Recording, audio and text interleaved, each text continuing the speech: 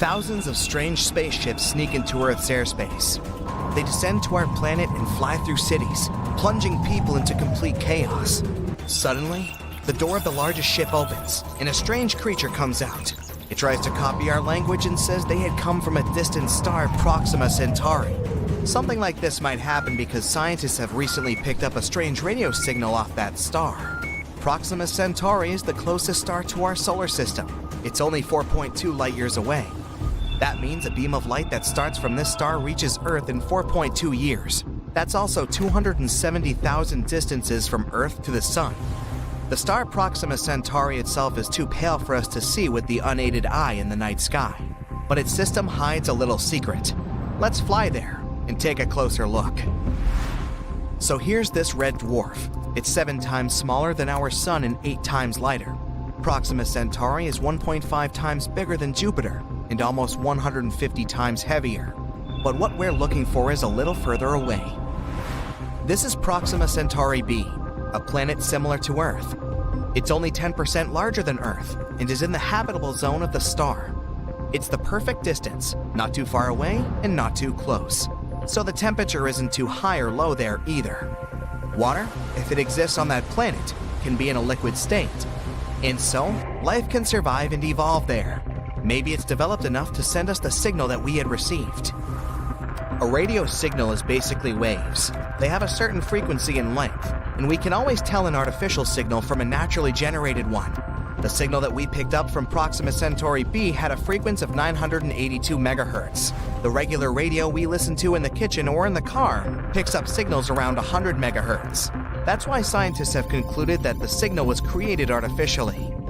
Such signals could have a way of communication between the developed worlds. If this is really a message from an outer space civilian, we should be able to decode it. For this, any civilization must use the simplest method of encryption. For example, Earth has already sent a radio signal into space. It was the Arecibo message. This message consists of 1,679 digits. It's a rectangle of 23 by 73 squares that has information about our civilization encoded using a binary code. At the top of the rectangle, there's a system of numbers that we use. They're marked in white. This purple thing is the key to read the next part of the message. The atomic numbers of the elements like hydrogen, carbon, nitrogen, oxygen, and phosphorus are encoded in this key. These are the key elements that can start life. If those who receive this signal can make sense of the numbers in the key, they can read the next part of the message. These green things are the building blocks of our DNA chain. And right at the bottom here is the DNA chain itself. The white rectangle indicates the number of pairs of these building blocks, and the blue spirals show the shape of a DNA chain. And then we see the human silhouette itself. The white and blue object to its left is a coded number of our average height. The human itself is drawn here at the ends of the DNA strand, so that the outer space civilization can understand what we look like. And the white rectangle to the right of the human sketch is the number of Earth's population at the time of the message. That's 4.2 billion as of 1974, almost half the number we have now. The next part is a drawing of our solar system. The big yellow square is the Sun. Then come all the planets in our solar system, including Pluto. Earth is shifted up a bit here, so that outer space civilization can understand where this message is coming from. In the last drawing is the observatory from which this message had been sent into space. This signal is now on its way to the M13 star cluster 25,000 light years away from Earth, so it won't get there for another 25,000 years. And we'll need another 25 to get a response if there is really someone on the other side who can receive the signal. If the signal from Proxima Centauri is also a message, we'll need time to decode it. So let's fire up our super-powered computing machine and wait for the result. But this isn't the first mystery signal we've ever picked up on Earth. Scientists recorded an unusual wow signal in 1977. They supposed it came from somewhere in the constellation of Sagittarius.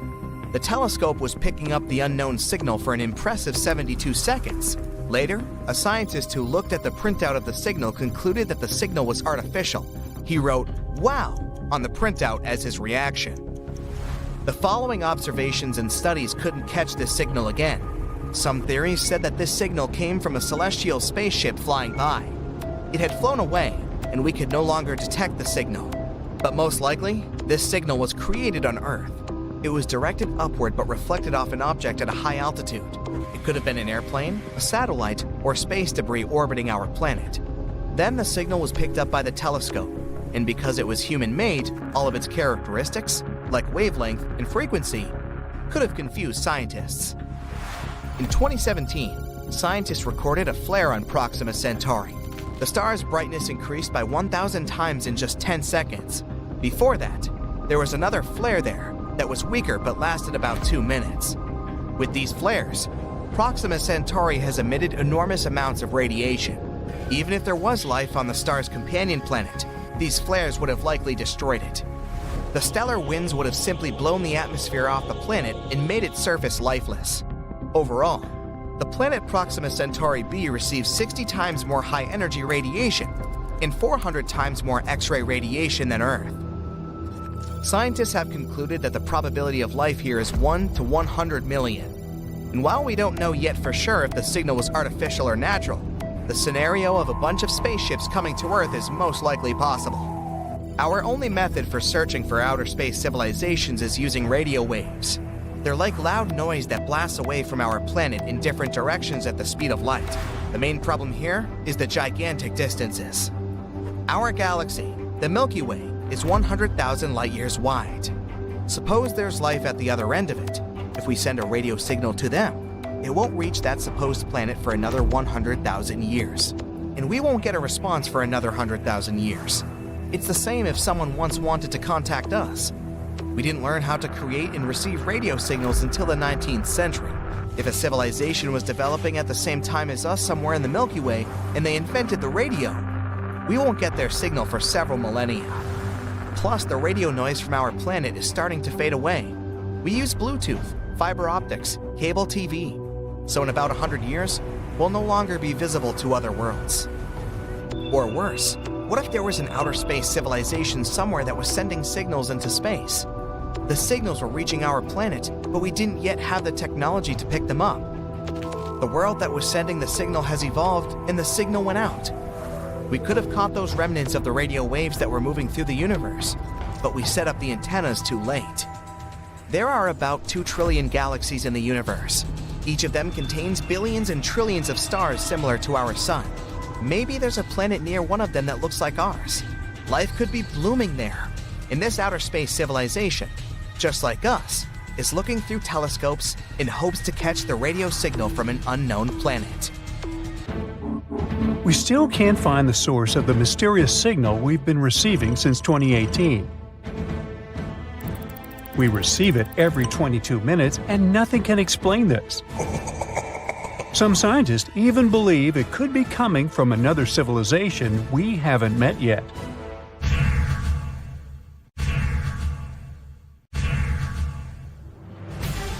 This strange radio signal wasn't found by a scientist on a serious mission. It was actually discovered by a college student just doing a regular project for school. Tyrone O'Doherty, an undergrad student at Curtin University in Australia, was sifting through old data of the southern sky. He was looking for any weird blinking radio signals. He finally stumbled upon one from 2018 that seemed to shoot radio waves towards Earth like a lighthouse beam. Excited about his find, Tyrone shared it with his mentor, radio astronomer Natasha Hurley-Walker. She dove into researching this signal, hoping for a breakthrough. But despite checking different frequency data, they hit a dead end. But then, Natasha spotted a pattern. The signal repeated every 18 minutes. This was huge. But just as they were gearing up to study it further, poof! The signal vanished after only 3 months, leaving them with nothing. Not giving up, Natasha and her team scanned the skies again, desperate for a clue. Months passed, but nothing turned up. They were ready to give up, and then suddenly, a new signal popped up. This one kept blinking for 5 minutes, then it disappeared. And then it came back exactly 22 minutes later. The main question was if that signal was related to an 18-minute one. To figure it out, Natasha went back to the old radio data from that area. As they dug deeper, they realized that, yes, and these signals aren't anything new. They've been beaming towards Earth for 35 years. Back in 1988, Indian and American telescopes had caught them, but they got buried under tons of other data. This was great news for space explorers because it meant they could now calculate how far away this mysterious object was. After doing the math, they figured out it was incredibly far, even on a space scale, 15,000 light-years from Earth. Now, the only thing left to uncover was what exactly this object was. Walker and his team started comparing it to all the known radio-emitting objects out there. Yet its source remains a mystery. The signals still pop up every 22 minutes on NASA screens, always ending with a frustrating match not found message. The scientists called it J183910. Some think that the signal might come from some extraterrestrial beings. Maybe it's the signal that SETI, the search for extraterrestrial intelligence, has been waiting for. This project has been working for over 50 years, trying to find any evidence of life beyond Earth. They also scan the skies for radio waves, laser pulses, and other mysterious signals. So maybe it's a way for extraterrestrial folk to communicate their location. While that idea may sound exciting, we need to be careful about jumping to conclusions. First, we don't have solid proof for that. Before any concrete evidence, it's just speculation. And also, there are other more plausible explanations. Most likely, it comes from a natural phenomenon, and there are a couple of theories for that. The first one is the pulsar theory. Imagine a huge star in space, much bigger than our Sun. Sometimes these big stars finish their life journeys in a spectacular event called a supernova. When this happens, the star's core collapses, becoming super compact, as if you're squeezing all the stuff from that star into a tiny space. That tiny, super-dense core is called a neutron star. Some of these neutron stars are extra special. We call them pulsars. They get their name because they seem to pulse with energy, like a space lighthouse. These pulsars have incredibly strong magnetic fields, much stronger than what you'd find on Earth. They're like enormous magnets in space. Because of this, they shoot out beams of energy. They're also spinning super fast, so these beams of energy seem to pulse on and off as they spin around. Now, the strange signal we detected seems to have similarities with pulsars, but not quite. Pulsars usually have a predictable lifespan and slow down over time, eventually stopping their radio signals. In contrast, our mysterious signal is quite persistent and is blinking beyond what's expected for pulsars. So, maybe it's not a typical pulsar, or not a pulsar at all. There's also a magnetar theory. Now, a magnetar is another type of neutron star. They're like supercharged versions of pulsars, with even stronger magnetic fields and slightly longer pulsating periods. Maybe this is what causes our signal's intense persistence. However, when we plotted the data, we also realized the signal didn't match the magnetar's vibes either. Magnetars not only send out radio waves, but also powerful X-rays because they're so energetic. But the signal we received was only sending out radio waves. So we figured it's not a pulsar and not a magnetar. The signal's behavior is very strange and suggests an unnatural source. This means there might be something in the universe that scientists haven't fully explored yet. And there is a space object that we don't know much about. The final theory is the so-called dwarf pulsar. Sounds a little dopey to me. Couldn't help myself. Now, a dwarf pulsar is like a star that blinks with light flashes, similar to pulsars, but it takes longer for each blink. Usually, white dwarfs are the leftovers from smaller stars. They don't blink because their magnetic field isn't as strong as pulsars. But when a white dwarf becomes pretty hefty, almost the mass of our Sun, it gets super dense and starts pulsating with a strong magnetic field, just like pulsars. They have a cool quirk. White dwarfs are made of electrons, not neutrons like pulsars. When these charged electrons start dancing with a magnetic field, they shoot out periodic light flashes, which happen every 100 to 1,000 seconds. As you remember, our signal has a period of 22 minutes. 1,320 seconds.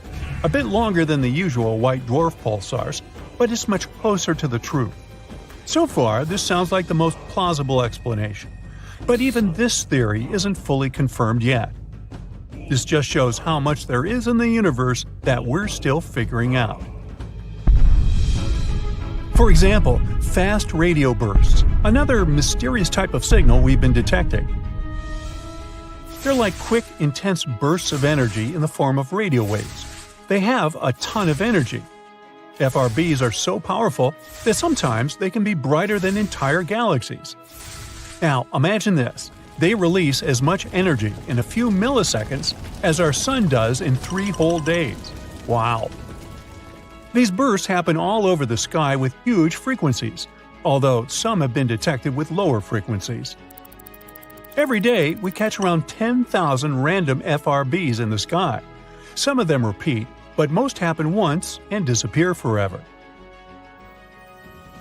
Unfortunately, most of them only last for a fraction of a second, and by the time their energy reaches us, it's 1,000 times weaker than a mobile phone signal from the moon. This is why, despite their brightness, there's still a lot we don't understand about them. We're still trying to figure out what causes these FRBs.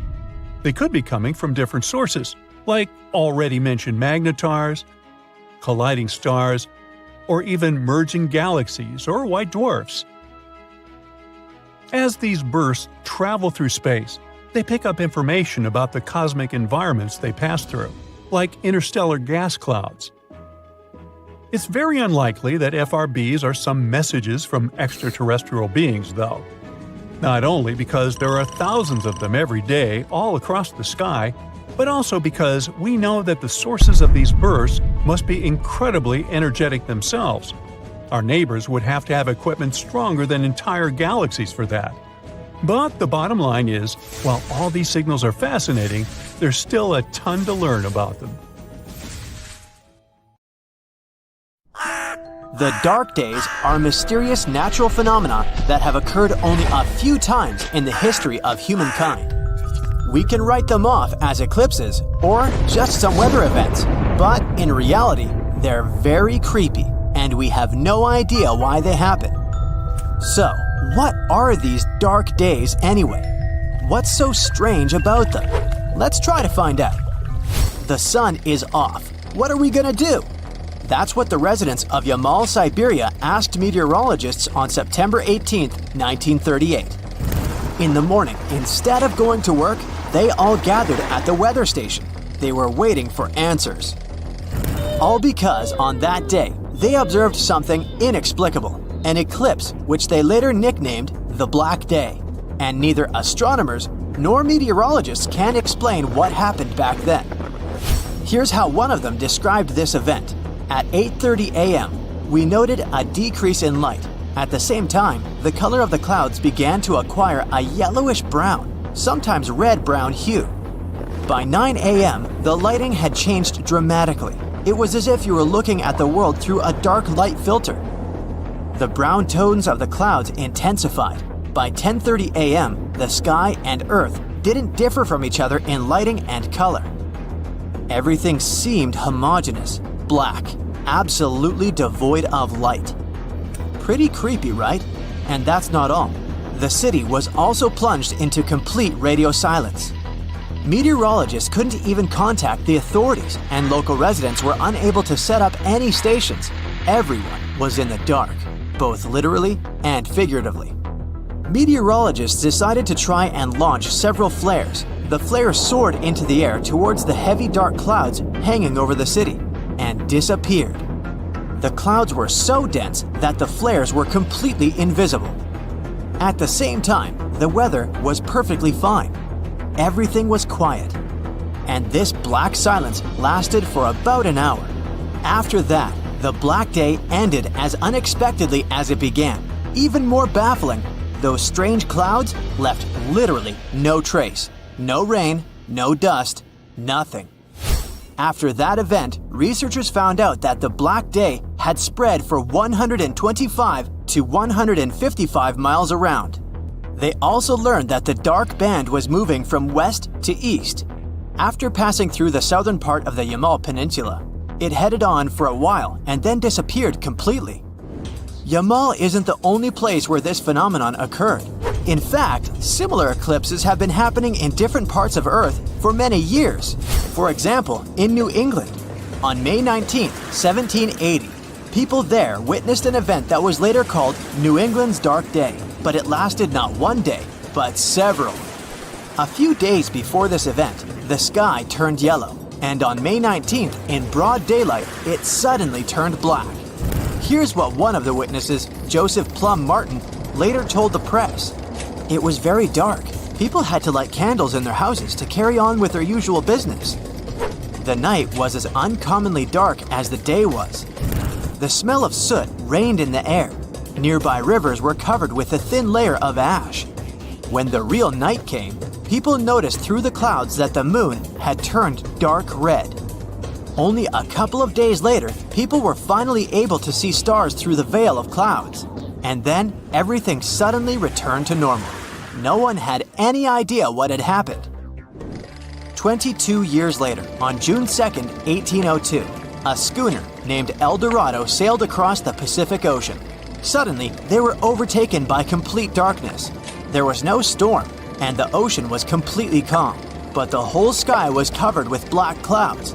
These clouds dissipated after half an hour and left no trace.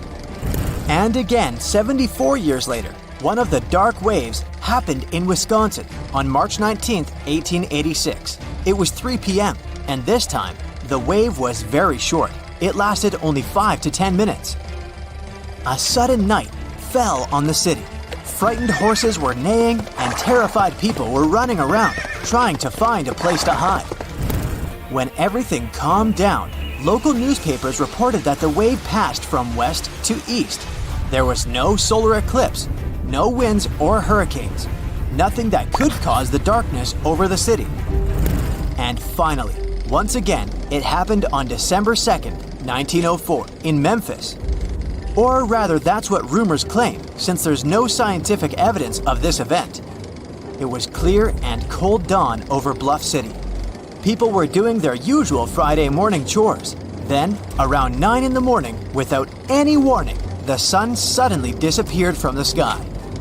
It took only a minute for the bright sunny day to turn into pitch darkness.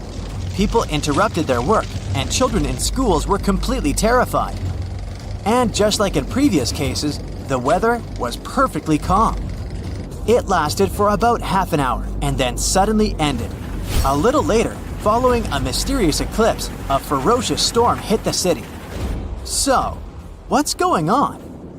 All these strange cases can surely be explained scientifically, right?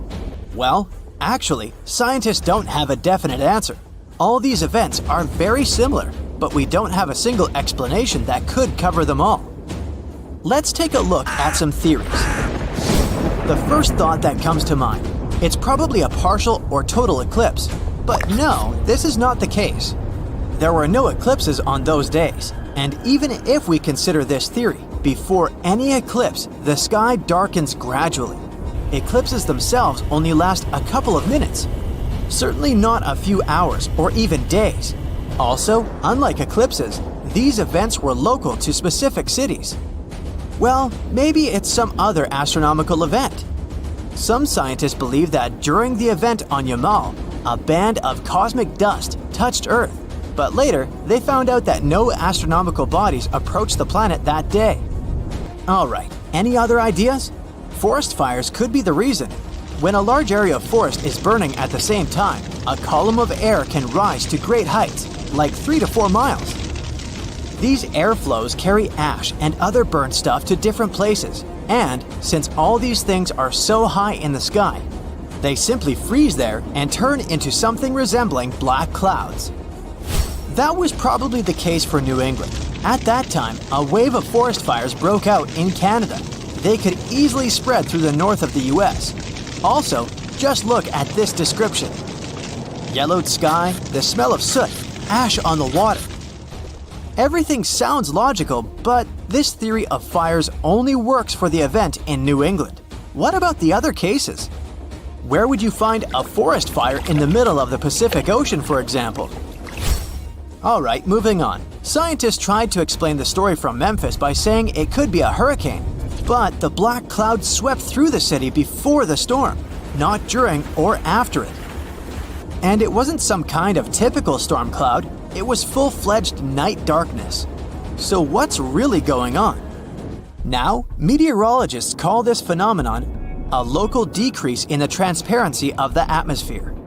Unlike solar eclipses, this darkness is denser. It also covers only a small area. The transparency of the atmosphere is its ability to let through radiation and light. It's basically, how well can I see distant objects? Everything can get dark and blurry, for example, because of the dust in the air, volcanic eruptions, fogs, and so on. So, according to this theory, dark days are just an extreme drop in the transparency of the atmosphere. But it's still strange. If that's the case, shouldn't everything have been covered with thick fog or something like that? Yeah, it was very dark, but when people lit the lamps, the visibility was pretty good. Nothing blocked the view except the black clouds that covered the sun.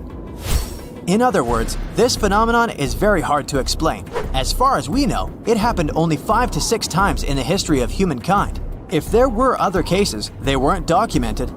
This phenomenon is impossible to predict, and no one knows how it works, as well as where and when it will happen next time.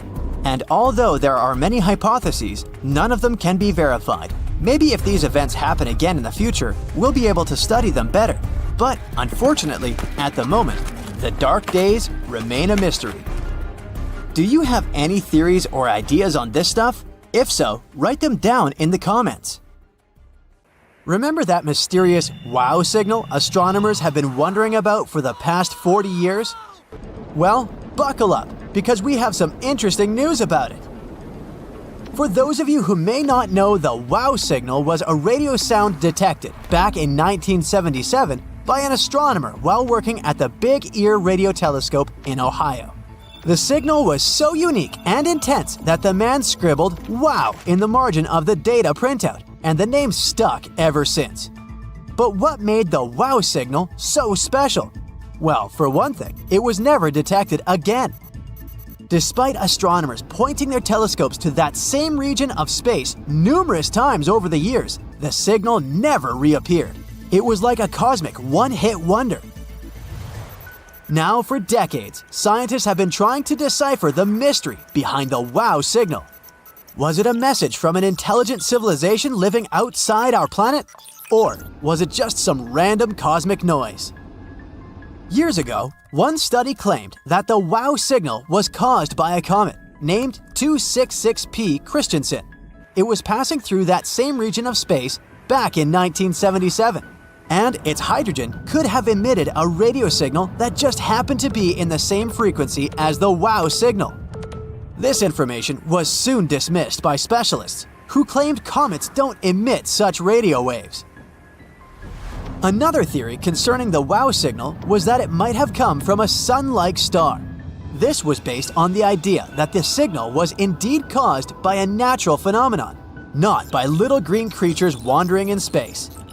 This star is found in the constellation of Sagittarius at a distance of 1,800 light-years. Now, this distance might sound like a long way, but in terms of the vastness of space, it's practically next door. It was promising because it had some interesting features too. It was very similar to our Sun in terms of temperature, luminosity, and size. Sadly, after studying this Sun twin star a bit more, scientists couldn't pinpoint the wow signal to it with complete certainty. There may be other stars in the same area that could have emitted the signal. We just don't know for sure. So, what does this mean for the search for life outside our planet through the wow signal? Well, it means that we're back to square one for the most part. We still don't know what caused the wow signal, and we don't know if it was caused by an intelligent civilization or a natural phenomenon. One of the ways that astronomers are searching for intelligent life in the universe is by looking for technosignatures. These are signs of technology that we can detect from here on Earth, which could indicate advanced activity in space. They couldn't be explained by natural phenomena. Some examples of technosignatures include laser emissions, radio signals, or signs of megastructures. Today's outer space playlist doesn't end with the wow signal. Get ready to shake those hips and groove to the beat, because we're about to discover black holes and the funky sounds they make. Now you may be wondering, do black holes make sounds? Well, it looks like they do, and it's like a cosmic symphony. First off, let's talk about what a black hole is. It's a spot in space where gravity is so strong that nothing, not even light, can escape its pull. Think of it as a cosmic vacuum cleaner that sucks up everything in its path. Even though black holes don't emit any light, they can still give off some serious vibes. Scientists have been studying these vibes, or sounds, for years, using special instruments to pick up on their cosmic tunes. So, what does a black hole sound like? Well, imagine a bass guitar mixed with the sound of a giant burp. Weird, I know. This sound from black holes comes from the gas and dust swirling around them. As the material gets sucked in, it heats up and emits X-rays, which can be detected by our instruments. These X-rays are like the notes in a song, and they can tell us a lot about what's going in and around the black hole. But here's the craziest part. Scientists have found that different black holes have their unique tunes. It's like they have their own cosmic DJ spinning tracks for the universe to groove to. After studying colliding black holes, scientists have figured out that some are super chill and mellow, while others are wild and crazy with beats that'll make your head spin. Who knows, maybe one day we'll figure out a way to tap into that cosmic beat and use it to power our spaceships. If we can turn sound waves into electricity here on Earth, who's to say we can't do the same thing in space? The mysterious bloop sound baffled scientists for ages too. Only this one came from a completely different location, from deep within our Earth's waters. Picture this. You're chilling on your couch minding your own business, when suddenly you hear a loud, eerie noise coming from your speakers. Well, that's sort of what happened to a group of scientists back in 1997 when they stumbled upon the infamous bloop sound. Now, I know what you're thinking. Bloop? That's not very scary. But let me tell you, this sound was no joke. It was a deep, low-frequency noise that lasted for about a minute. And it was picked up by underwater microphones nearly 3,000 miles apart. Naturally, the scientists were like, what on earth is making this noise? Fast forward a few years and the internet is overwhelmed with theories about what could have caused the bloop. Some people thought it was a giant sea monster, while others speculated it was some sort of weird civilization spaceship lurking in the depths of the ocean. And of course, some believed it was just a glitch in the recording equipment. Despite all the speculation, the mystery of the bloop remained unsolved for years. But back in 2005, scientists finally revealed the true culprit behind the spooky sound. Turns out, it was just an iceberg. When icebergs break off from glaciers and float around the ocean, they can make some pretty weird noises. And the bloop was nothing more than the sound of an iceberg cracking and shifting around. Just because we know the cause of the bloop doesn't mean it's any less fascinating. In fact, it's pretty amazing that a sound like that could travel thousands of miles and still be audible. Plus, the fact that it took scientists years to figure out what caused it, it just goes to show how much we still have to learn about our planet. No playlist is complete without a sad, heartbreaking song. And speaking of that, have you heard of the loneliest whale in the world? It's a fascinating story that starts back in 1989, when American specialists were looking for submarines. Instead of submarines, though, they stumbled upon a whale that had a uniquely high-pitched voice, which earned it the title of the loneliest whale. Why is it called the loneliest whale? Well, most blue whales speak at frequencies between 10 and 40 Hz, but this whale's voice is at a frequency of 52 Hz, which is a low bass note to human ears. Since it has a different voice than other blue whales, some scientists believe that it was unable to communicate with other whales. It's also believed that this whale may be a hybrid whale, with one parent from a different whale species. This could cause a different body shape and a different call, which could explain its unique voice.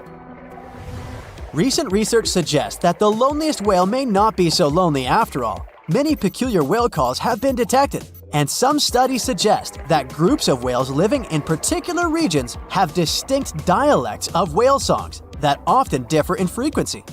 To add to the intrigue, later recordings have found that the loneliest whale is now changing its tune. The whale's call has been getting deeper for several years. Maybe it's not so lonely after all and has some whale friends to hang out with. The space crew had been getting ready for the launch for over 3 years. The preparations for landing on the strange planet included gathering and studying rock samples in the Grand Canyon, exploring ancient volcano formations in the Nevada National Security Site, and looking into gas and lava vents, lava lakes, and pit craters in various locations in Hawaii. To be able to resist microgravity conditions, they learned how to walk obliquely by being strapped and suspended sideways and trying to move along walls. They had to test their limits through intensive diet and sleep regimens to make sure they'd be safe in outer space. It took them 3 days, 3 hours, and 49 minutes to reach the surface of this new world in a place called the Sea of Tranquility. They could have gone for the Ocean of Storms or the Central Bay, but they chose this place to land because it had good visibility and it was relatively smooth and easily reachable with as little propellant as possible. One of the first things they noticed when they got there was that, well, the place kind of smelled. This may sound like the beginning of a science fiction novel, but it's actually the true story about how the Apollo 11 mission landed on the moon on July 20th, 1969. Since then, the moon has had 12 human visitors to this day. We think of it as our neighboring space buddy, but there's still much we don't know about this mysterious satellite. And that should come as no surprise, since the moon is actually always showing us the same face. That is because the Earth and its only permanent natural satellite are in synchronous rotation, which makes us think it's always permanently still. The truth is, it's not in a fixed position, and it is actually moving further and further away from the Earth each year by 1.5 inches. Believe it or not, the Earth and the Moon, although being 238,855 miles apart, deeply influence each other.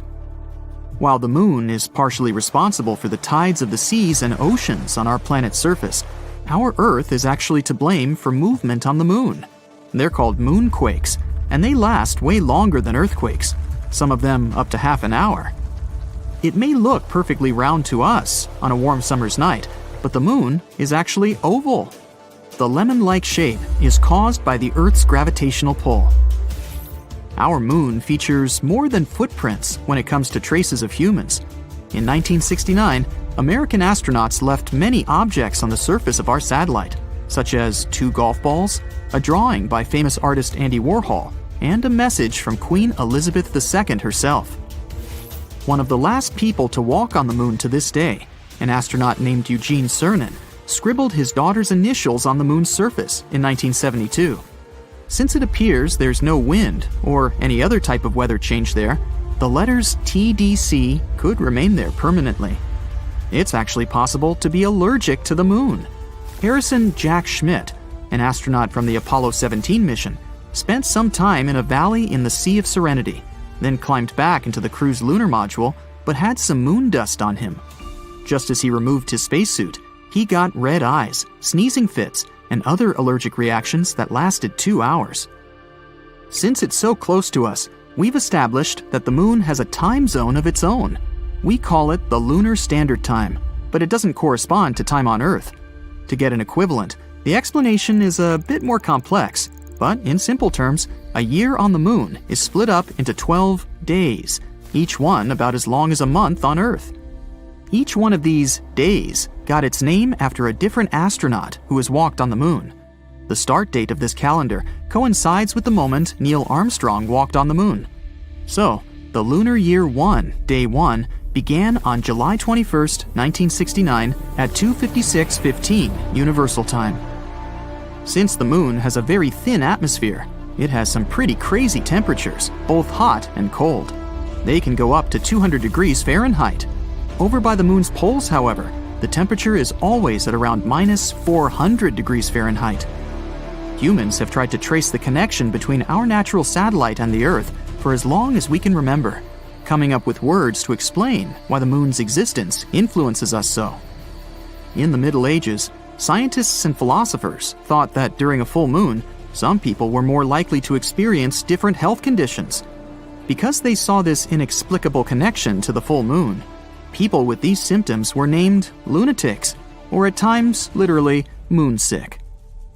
People are not the only creatures living on Earth that are affected by moon cycles.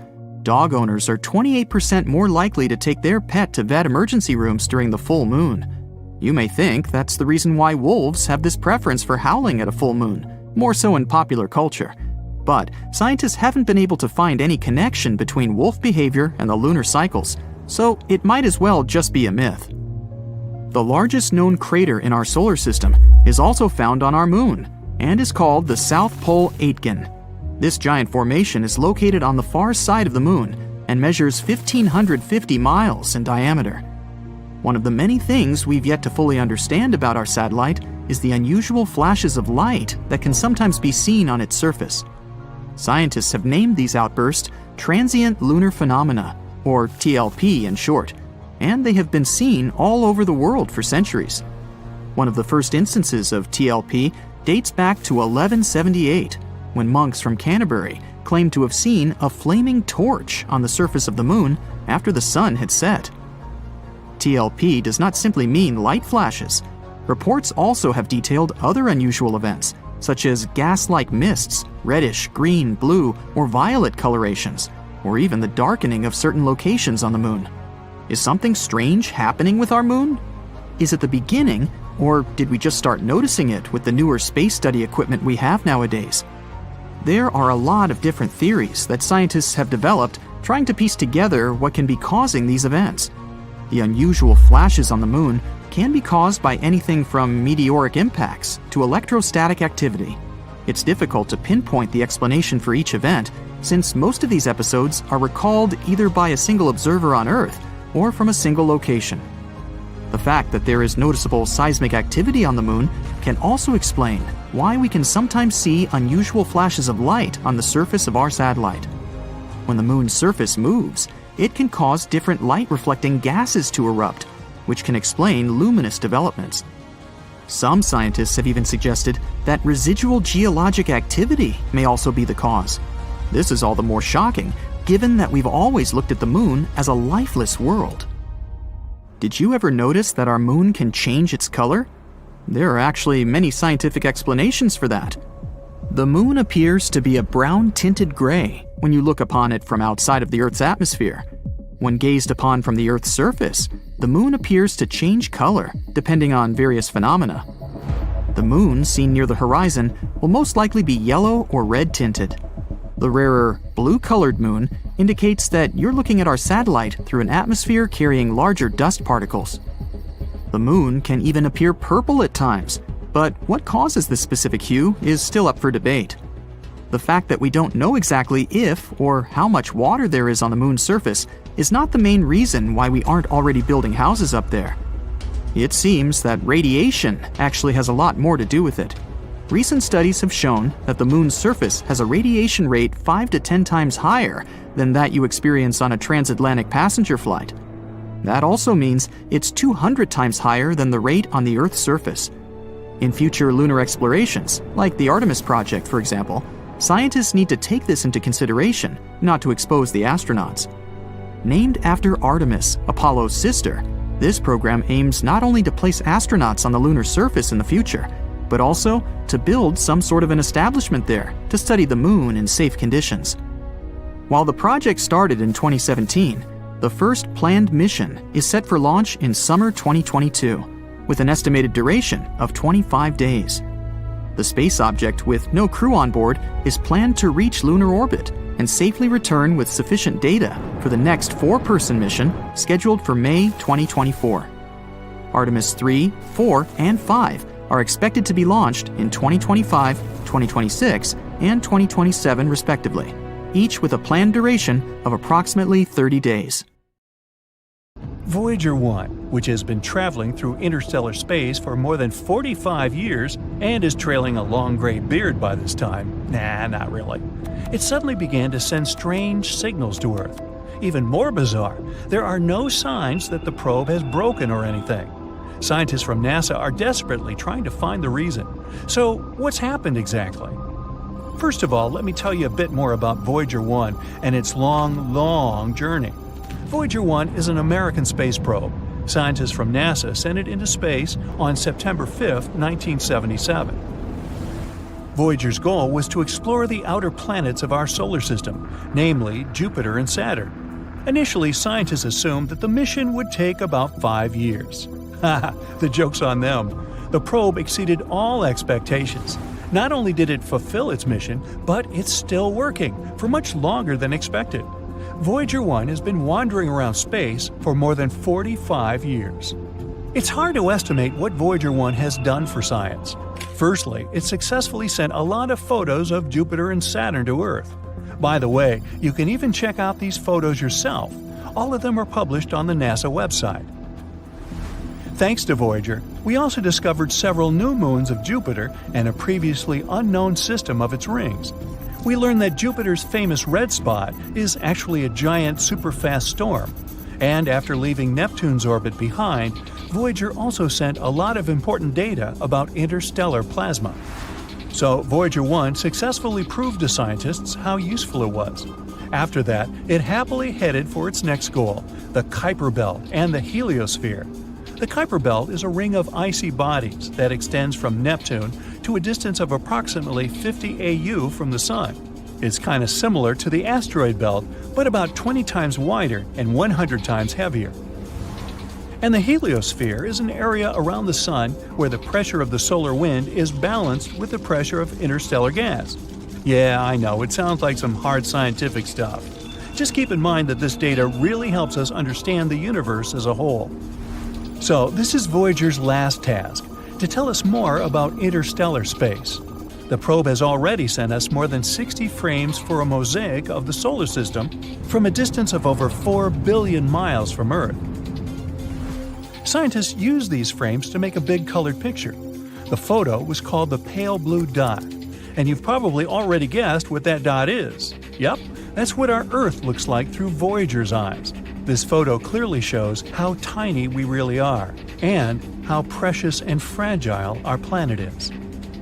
But Voyager 1 also has another, even more important mission, to tell other civilizations about us humans. You might have heard about the famous Voyager Golden Records. People created many audio and video files and added them to these records. There are a few sections. The first one contains hello in 55 languages, including ancient and extinct ones. Almost 80% of the recordings are different musical pieces, like Bach, Beethoven, Mozart, and Stravinsky, folk music from different countries and ages, and a bit of the blues, like famous songs by Louis Armstrong and Chuck Berry. The remaining 20% of the recordings contain different human voices, sounds of nature and animals, as well as 116 images encoded as audio signals. There's also recordings of speeches by Kurt Waldheim, a former UN Secretary General, and Jimmy Carter, a former US President. These are just some friendly messages. In addition to the records, scientists also packed a needle for playing them. Don't worry, they also left a simple drawing that showed how to use all this stuff and how to translate the sounds into pictures. They added Earth's coordinates, which they created using a pulsar map. It shows the position of the Sun in the Milky Way. The record was packed in an aluminum case and covered with gold to protect it against radiation and cosmic dust. Carrying this record, Voyager 1 set off on its long journey, and it has already traveled quite a distance, I'd say. Right now, Voyager 1 is 154 astronomical units away from us. That's about 14.5 billion miles. This makes it the most remote human-made object. Initially, this title belonged to the Pioneer 10 mission, but Voyager overtook it in 1998. What a bargain for NASA! It's way beyond its best-by date. Voyager 1 is actually so cool that it even overtook its twin brother, Voyager 2, which, by the way, had been sent into space 2 weeks earlier. Voyager 1 moves at a speed of 9.7 miles per second. That's 35,000 miles per hour. Even the fastest sports car in the world travels at a speed of only 305 miles per hour. So it's hard to imagine the speed of Voyager. Anyway, at the moment, Voyager is heading to the borders of the Oort cloud. That's the name of a hypothetical layer of icy objects surrounding the solar system. Astronomers haven't confirmed its existence yet, but they're almost sure it's there. After all, even black holes were only a theory not so long ago. Unfortunately, Voyager 1 won't return back to the solar system. It'll keep in touch with Earth at least until 2025, but eventually we'll lose the connection with it for good. In 300 years, it'll reach the borders of the Oort cloud, and in 30,000 years, I won't be around then, it'll finally leave the solar system. And if nothing happens to it along the way, in another 10,000 years, Voyager 1 will approach red dwarf star Gliese 445 in the Giraffe constellation. In the future, the probe will probably keep wandering around the Milky Way galaxy. And now, let's finally discuss the mysterious signals part. So, what happened? Well, a rather unusual thing. NASA's Jet Propulsion Laboratory, which monitors and controls both Voyagers, reported this problem in May 2022. Our veteran spacecraft suddenly began sending strange data to Earth. The whole situation puzzles even engineers from NASA. Now, I bet you're thinking, come on, the thing just probably broke down or something. But the truth is that Voyager 1 is totally fine.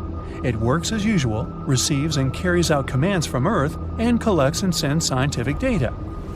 But the readings of the AACS, which stands for Attitude and Articulation Control Subsystem, don't show what is actually happening to Voyager anymore. This system supports the orientation of the probe in space and helps it keep in touch with Earth. So, basically, the signals mean that the probe's orientation in space is messed up. But scientists claim this is not the case. They know that the source of the antenna signal remains in the same position relative to Earth as planned. The problem hasn't triggered any of the onboard fault protection systems.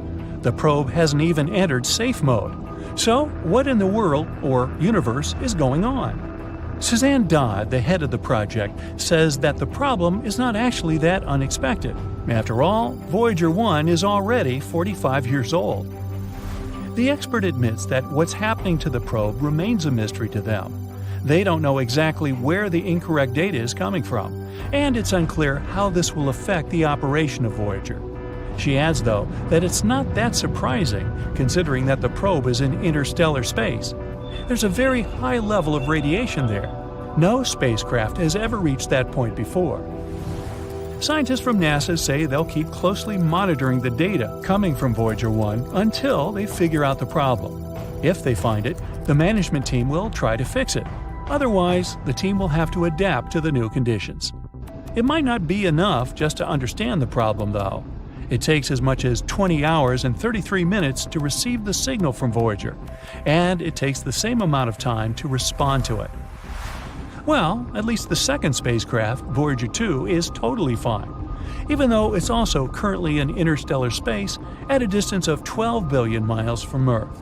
Anyway, we can only wait for news and hope that the problem will be resolved. I actually wonder how much longer can Voyager 1 last? Will it be able to fly to the borders of the Oort cloud in 300 years? What do you think? I'd like to hear your thoughts in the comments. For centuries, people believed that all swans were white because that was all they had ever seen. They thought it was a universal truth. Then one day, someone discovered a black swan. It was a surprising and unexpected event because it went against what everyone believed. So yeah, the theory is named after this idea of a rare and unpredictable event that goes against our assumptions and expectations. It isn't related to the Darren Aronofsky movie. You know, the one starring Natalie Portman as a committed dancer? Nassim Nicholas Taleb is the person who named this theory. He suggested that these types of super rare and unexpected events are impossible to predict, but they can have a massive impact on individuals, businesses, and societies. The theory was originally used to explain financial markets, but has found its way into various fields. Taleb calls those extremely rare events black swans. Now, these events are so rare that the usual tools of probability and prediction, like the normal distribution, don't really work. They rely on large populations and past data, which we don't have for rare events. So, trying to use statistics based on the past won't help us predict black swans. Let's dive into some examples of past black swan events. The rise of the internet is actually a great example. It's now hard to imagine a time when people couldn't Google their burning questions or watch funny cat videos online. The internet's growth and impact caught many by surprise. It transformed the way we communicate, access information, and even buy fluffy socks without leaving the couch. A digital revolution nobody truly saw coming. Recently, we found an infant black swan on the internet. The emergence of cryptocurrencies. Bitcoin and other cryptocurrencies created new forms of decentralized digital currency and disrupted traditional financial systems. Then we have the invention of smartphones. Picture a world where phones were chunky, had buttons, and only made calls. Suddenly, boom! Smartphones turned everyone into walking wizards with tiny devices in their pockets. From taking selfies to driving with GPS, these pocket-sized marvels changed the game, surprising us all with their incredible capabilities. Here we can also mention the rise of social media. The emergence of platforms like Instagram revolutionized communication, enabling people to connect and share information globally. The creation of the internal combustion engine was a game changer too. Long ago, horses trotted along the streets, leaving a different kind of horsepower behind. But then, ta-da! The internal combustion engine roared to life, propelling cars and transforming transportation forever.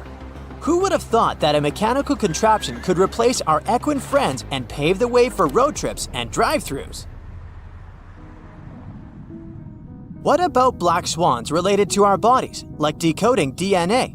Once upon a time, DNA was a mysterious code, like a secret language of life itself. Then, science unraveled its secrets, revealing the blueprint that makes us who we are. This groundbreaking discovery in genetics opened doors to medical advancements and personalized medicine. Imagine you're a scientist working in a lab. One day, you forget to clean up your petri dishes. You know, those plastic or glass things commonly used for growing microorganisms. Then, you leave for a vacation. When you return, you find a happy accident. A mold called penicillin has grown on one of the dishes and exterminated the bacteria around it. That's what happened to Alexander Fleming. This accidental encounter with mold led to the discovery of penicillin. Hello, one of the most important medications in history. At the time, bacterial infections were a major threat to human health. Fleming's chance observation opened the door to a whole new way of fighting infections and revolutionized medicine. Now let's take a peek at Europe in the 14th to 17th centuries. It was like a scene from a historical movie. People are emerging from the Dark Ages, embracing newfound knowledge and experiencing an explosion of creativity. This period is none other than the Renaissance. It's a black swan too, because during that time, there was a tremendous surge in artistic, scientific, and philosophical achievements. Incredible minds like Leonardo da Vinci, Michelangelo, and Galileo were pushing the boundaries of human knowledge. The Renaissance was like a giant wake-up call for Europe, shaking off the cobwebs of the past and embracing a new way of thinking. It was a black swan event because it changed the course of history and ushered in a period of immense progress and innovation. It reminds us that sometimes, out of the blue, a wave of inspiration and brilliance can transform the world. Let's take a step back, or 1,000 steps further, and consider the moon landing. The Apollo 11 moon landing in 1969 was an extraordinary feat of human achievement and a positive black swan event. It showed humanity's potential for exploration and scientific advancement, inspiring generations and pushing the boundaries of what was deemed possible. Not all black swans are good and positive though. When it comes to the stock market, a black swan event is like a super rare market crash that goes way beyond what anyone could expect. We're talking about events that statistically should hardly ever happen. The Great Depression is a classic example of a black swan event. It happened in 1929, but its effects lasted for a long time. The economy was booming with happy days. Then, the stock market crashed and everything went haywire. It was almost impossible to predict, like trying to guess the lottery numbers but on a global scale. The world had never seen such a massive economic meltdown. At its peak, 25% of Americans found themselves without a job. The economy took a nosedive. The US GDP dropped by 30%. Over 9,000 banks waved the white flag and said, "We're out." Oh, and there's something called a gray swan event, too. It's not as rare as a black swan, but it's still an outlier. The good news is that gray swans are a bit more predictable than black swans, so we can better prepare for them and take some measures to protect ourselves. Let's play a little thought game. Imagine we're weighing a bunch of people, and one of them happens to be the heaviest person in the world. Even if that person weighs 2,000 pounds, it doesn't really make a big difference in the overall average weight of everyone we weigh. It's like a drop in the bucket. This shows that extreme outliers like this super heavy person don't have a huge impact on the average. Now let's do a similar experiment, but this time with wealth. We gather a group of people, including one billionaire. What if that billionaire's wealth is 99% of the total group's wealth? Unlike the weight example here, the outlier dominates everything else. This is what Taleb calls extremistan, where a small number of people have a huge portion of wealth, while others have very little. Taleb argues that the modern world operates more like money. It's mostly digital and not constrained by physical or biological limits. While most people don't make a lot of money, a few can make a ton. The same applies to other areas like music, book sales, and more. This winner-take-all system rewards a small number of individuals disproportionately. We tend to believe we understand why these outliers exist. We think it's all about thinking outside the box, starting a revolutionary company, and working tirelessly. But what about those people who did all these things and failed? You don't often hear about them or find shelves full of books about their failures. There's a bias in the stories we hear and the information available to us. In the end, we became more vulnerable to black swans. So, whether it's a mold leading to life-saving antibiotics or an economic crisis, these events of the black swan theory show us that unexpected events can have impacts on our lives. By the way, the odds of being born are 1 in 400 trillion. For all we know and don't know, being born is an unimaginably improbable event that nobody could have truly foreseen. So if you're alive, in a sense, you're a black swan too.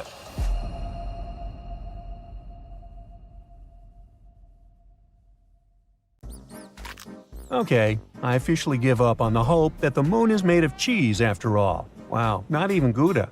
The shiny lunar ball, or a curved banana, or half of a coin, depending on what phase it's in, has different layers inside, just like Earth. One of these layers is called the inner core. About 20 years ago, scientists were observing how the moon rotates. Using that data, they concluded that it had a fluid outer core. But the inner core was hard to study, so they didn't know if it was solid like a rock or molten like a hot liquid. But things are clearer now. Astronomers have collected data from different missions, including the Apollo missions, where astronauts went to the moon and gathered information themselves. Plus, they've used a special technique called seismic data. This method is all about studying how sound waves move through things. Take earthquakes on our planet as an example. When an earthquake happens, it creates waves that travel through the ground. Scientists can detect and analyze these waves to learn more about Earth's interior. The same idea can apply to other objects in our solar system, or planets, or, in this case, the moon. When quakes or moonquakes happen, they generate sound waves, and by carefully listening to and studying these waves, scientists can create a detailed map of what's inside the object. They can figure out things like different layers, what they're made of, and how they're arranged. To check the moon's deep interior, scientists also use something called laser ranging. This method measures the distance between the surface of the Earth and the moon very precisely. And ta-da! Our natural satellite's inner core is a dense, solid ball made of iron, just like Earth's. It's about 310 miles wide, which is nearly 15% the size of the entire moon. Researchers also have stumbled upon evidence that supports the theory that the layer between the moon's surface and its core, called the mantle, has been moving around as the moon evolved over time. This movement is something we call lunar mantle overturn, and it could explain why we find elements rich in iron on the lunar surface. Mantle material ends up being carried upward, and the volcanic rock remains in the moon's crust. Some of the materials in this rock were too dense, like me, so they just sank back through the lighter crust material all the way to the core mantle boundary. It's like a cycle where the moon's mantle material goes up during volcanic activity, carries iron-rich elements to the surface, and then sinks back down. There's another mystery scientists have been trying to solve: what caused the moon's magnetic field to weaken and nearly disappear over time? It seems that now that we know about the iron core and the global mantle overturn, we might get some more answers about the moon's magnetic field. Knowing what the inner core is like can help us better understand the moon's history as well as the history of our entire solar system. Now, one of the theories that's widely accepted about the origin of the moon says there was a massive collision between Earth in its early stages and another mysterious object in our solar system. It's called the Large Impact Theory, and this collision was so strong it ripped off a big chunk of the primitive molten Earth. I mean, not so big compared to what's left. If you put a US nickel next to a green pea, you get a good idea of how big our planet is compared to the moon. Now, this chunk was set into orbit around our planet, and this might have happened about 95 million years after our solar system formed. The object that collided with Earth could have been about 10% the mass of our home planet and roughly the size of Mars. Well, it makes sense. Earth and the Moon do have similar compositions after all. Of course, there are other ideas about how the Moon formed. One says that the gravitational force of our planet captured it. This means that the Moon was just an object innocently passing by when suddenly it got attracted and pulled into Earth's orbit. There's even a hypothesis that Earth stole the Moon from Venus. Ooh. In that case, the Moon shouldn't complain. I guess the view is way better here. So yeah, the Moon and Earth are similar when it comes to rocks and some minerals. But the Moon doesn't have the same atmosphere as our planet. Its atmosphere is thin and consists of some weird gases that include potassium and sodium, which is not something you can find in the atmosphere of Mars, Venus, or Earth. And the rocks on the Moon don't contain water. But that doesn't mean there's no water at all up there. A long time ago, in the 17th century, astronomers saw large dark spots on the Moon's surface. One of these astronomers thought these spots looked like oceans, and he called them maria, which means seas in Latin. Other astronomers also made maps of the Moon, and they used the term maria to describe these dark spots. For example, Mare Tranquillitatis translates to Sea of Tranquility, where Apollo 11 made its touchdown. But it seems those dark spots are not actually oceans. They are plains made of hardened lava that erupted long ago. These volcanic eruptions left behind smooth flat areas called basalt plains. In the late 1800s, one sky watcher studied the Moon and found it didn't have an atmosphere. Without an atmosphere, there are no clouds and no air to keep water from evaporating. So scientists thought that any water on the Moon would just disappear right away. They believed the Moon was totally dry. But then, in 1961, one physicist had a different idea. He pointed out there could be water on the Moon in special areas called permanently shadowed regions. These are spots on the Moon where the sun doesn't shine, so they stay dark all the time. Water ice could exist in these dark areas because they're extremely cold and the ice wouldn't evaporate. But when astronauts from the Apollo missions went to the Moon, they brought back soil samples, and scientists found no signs of water in them. So everyone went back to thinking that the Moon was completely dry. In the 90s, NASA focused on these shadowed craters and found high concentrations of hydrogen, which meant there could be ice at the Moon's poles. They still weren't certain, so they kept digging and after a while found hydrogen trapped inside tiny beads of volcanic glass. Since there are no active volcanoes on the Moon today, which means water probably was present on the Moon when these volcanoes erupted long ago. Plus, there could be way more water back in the early days of our Moon. In 2020, NASA's SOFIA mission showed us what we'd been looking for a really long time. There is water on the Moon after all. It turns out the water is hidden within the grains of lunar dust or sticking to the surface in the sunlit areas of the Moon. So there are no oceans like we have on Earth, but at least there's something. The question remains, how did water even get there? It seems the Moon had a chaotic history back at the time when it was forming, as probably most of the planets and moons in our solar system. So there is some evidence that water came there from comets hitting its surface back in the old days, or maybe even keeps on coming from those that are slamming into the Moon right now. We're talking about a chaotic situation where icy micrometeorites collide with the Moon's surface, and dust then makes an even bigger mess when interacting with the solar wind. But we're waiting to find out more about this. Because, as we all know, when you mention water, you also inevitably talk about life. That's why we want to know more, for instance, about all that ice hidden in polar craters on the Moon. Maybe it can teach us more about how life developed on Earth. Maybe comets brought all the necessary elements here. Then, what if there are some of those elements stuck in the ice on the Moon, too?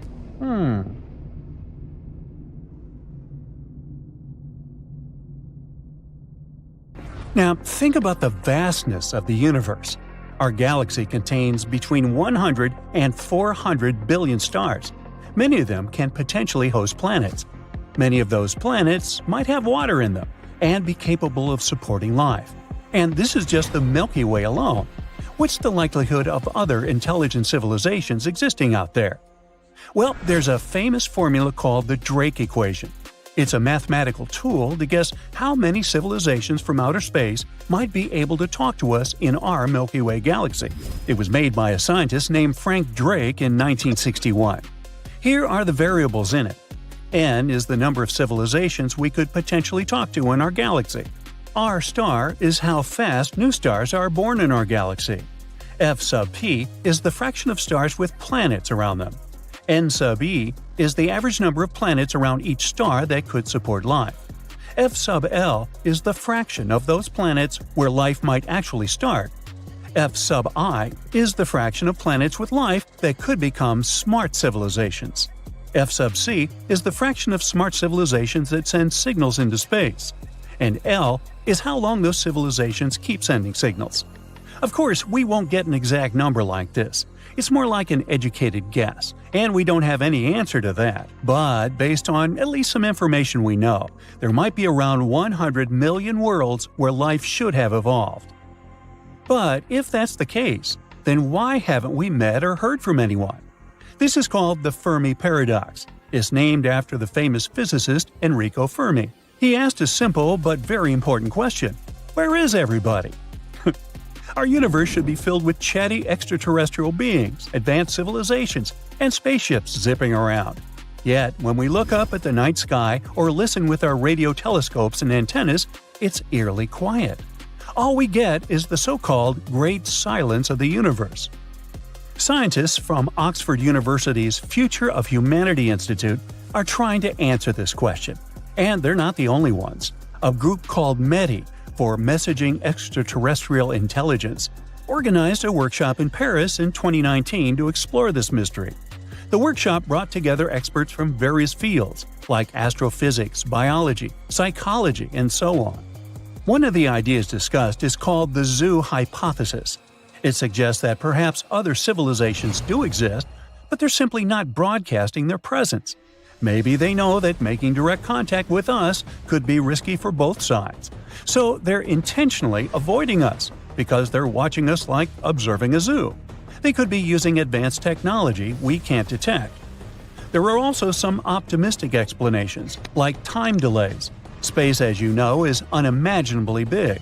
The time it takes for signals or information to travel across the universe is enormous. It's possible that other civilizations exist, but their signals haven't reached us yet, or ours haven't reached them. But some explanations aren't very optimistic. Like, some scientists think Earth might really be unique. Maybe the conditions that led to life and intelligent beings are so incredibly rare that there are no other planets like ours. Scientists point out that there are many planets similar to Earth, and some are much older.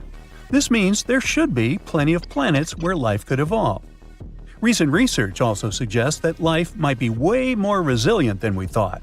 And, well, while it increases the amount of life existing out there, it also increases the chances that intelligent life doesn't last very long. It might destroy itself before it can spread to other parts of the universe. This is a concerning idea for the future of humanity. The researchers also considered that many planets might be at a similar stage in their development. That's why it's hard for them to explore the universe at the same time. But even they agreed that this explanation is way too far-fetched. And finally, one of the big potential explanations is called the Great Filter. This idea was suggested in the 1990s by Robin Hanson. It says that for life to develop and become advanced like us, it has to overcome some really tough challenges. First of all, the planet itself should have a good stable star and good enough conditions on it. Then life has to start on that planet. These life forms need to be able to reproduce using things like DNA. Simple cells must evolve into more complex cells. More complex organisms with multiple cells must develop. And eventually, these organisms must figure out how to reproduce, which increases genetic diversity. And finally, these organisms must be smart enough to use tools, create, and explore things. Finally, they should colonize other planets and star systems without destroying themselves. And maybe one of these stages is so incredibly hard that most civilizations don't make it past that point. This challenge could be something like developing intelligence in the first place, or it might be the struggle to avoid self-destruction. So, perhaps life isn't rare at all, but most of it doesn't go beyond simple tiny organisms like bacteria. Even if the universe is full of bacteria, they don't become advanced enough to build spaceships. The Great Filter might also be something from outside, like a huge asteroid crashing into a planet, a dangerous burst of gamma rays, or a massive star going supernova. These events could destroy life on any planet, no matter how advanced they are. So, if we've already passed this challenge, it means we could be the only ones in the universe and we can explore it. But if we suddenly hear from a super advanced civilization, it could mean the hard part of the challenge is still ahead of us. Now, the Fermi paradox focuses on intelligent civilizations. It just implies that there should be civilizations more advanced than us, or at least as intelligent as us. But if you think about it, why should extraterrestrial life be similar to ours at all? It might be completely different for many important reasons. Life elsewhere might have developed under completely unique conditions. This could lead to forms of intelligence and consciousness very unlike our own. For example, it could have evolved into highly advanced forms that aren't based on biology as we know it. These beings could exist as energy-based entities, silicon-based life forms, or even as a hive mind. And because they have evolved completely differently, they may be capable of things that we aren't capable of. For example, we can't see the entire light spectrum. Our eyes also can't perceive cool things like dark matter. But who knows what the vision of extraterrestrial beings may be capable of? Their abilities might even extend beyond our three-dimensional perception. They might be able to perceive and interact with higher dimensions, which is why they could have unique, interesting insights into the nature of our world. Or maybe they've learned to think outside of time, like in the movie Arrival. For us, we still haven't met them, but for extraterrestrial beings themselves, the concept of time doesn't exist at all. They're simultaneously in the past, present, and future. For humans, something like this is hard to even imagine. Plus, even on Earth, we don't fully grasp how consciousness works or why it exists. We're not even sure when exactly we became conscious. So even if we do encounter extraterrestrial life, it will be hard for us to understand them or communicate with them. We think that they might have entirely different language systems, symbols, and so on, but they might not even have any communication systems at all. As you can see, the possibilities are endless. evolution is a process that can go in many different directions. It's possible that extraterrestrial life developed in ways we can't easily understand or even imagine. These things are intriguing to think about. There are still no easy answers. The Fermi paradox remains one of the most exciting and mystery questions in science. Scientists continue to explore these mysteries through a multidisciplinary approach. They're hoping to find clues that could lead to breakthroughs in our understanding of alien intelligence. And until we find a definitive answer, we can keep sparking our curiosity and imagination.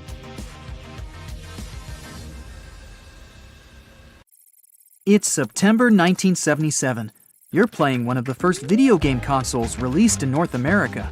You step outside and see the whole neighborhood waiting for Voyager 1 to launch. It's a super sunny day, so you squint a little, trying to see what's happening. You live in the neighborhood right outside the launching station. You get yourself some food and watch the Voyager take off into space. You're so impressed, you decide to dedicate your career to working with NASA. 35 years later. You're now a senior official in NASA, specializing in Voyager 1. It's 2012, and you're sitting in the control room with your colleagues. Everyone is staring at their computer screens as they work on the Voyager. You're sitting on the top, overlooking everything and making sure all systems are in check. This day is special, as Voyager 1 is about to exit the heliosphere, which is a science word for the outer shell of our solar system. It's a bubble of space affected by the solar wind, which comes from the sun. By 2021, it got 14 billion miles away from Earth, which is equivalent to 153 astronomical units from the sun. 1 astronomical unit is the distance between the sun and the Earth. The craft was originally meant to fly by Uranus, Saturn, and Jupiter, and toss itself from one planet to another with the use of their gravitational pull. Everyone is impatiently waiting for it to exit the heliosphere. 3, 2, 1, and it's officially out. All systems are normal and functioning. You praise your team for doing an excellent job. With Voyager 1 reaching this far, there's still tons to explore in outer space. You were once a young adult watching the craft launch outside your neighborhood, and now you're the main person in charge of the operation. 9 years later. Since Voyager 1 left the heliosphere, you've been checking up on it every now and then, making sure all systems and functions are in order. It's been sending back measurements of the interstellar medium. It's the area between the stars of our galaxy, consisting of ionized materials. Ionized is basically a simple version of a molecule or substance. The interstellar medium is an electrically charged state of plasma, or ionized plasma, and is very unstable. It's like going from lightning in a thunderstorm back to calm rain in a matter of seconds. The plasma up there is different than the plasma on Earth, in that it's difficult to filter out. There are around 0.06 atoms for every cubic inch in the interstellar medium. The air we breathe on Earth has billions of atoms. By measuring the plasma in the interstellar medium, we can further understand the behavior and structure of chemicals and gases. It's possible that the oxygen we know and love on Earth is different than the ones out there.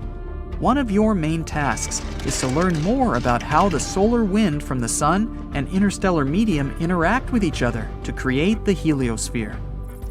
So, after doing some routine checkups and other maintenance work on Voyager 1 from the control room, you notice something strange coming from the screen.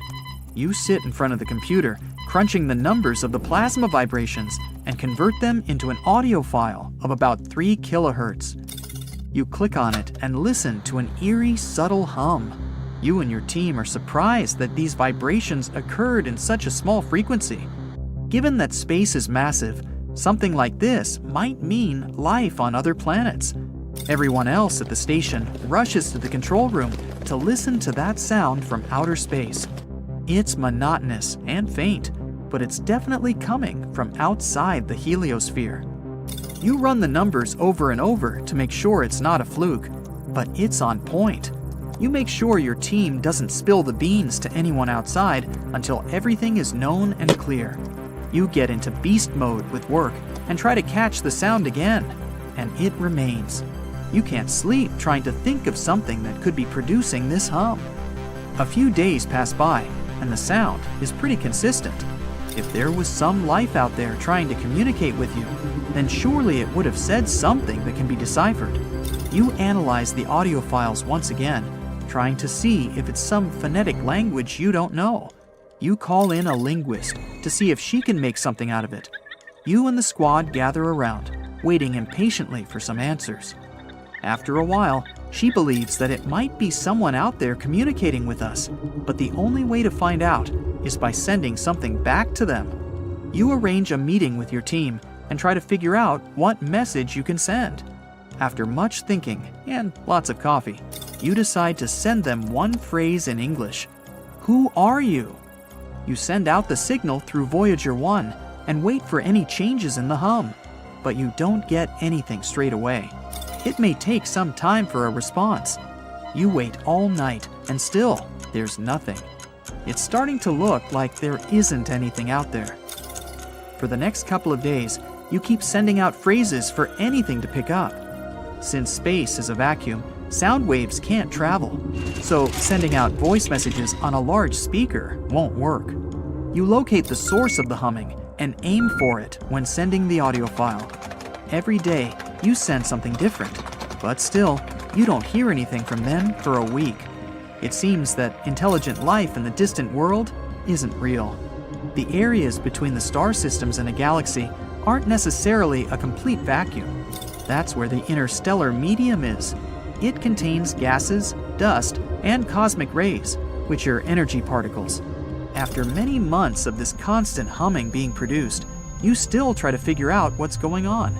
You sit there, remembering the time when the Voyager was first launched. You remember running outside after playing some video games. You couldn't see properly because of the sun, and you freeze in your spot and have a eureka moment. You go through some notes taken in the past. The answer was in front of you all this time. Every now and then, the sun sends a burst of energy that causes the plasma of interstellar space to vibrate. Scientists can measure the frequency of waves when the plasma vibrates to show how close they are to each other. And on the day when the hum was delivered, there were some irregular frequencies coming from the sun. So that hum might have been the plasma vibrating in a weird way because of the sun flares. But these low-level vibrations last longer than quick jumps and spikes. They're fainter. You run the tests again and find out that it's not some intelligent life forms out there trying to talk to you. It's the little vibrations caused by sun flares. You notify your team about this breakthrough, and everyone's celebrating. But after all these tests and research, you still don't know why plasma in the interstellar medium vibrates in such a way. Those answers will have to wait. 2027. It's been 50 years since the launch of Voyager 1. You're way into your senior years and just retired from NASA. You have many scholarships in your name and programs for young people who want to learn about space and science. You go back to the control room once more, where you thought you had discovered intelligent life on a distant world. Then you remember all the good times you had. You say goodbye to everything, knowing that this is Voyager's final moments. It was built to last up to 50 years. After that, it'll just be a floating object in the vastness of space. It's already surprising to know that this is Earth's most distant object from us, but it's time to let others take your place. You shut off the lights and close the door. The Voyager makes one last beep before eternal silence. AI can drive a car, design trendy clothes, give you emotional support, and it looks like it can also help us find answers to centuries-long mysteries. Researchers from Yamagata University Institute of Nazca and IBM Japan used a deep learning AI model to find new Nazca lines. Those are distinct white lines on the rusty red background that you can see from a plane while flying over the deserts of southern Peru. Scientists have tried to decipher the meaning of the Nazca lines ever since they were first discovered in the 1920s. There are straight lines, rectangles, triangles, and swirls. There are also some giant drawings. You can see a monkey, a whale, a condor, a hummingbird. The 4 recently discovered geoglyphs, which is the scientific word for those drawings, show a humanoid-like figure holding a club, a fish, a bird, and a pair of legs. What is the hidden symbolism of all that? And why did the Nazca people decide to draw a humanoid in the desert? And did they even know who humanoids were? Let's dig into history to find some answers. The representatives of the ancient Nazca culture created their famous lines more than 2,000 years ago. The geoglyphs have stood the test of time thanks to a dry climate and strong winds in the desert. Scientists found that to form the lines, the Nazca people scraped off the top layer of pebbles, revealing the contrasting soil beneath. The soil's color varies from reddish-brown to yellowish-gray. It makes it look like the lines are constantly changing appearance. It looks like the creators first made small-scale models and then enlarged them to create the full-scale designs we see today. In total, there are more than 800 straight lines, around 300 geometric figures, and 70 animals and plant designs. You can find the first mention of the lines in the 16th century Chronicle of Peru, where they were first described as trail markers in the desert. Since you can't really study the lines and their symbolism from the ground, those geoglyphs only became world famous only in the 1930s. It was the start of the era of commercial planes, so more and more people could witness the lines from their window seats and spread the word. During his research a decade later, Professor Paul Kosuk noticed that one of the lines aligned with the setting sun on the day after the winter solstice, which is the shortest day of the year. He supposed that the lines had some astronomical significance. German researcher Maria Reiche, who got the nickname the Lady of the Lines, supported the theory that the geoglyphs served as a calendar and some sort of astronomical purposes. She spent 40 years studying the lines and literally swept them inch by inch. She also moved into a small house close to the lines to protect them from unwanted visitors. And that's how the Nazca Lines mystery was solved.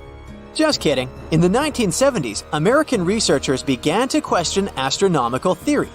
In a region like Nazca, one of the driest places on Earth with only around 20 minutes of rain per year, water is a real treasure. So the straight lines and trapezoids could have something to do with it. They could have been an ancient version of Google Maps, pointing at locations for rituals that the local people organized to get some water and help their crops grow. The images of animals in the Andes region are also related to water. Spiders are thought to be a sign of rain. Hummingbirds symbolize fertility, and monkeys living in the Amazon mean an abundance of water. That could explain the choice of symbols in the desert, but there's no strong proof to support this theory.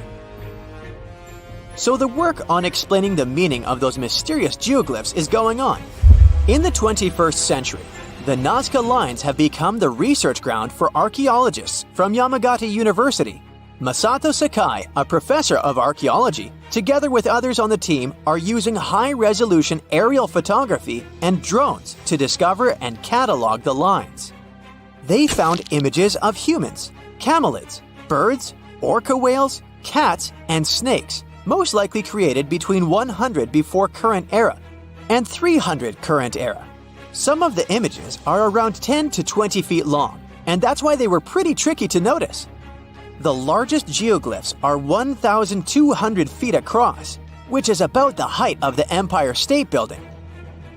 The researchers believe the Nazca Lines were a form of communication in the desert for their creators. The linear ones pointed the direction from valley to valley. The ones drawn on slopes seem to have been drawn along ancient pathways between settlements. Professor Sakai explains that discovering new lines is tricky. Some of them are so poorly preserved that it's hard to spot them in aerial photos. There are also irrigation systems and roads all across the Nazca region, and it complicates the task. And that's where AI comes in handy. The team showed it pictures of previously explored Nazca Lines so it could learn what to look for. Then, AI went through tons of footage taken from planes and satellites and also laser data from previous surveys to identify the lines scientists hadn't found before. The system works 21 times faster than humans, and it made some curious discoveries. Scientists then traveled to the locations it chose to verify the findings. In 2019, AI helped to discover a humanoid-shaped character with a rectangular head who is holding a stick and wearing a headdress. It became a real puzzle for the scientists trying to understand the creature's role in ancient society. The little guy is neighbors with another famous geoglyph. It's a hermit, which is a subgroup of hummingbirds that lives in the forested regions of northern and eastern Peru. The largest of the recently found geoglyphs is a pair of legs. It's more than 250 feet across, about 4/5 as tall as Big Ben. Could be an homage to some ancient supermodel. The fish and the bird are around 4 times smaller. Why they are where they are is still a mystery. Listing new geoglyphs isn't the only way AI is helping scientists. It's doing a lot of good for astronomy.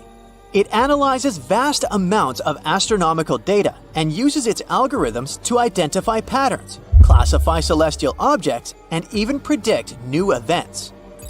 For example, AI models have been developed to detect and categorize galaxies, search for exoplanets, and identify rare cosmic phenomena. It also helped analyze data obtained by the Kepler mission to discover new Earth-sized planets circling other stars. AI is also transforming the field of chemistry. Machine learning algorithms can predict chemical reactions, discover new compounds, and optimize chemical processes. All of this helps scientists save a lot of time and resources in the labs. If you've ever written a thesis, you know that analyzing vast chunks of information can take forever. Now imagine you need to analyze the archives of the British Library's national newspaper. It's piles and piles of history. So, researchers are teaming up with the curators to develop special software that can analyze the vast amounts of data extracted from these collections. Computational linguists and historians will be able to delve deep into the past and get some insights into changes in society and culture. They'll focus on key periods and track how advancements in technology shaped various aspects of society. AI even helps in the conservation of seals. It's really expensive and challenging to monitor certain species of those cutie pies living in the sea ice zone. Using high-resolution satellites, researchers can now identify the seals in photos, which already helps. But manually counting seals across huge areas of ice is like putting together a jigsaw puzzle of a blue sky consisting of 1 million pieces. It takes a lot of patience, and different analysts come up with different results. Machine learning algorithms can be trained to recognize and distinguish seals in satellite imagery and count them automatically. Researchers can then use this accurate data to monitor seal populations over time and study their behavior and habitat more. Let me take you to a place that seems to be out of this world. Life inside this cave has been isolated from the outside world for about 5.5 million years. And it does show. See for yourself. Due to such a long isolation, the conditions inside the mobile cave are like nowhere else on our planet. A unique ecosystem is flourishing there, even though there is a severe lack of sunlight inside the cave, and the air is toxic.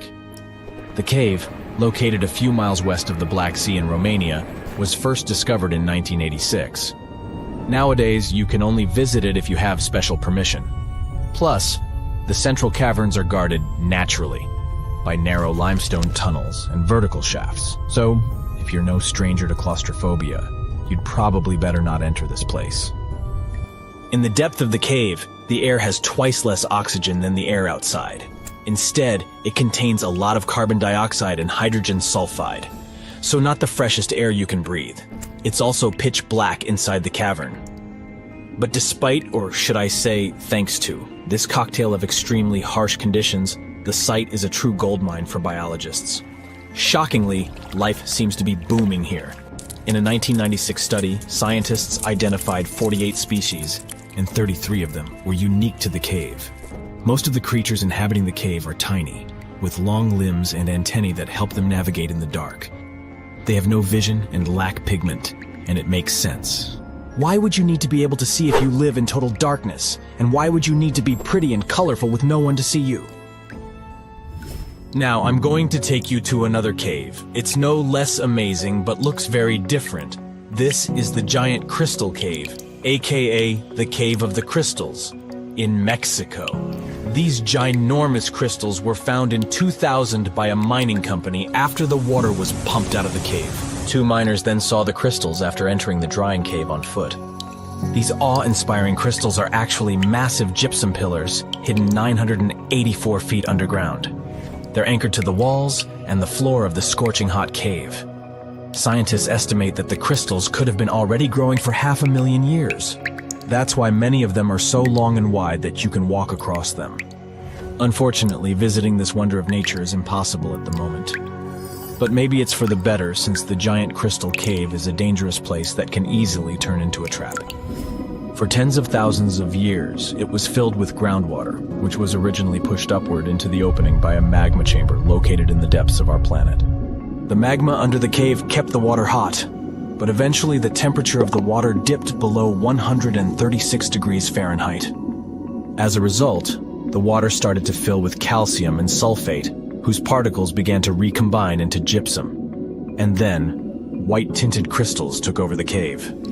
And since they stayed underwater, they were able to keep growing. You don't have to fly to space to take a closer look at a black hole. Scientists have found something very similar to black holes in the southern Atlantic Ocean. A black hole has such an enormous gravitational pull that once something gets pulled inside, it doesn't have any chance to escape. Even light can't get out of a black hole. But ocean black holes seem to be almost as powerful as their space relatives. But instead of catching the light, they do the same with water. Ocean eddies are massive whirlpools that spin against the main current. They usually swirl billions of tons of water, and most of them are larger than a city. These whirlpools are so powerful that nothing trapped by them can escape. But the scariest thing is that you might not even notice heading into one of them. These things are so huge that you won't spot their boundaries until it's too late. When scientists started exploring ocean vortices with the help of satellites, they discovered the borders of several eddies. After that, they managed to prove that, mathematically, these whirlpools are the same as mysterious black holes in space. Massive eddies are surrounded by super-tight barriers where fluid moves in closed loops. Even water can't get out from the inside of these loops. That's why tight ocean vortices play the role of enormous containers. Water inside them can be totally different from the ocean surrounding an eddy. And I'm not only talking about its temperature. The salt content inside and outside a whirlpool often differs as well. On the thin Curonian spit splitting the Baltic Sea from the Curonian Lagoon, there is one of the most bizarre places on Earth. Locals call this area the Dancing Forest because pine trees in this forest have shockingly unusual shapes. They twist in spirals and circles along the ground. There are some theories why it could be happening, of course. Some people claim that huge amounts of positive and negative energies once clashed in that spot. More down-to-earth individuals believe that the reason is geological. Sandy soil in the area is too unstable to hold trees growing upright. The most popular is the idea that strong winds blowing from the water influence the shape of the trees. In any case, experts haven't come to the final conclusion yet. Look at these underwater crop circles. For the first time, they were spotted in 1995, close to southern Japan's coast. Local divers called these 7-feet-wide structures mystery circles. The enigma had been plaguing many minds for almost 16 years until the culprit was finally caught. Imagine the researchers' surprise when it turned out to be a male pufferfish. The fish needs a bit more than a week to build one circle, and the aesthetics are obviously crucial. A male is swimming inside the circle, digging valleys in the sand with its fins. But that's not all. The fish also use shells and corals to decorate particular parts of their circles. This whole build-a-circle thing has a practical purpose as well. The way a male fish swims pushes the sand toward the center of the circle and creates a mound which later serves as a nest. The next mystery on our list is in the Caribbean. Just off the coast of Belize, there's a giant sinkhole. That's the Great Blue Hole.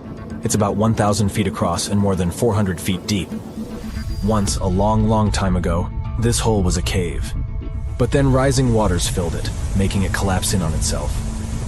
The deeper you'll descend into the Great Hole's crystalline waters, the darker it will become. You'll see tons of stalactite-filled caves there, but entering them is extremely dangerous, unless you want to get hopelessly lost. Once you reach a depth of 50 feet, you'll notice that the water is shimmering. That's the invisible line dividing the sinkhole's salty top from the freshwater abyss. You might want to turn back right now. Who knows what you might come across in the murky depths. There was an old Amazonian legend that told about the river that was so hot that it boiled. And it was believed to be just a legend until Peruvian geoscientist Andres Russo questioned if the river could be real. All experts denied such a possibility. After all, hot rivers do exist, but only in the areas where there are volcanoes. As for the part of the country mentioned in the legend, there are no volcanoes in that region. But Andres Russo was too dedicated to give up. And in 2011, he finally located the river from the legends. The water in it was indeed steaming hot. Its temperature was 186 degrees Fahrenheit, not boiling, but pretty close to this point. But what shocked the researcher the most was the size of the river. One could think that the almost boiling water was the result of the activity of an underwater hot spring. But thermal pools are always small, while the river is 20 feet deep and flows for almost 4 miles. This is the only river of its kind on our planet. A powerful burst of gamma radiation lasted a mere half-second, but it released an enormous amount of energy. It was more than our sun would produce in 10 billion years. This brief flash lit up the whole sky. Afterward, a much softer and more long-lasting glow replaced it. Astronomers examined the phenomenon with X-ray, radio, optical, and infrared waves. It turned out that people had finally seen a newborn magnetar for the first time ever. It was likely formed after 2 neutron stars had merged. It resulted in a kilonova, one of the brightest and largest stellar blasts. Its light finally reached our planet on May 22nd, 2020. Imagine a massive star, at least 5 times the mass of our sun, reaching the end of its life. It might be because it's run out of its nuclear fuel. If it happens, the star starts to cool off. The pressure inside drops, and the gravity starts to squeeze inward. And then, more than 1 million times the mass of our planet collapses within 15 seconds. It happens so fast that an enormous shockwave causes the outer part of the star to blow up. It produces a blinding burst of light. This powerful blast is called a supernova.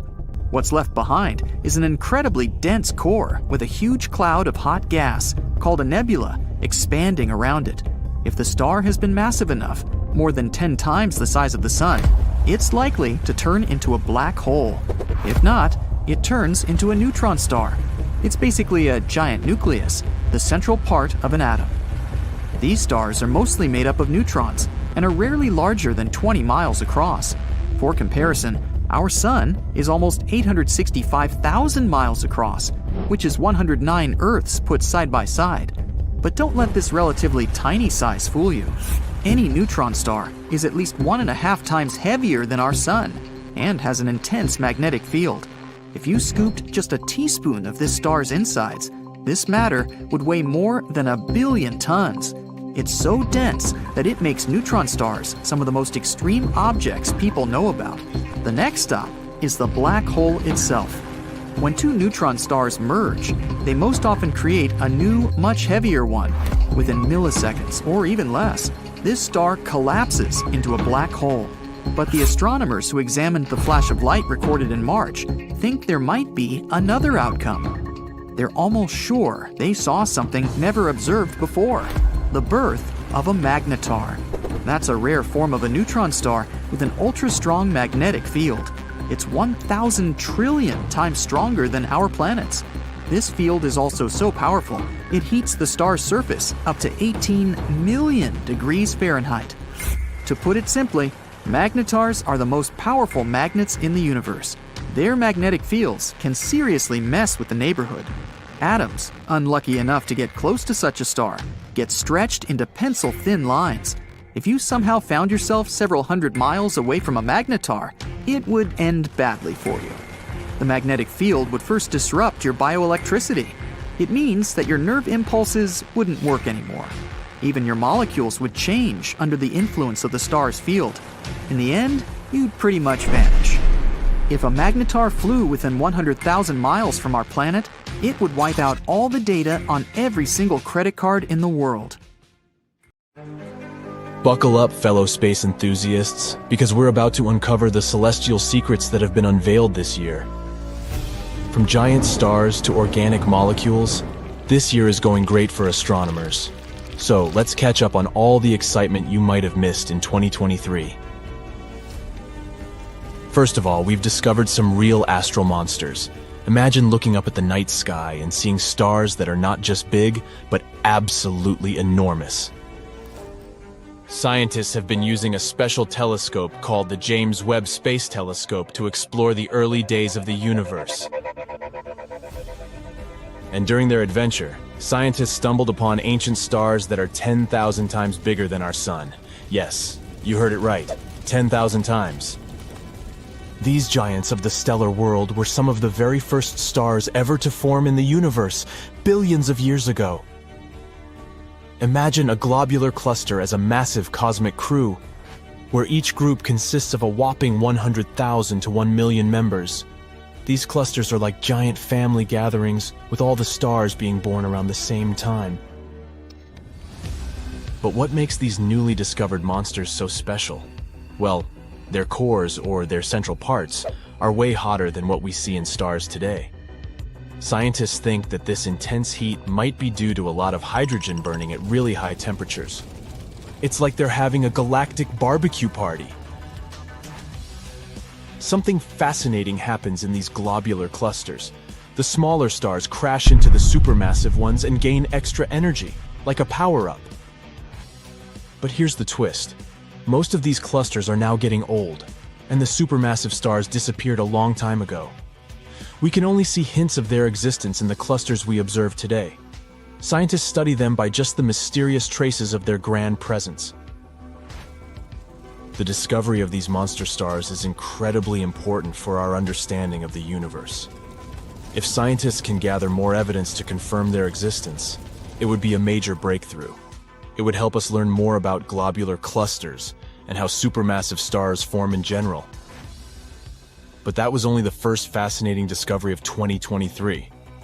Although the next one is kinda sad. You know those beautiful rings that make Saturn look so fancy? Well, guess what? They might disappear in the not-so-distant future, astronomically speaking. NASA's Cassini mission, which explored Saturn from 2004 to 2017, gathered some fascinating data about the rings. During Cassini's grand finale, when it did some cool maneuvers between Saturn, scientists noticed something surprising. The rings were losing a lot of mass every second. Tons of it. That means this magnificent halo will only stick around for a few 100 million more years, at most. That may seem like a long time for humans, but in the grand scheme of the universe, it's just a blink of an eye. The important thing is that we've learned that huge rings like Saturn's don't last forever. They eventually fade away. Oh, well, at least you and I personally won't catch this moment. Scientists have a fun theory about what will happen when Saturn's rings disappear. They think that the other ice and gas giants in our solar system, like Uranus and Jupiter, might have once had massive rings too. But over time, those rings wore down and became more like the thin, wispy bands of asteroids like what Uranus has now.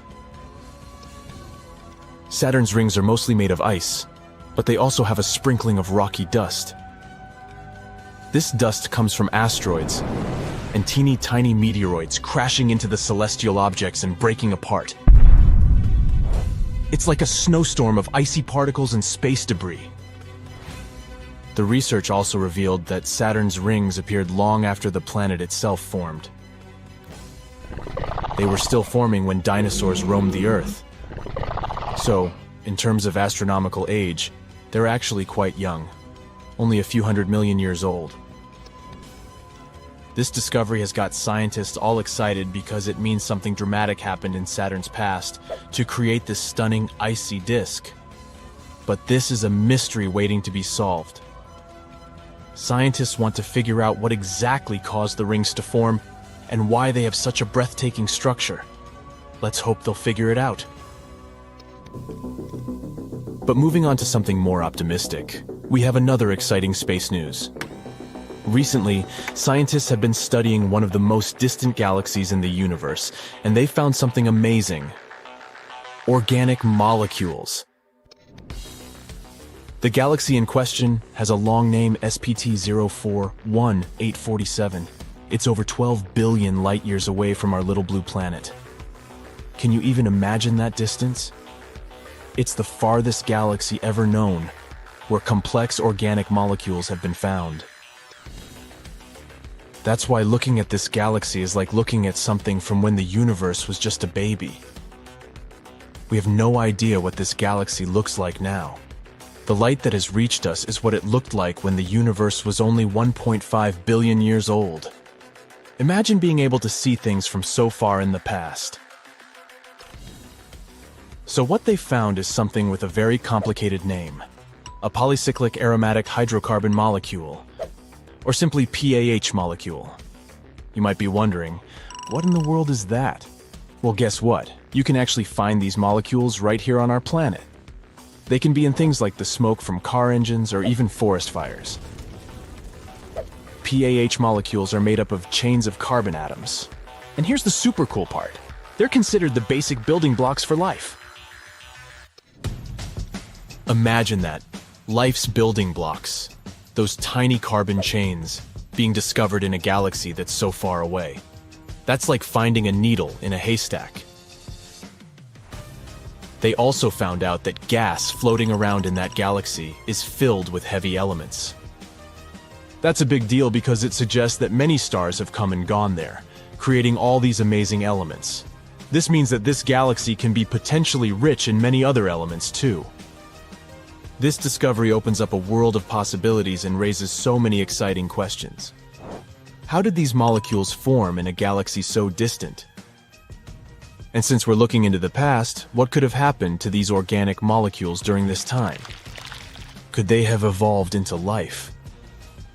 We're only scratching the surface of the incredible things waiting to be uncovered.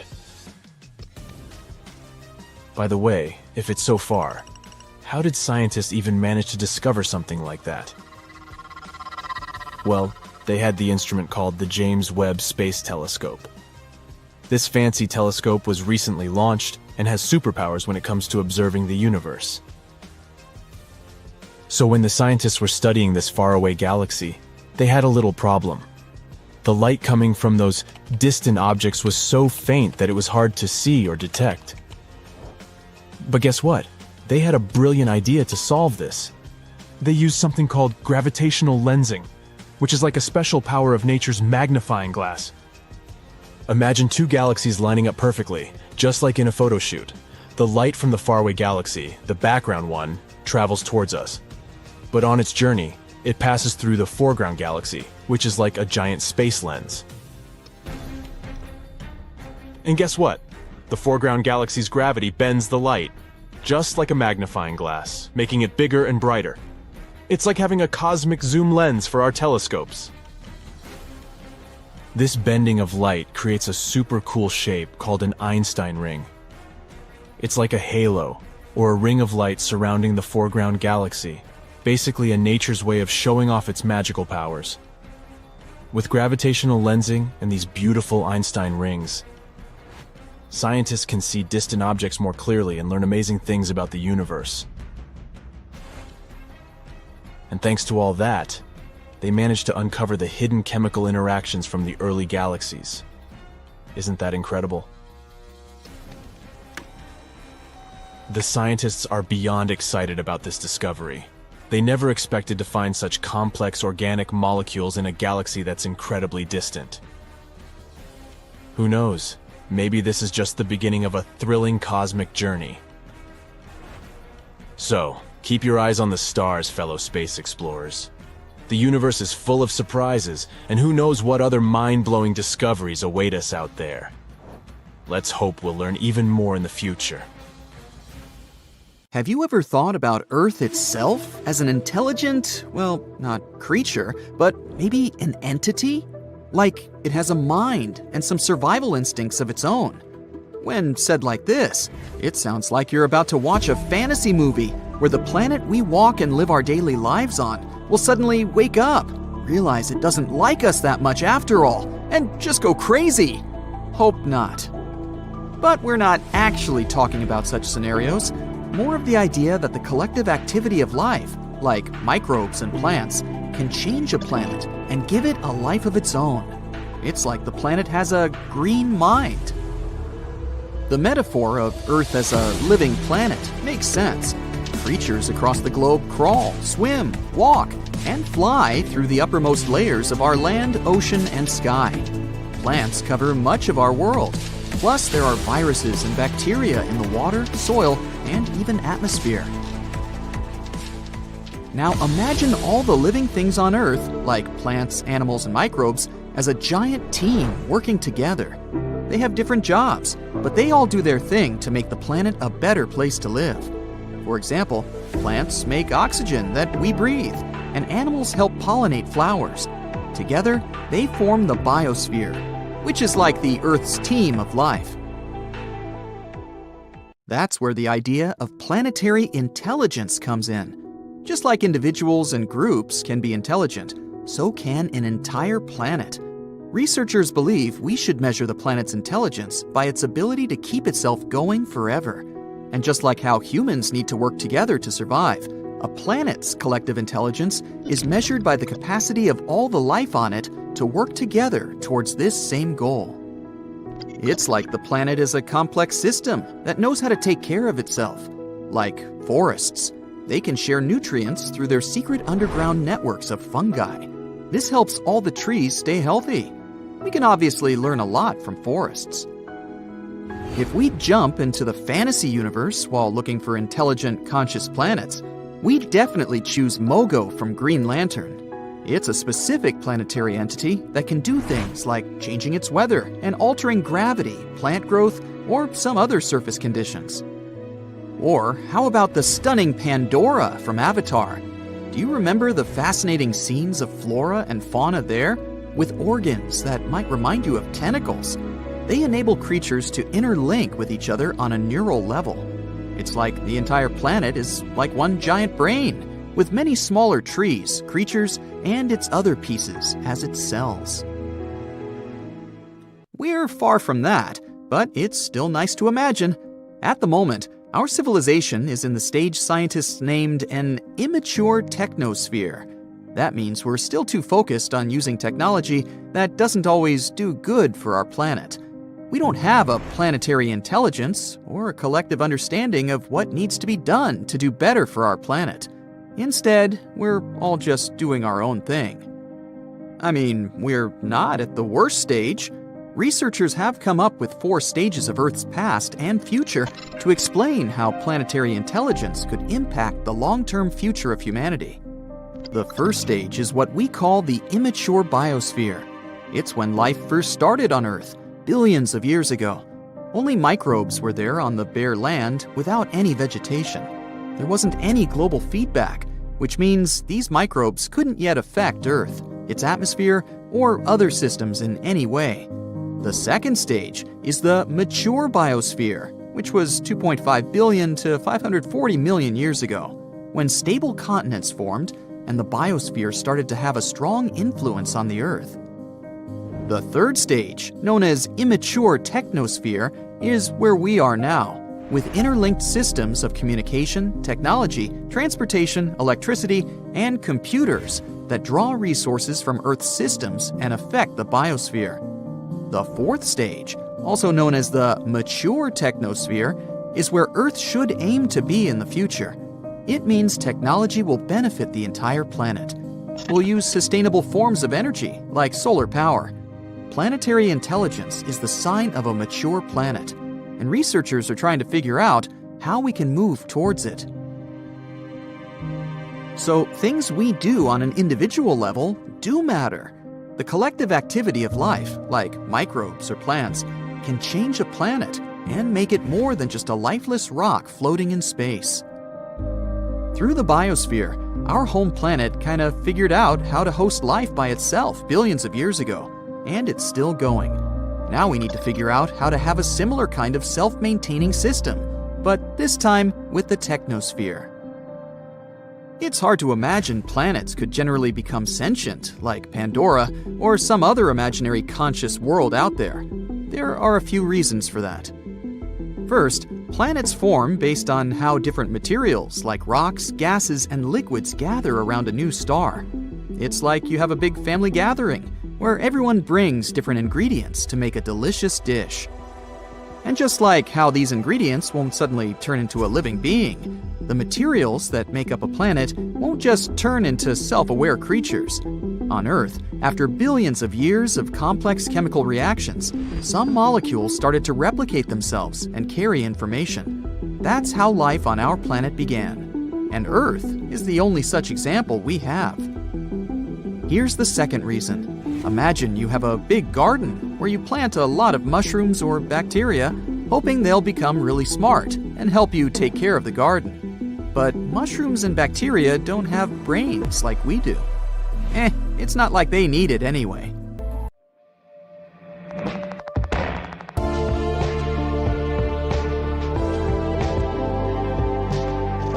So check this out. Astronomers have discovered an exoplanet they're calling Super Saturn. It's got rings over an AU wide.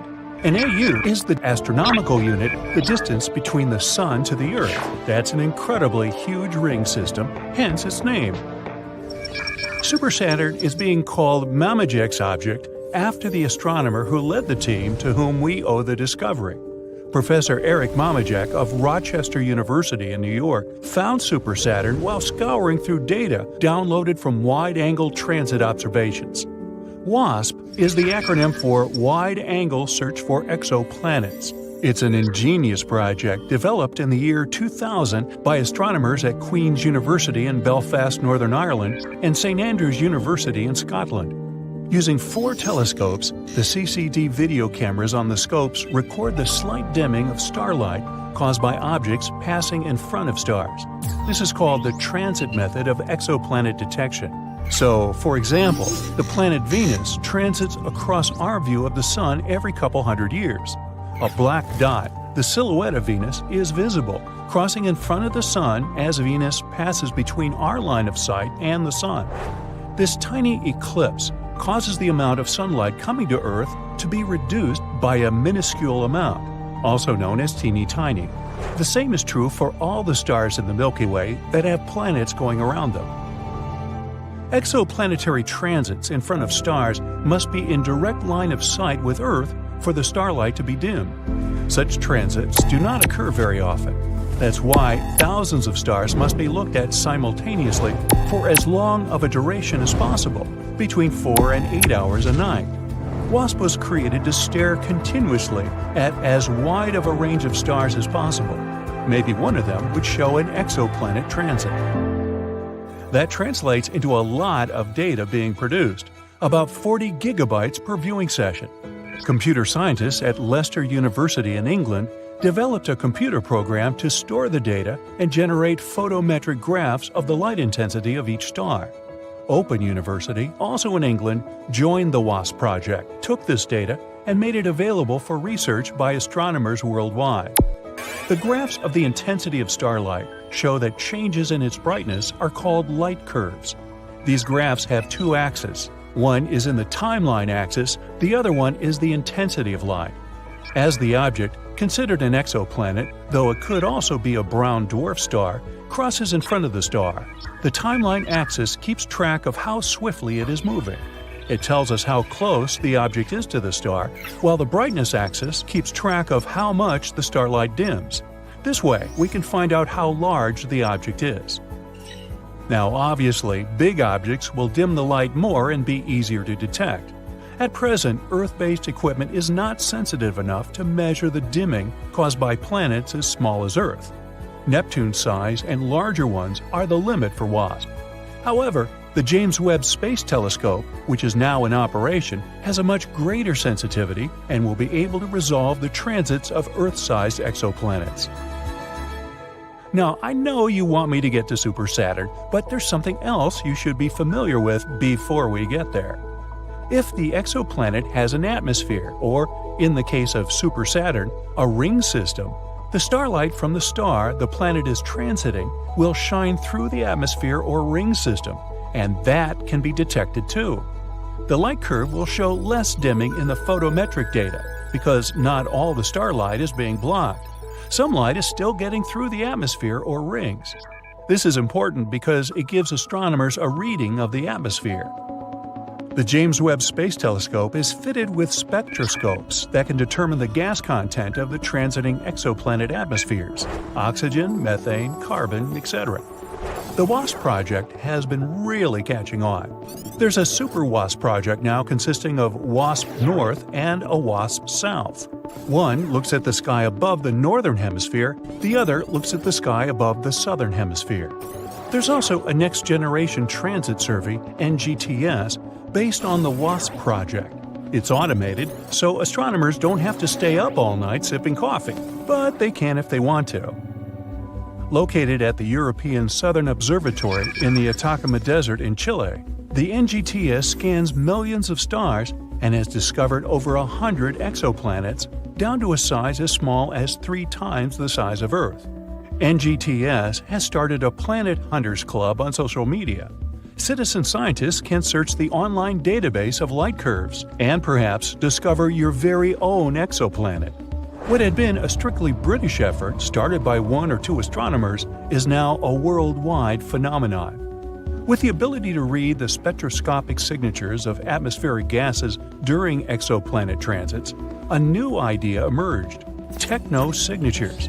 That is, specifically identifying gases in exoplanet atmospheres that are produced by civilizations.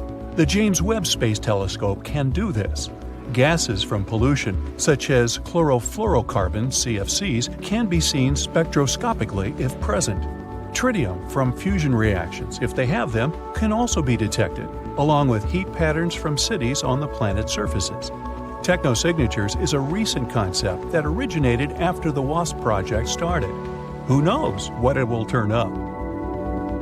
Now let's get back to Super Saturn. The star that Super Saturn orbits is J1407, a small, dim, sun-like pre-main sequence star of the 13th magnitude. Huh? Well, the human eye can only see stars to about the 6th magnitude, and each magnitude is 2.5 times dimmer than the previous one. So it's not an exceptional star, just another telescopic star out there in the Scorpius Centauri region of the night sky. J1407 is a young star that hasn't yet settled into its stable, long-duration phase. This is important because Super Saturn, officially J1407b, is showing signs of having a ring system in an early stage of development. Super Saturn's light curve was tucked away in the mountain of data from the Super WASP project. Professor Eric Mamajek and his associate Matthew Kenworthy of Leicester University studied the data thoroughly and produced a detailed report on it. Knowledge depends on good data. The horizontal axis of J1407b's light curve, the time axis, is what's causing all the hubbub. It took Super Saturn weeks to transit across in front of its parent star, 56 days to be exact. Planetary ring systems that we are familiar with in our solar system orbit right around the equators of the gas giant planets and are very thin, from only a few meters thick down to a few centimeters. In a telescope, Saturn's rings will seem to disappear when the planet is at 0 inclination toward Earth. Saturn must be inclined at an angle in relation to Earth to see Saturn's beautiful ring system. It's something everyone should make a point of seeing: Saturn in a telescope. If Super Saturn's rings block most of the light from J1407 for 56 days, it means that the planet had to be orbiting at a steep inclination to its star. If it were at 0 inclination, we wouldn't see the rings blocking any light. Therefore, the orbital time could be determined, 10 years minimum to 200 years if the orbit is highly elliptical. The superplanet itself is calculated to be 24 times the mass of Jupiter, which means that if it is gaseous, it could be a brown dwarf star. Super Saturn appears to have a Mars-sized object orbiting around it, because there is a huge gap in the rings that was most probably cleared out by a large object. The Cassini division in the rings of Saturn is where the moon Mimas has cleared out a path through Saturn's rings. The light curve of Super Saturn has only been observed once. All the exoplanet detection systems are keeping an eye out for it to come back around J1407. No one knows when that will occur. Some astronomers have suggested that J1407b is a brown dwarf star system in itself, merely passing in front of, but not connected to, star J1407. An orbital reappearance of Super Saturn would disprove that conjecture. The center region of Super Saturn blocked out all the light from its primary star. This is what indicates that the ring system is new and in an early developmental phase. Over time, the very dense ring mass close to the planet is expected to thin as all this matter gets absorbed into the planet or ejected into space. This is what has happened with our solar system's gas giant planets. The Mamajek object is a shocker. Never before or since has a light curve been detected like Super Saturn's. Super Saturn has added a new chapter to our understanding of the formation of ring systems. So, here's to you, Super Saturn. Hope to see you again soon. Now, Jupiter used to be flat and look like an M&M candy. Now I'm hungry. And it wasn't the only flat pattern in our solar system. Turns out there are tons of things that can go wrong during a planet's formation, like locking up to the sun or getting whooshed into open space. Let's check it out. The Earth isn't flat, but Jupiter might have been. Instead of being a big round ball, gas giants in our system might have started more like flat pancakes. Jupiter is one of the oldest of our neighbors. It's 4.6 billion years old, just like our Sun. And when it was just a baby planet, it likely formed through a process called disk instability. It all begins with stars. When a star is forming, it doesn't look like a round object. It's more like a big disk of stuff. During this stage, really hot winds made of charged particles blow out. The dust in that disk contains stuff like carbon and iron. Some of them collide and stick together, forming bigger objects. Dust turns into pebbles, pebbles turn into rocks, and rocks bump into each other, getting bigger. Gas in the disks helps all these solid bits stick together. Some break apart, but others stick around, and they're the ones that become the basic pieces of planets. They're called planetesimals. Even gas giants like Jupiter started off as tiny specks of dust, smaller than a human hair. Eventually, they formed their own big ring-shaped disks of gas. They began to spin around our Sun, growing bigger by gathering gas and rocks like snowballs. Gas giants are special. They were born from the colder parts of the disk. In cold areas, molecules are slower, which makes them easier to grab. In these places, water could freeze, and tiny ice pieces stick together and are mixed with dust. These dirty snowballs gather up and then form cores of huge planets, like Jupiter, Saturn, Uranus, and Neptune. In the warmer areas closer to the star, rocky planets like Mercury, Venus, Earth, and Mars start to form. After the icy giants were born, there wasn't much gas left for these smaller planets. It might take tens of millions of years for these rocky planets to form after the star is born. And our Sun was growing at the same time, sucking up nearby gas and pushing faraway stuff even farther out. After billions of years, the disk changed completely, turning into a round star with a bunch of planets, dwarf planets, asteroids, moons, meteoroids, and comets around it. Recently, simulations showed that these protoplanets, as these early dust balls are called, don't start off looking like the planets we know. In the case of gas giants like Jupiter, they look more like squashed balls or M&M's candies, not the peanut kind. When the Sun was young, the disk of gas and dust surrounding it cooled down and became unstable. It started breaking into big chunks. These chunks dramatically collapsed together under huge gravity to create Jupiter. It became a round gas giant over time. There are a lot of oddities that can happen during that process of planet formation. Ever wonder why Venus or Uranus spin in the opposite way compared to other planets? Usually, when things form from a spinning disk of gas, they tend to spin in the same direction. For example, if you spin a bunch of balls on a string, they all twirl in the same way. So, theoretically, all planets should spin in the same direction too. But there are a lot of fast-moving objects like comets and asteroids in our solar system. When they smash into planets, especially during their early days, this collision might send the planets to spin in the opposite direction. Venus and Uranus probably survived a massive collision. Luckily, they weren't repelled to outer space. The gravity from the Sun and nearby planets pulled them back into place.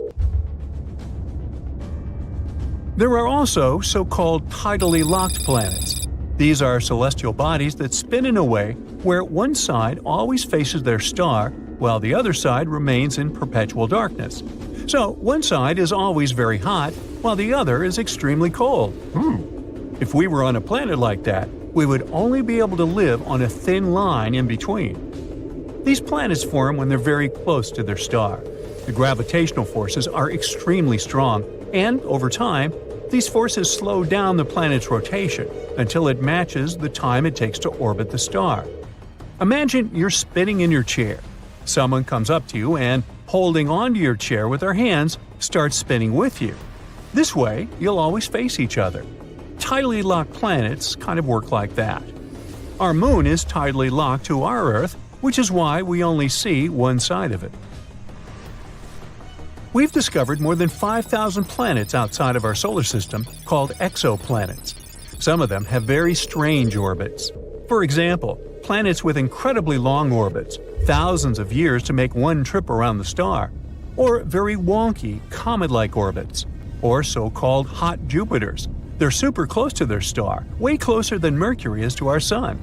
But these planets couldn't have formed where they are now. As their solar system evolved, they changed their positions for some reason. This rearranging is called planetary migration. There are three main ways this migration happens. First, because of the gas and dust spinning around the planet. When a planet is bumping into this stuff, it can create spiral patterns in the gas. These patterns can either push the planet closer to the center or farther away, depending on how they mix together. It's called a gas-driven migration. This is what Jupiter experienced when it moved closer to the Sun billions of years ago. I wasn't around then. This also explains the existence of hot Jupiters. Second, big planets can shove the smaller ones, changing their paths. Third, the star's gravity can tug on the planet, making its orbit more circular. Ever heard of rogue planets? Imagine a lonely planet floating in the vastness of space without a star to call home. They're like the wandering nomads of our galaxy, doomed to drift around forever. And there are so many of them, there might be more free-floating planets than ones that are tied to stars. We're talking trillions of rogue planets hanging out in our Milky Way galaxy alone. They're often as massive as our biggest planet, Jupiter, but most of them might be Earth-sized. Some might even have thick atmospheres that keep them warm, even though they're far from any star. Some of them might have wild auroras, while others could host moons with liquid water, a potential haven for life. There's even a chance that they might contain extraterrestrial life. These planets might bump into other stars or even entire planetary systems as they journey through space. Sometimes they might get caught in a star's gravity for a while before getting flung back out into space. But how are they born? Sometimes, during this chaotic process of planet formation, not all planets can manage to stay close to their parent stars. Some of them get kicked out of their solar systems due to powerful gravitational interactions with other planets or passing stars. These ejected planets become rogue planets. In 2012, astronomers found a solar system from the very beginning of the universe. This system included a star and two planets. We called it a fossil system. The star is super old, about 13 billion years, almost as old as our entire universe. It was mostly made of just hydrogen and helium. This is unusual because planets usually form from clouds of gas that contain heavier stuff. That's when we figured out that the way planets formed before was different from how they form now. We know that stars with more metals are more likely to have planets. In astronomy lingo, metals means any chemical element other than hydrogen and helium. But in the early universe, there weren't many metals. Most of them were created inside stars and then spread out into space when those stars blew up. So, when did the very first planets form? This newly discovered system helps answer these questions. Its two giant planets are orbiting a star that's incredibly low in metals and extremely old. This should be really rare, if not impossible, but they exist. This means that maybe there are more planets in metal-poor systems than we thought. Studying them will help us learn more about the history of planet formation. For thousands of years, people knew only about the planets Mercury, Venus, Mars, Jupiter, and Saturn, which they could see using simple telescopes, or even by the naked eye if conditions were good. But in the late 18th century, a famous astronomer named Sir William Herschel discovered a new planet that was icy blue in color. At first, people thought it was a star, but later they realized it was a planet. Today, we know it as Uranus, a planet that's more than 19 times farther away from the Sun than Earth. It's so far away that it takes Uranus 84 years to complete one trip around the Sun. This astronomer also discovered many other interesting things in space, like double stars and nebulae. In the mid-1800s, scientists noticed something pulled Uranus and strangely tugged its orbit. They thought there must be another planet out there, and they used math to predict where it would be. Finally, in 1846, they found Neptune using a telescope. It was too faint to see with the naked eye because it was too far away from the Sun. It was all so exciting. Who knows how many other planets could be there, lurking in the darkness of our solar system? Back in the mid-1800s, astronomers noticed something unusual was happening in the sky. A small rocky planet named Mercury was behaving strangely. It didn't follow the predictable orbit that was expected of it. One of the astronomers was a brilliant French scientist named Urbain Le Verrier. He came up with a theory that there could be another planet in our solar system no one had yet discovered. It would be located somewhere between Mercury and the Sun. This hypothetical planet, which he named Vulcan after the Roman god of fire, would have an incredibly hot surface, and it could be a potential explanation for Mercury's strange behavior. He never surely claimed Vulcan was really the one thing disturbing the orbit of Mercury. But, excited by the possibility of discovering a new planet, astronomers all over the world took the idea of Vulcan. For a planet that didn't exist, people committed to developing ideas and getting information about it. Some scientists didn't think it was likely that they had missed another planet as big as Mercury. It would have been hard not to see it by then. But there was a tiny chance of a smaller planet existing inside Mercury's orbit that was too close to the Sun, so no one could see it. One theory said it was about 13 million miles away from the Sun. Mercury is the planet with the most eccentric orbit in our solar system, but the closest point it gets to the Sun is about 28.5 million miles. This means Vulcan would be under half of that distance. The theory moved on, saying that if Vulcan existed, it would orbit the Sun every 19 days and 18 hours, and its path would be tilted about 12 degrees relative to the path of other planets in our solar system. Vulcan's position at its furthest point from the Sun would still be too close to the Sun to be seen with the naked eye, even during twilight. The only chance of seeing Vulcan would be during a solar eclipse, or when it passed in front of the Sun, which, as the theory said, would be 2 to 4 times a year. They had a theory that this mysterious planet was so close to the Sun that it could only be seen during a total solar eclipse when the moon blocked out the Sun's blinding glare. So, every time there was an eclipse, scientists would peer at the Sun, hoping to catch a glimpse of Vulcan. They were trying really hard, but no matter what, they couldn't find this mysterious planet. Some astronomers claimed to have spotted it during eclipses, but no one could ever confirm or find evidence for that. The theory of Vulcan was left waiting for some better times. Einstein had a different idea. You know about his theory of general relativity, right? That's where he claimed gravity wasn't some sort of natural force, but a result of space-time curved because of the presence of giant space objects, like planets and stars. Planets circle around the Sun in their usual orbit because space-time is curved. That means the planets are kind of falling towards the central star of our solar system. And Einstein tried to explain Mercury's unusual orbit using his own theory of relativity. Unlike the other planets in our solar system, Mercury's orbit wasn't that circular. Instead, it seemed to wobble slightly, as if there was an invisible force pulling it away. Einstein said this could be happening because the massive gravity of our sun was actually curving the fabric of space-time around it. He claimed it's possible this changed Mercury's orbit a little bit. It took the scientific community a while to test this theory, but it eventually seemed like the most plausible explanation. Even though Einstein's theory gave us a more elegant explanation for Mercury's strange orbit, some scientists were still holding out hope for Vulcan. It was especially hard to let go of the idea of Vulcan because Mercury is also the planet that's really hard to see from where we're standing. But later, more and more scientists started accepting Einstein's theory above their imagination.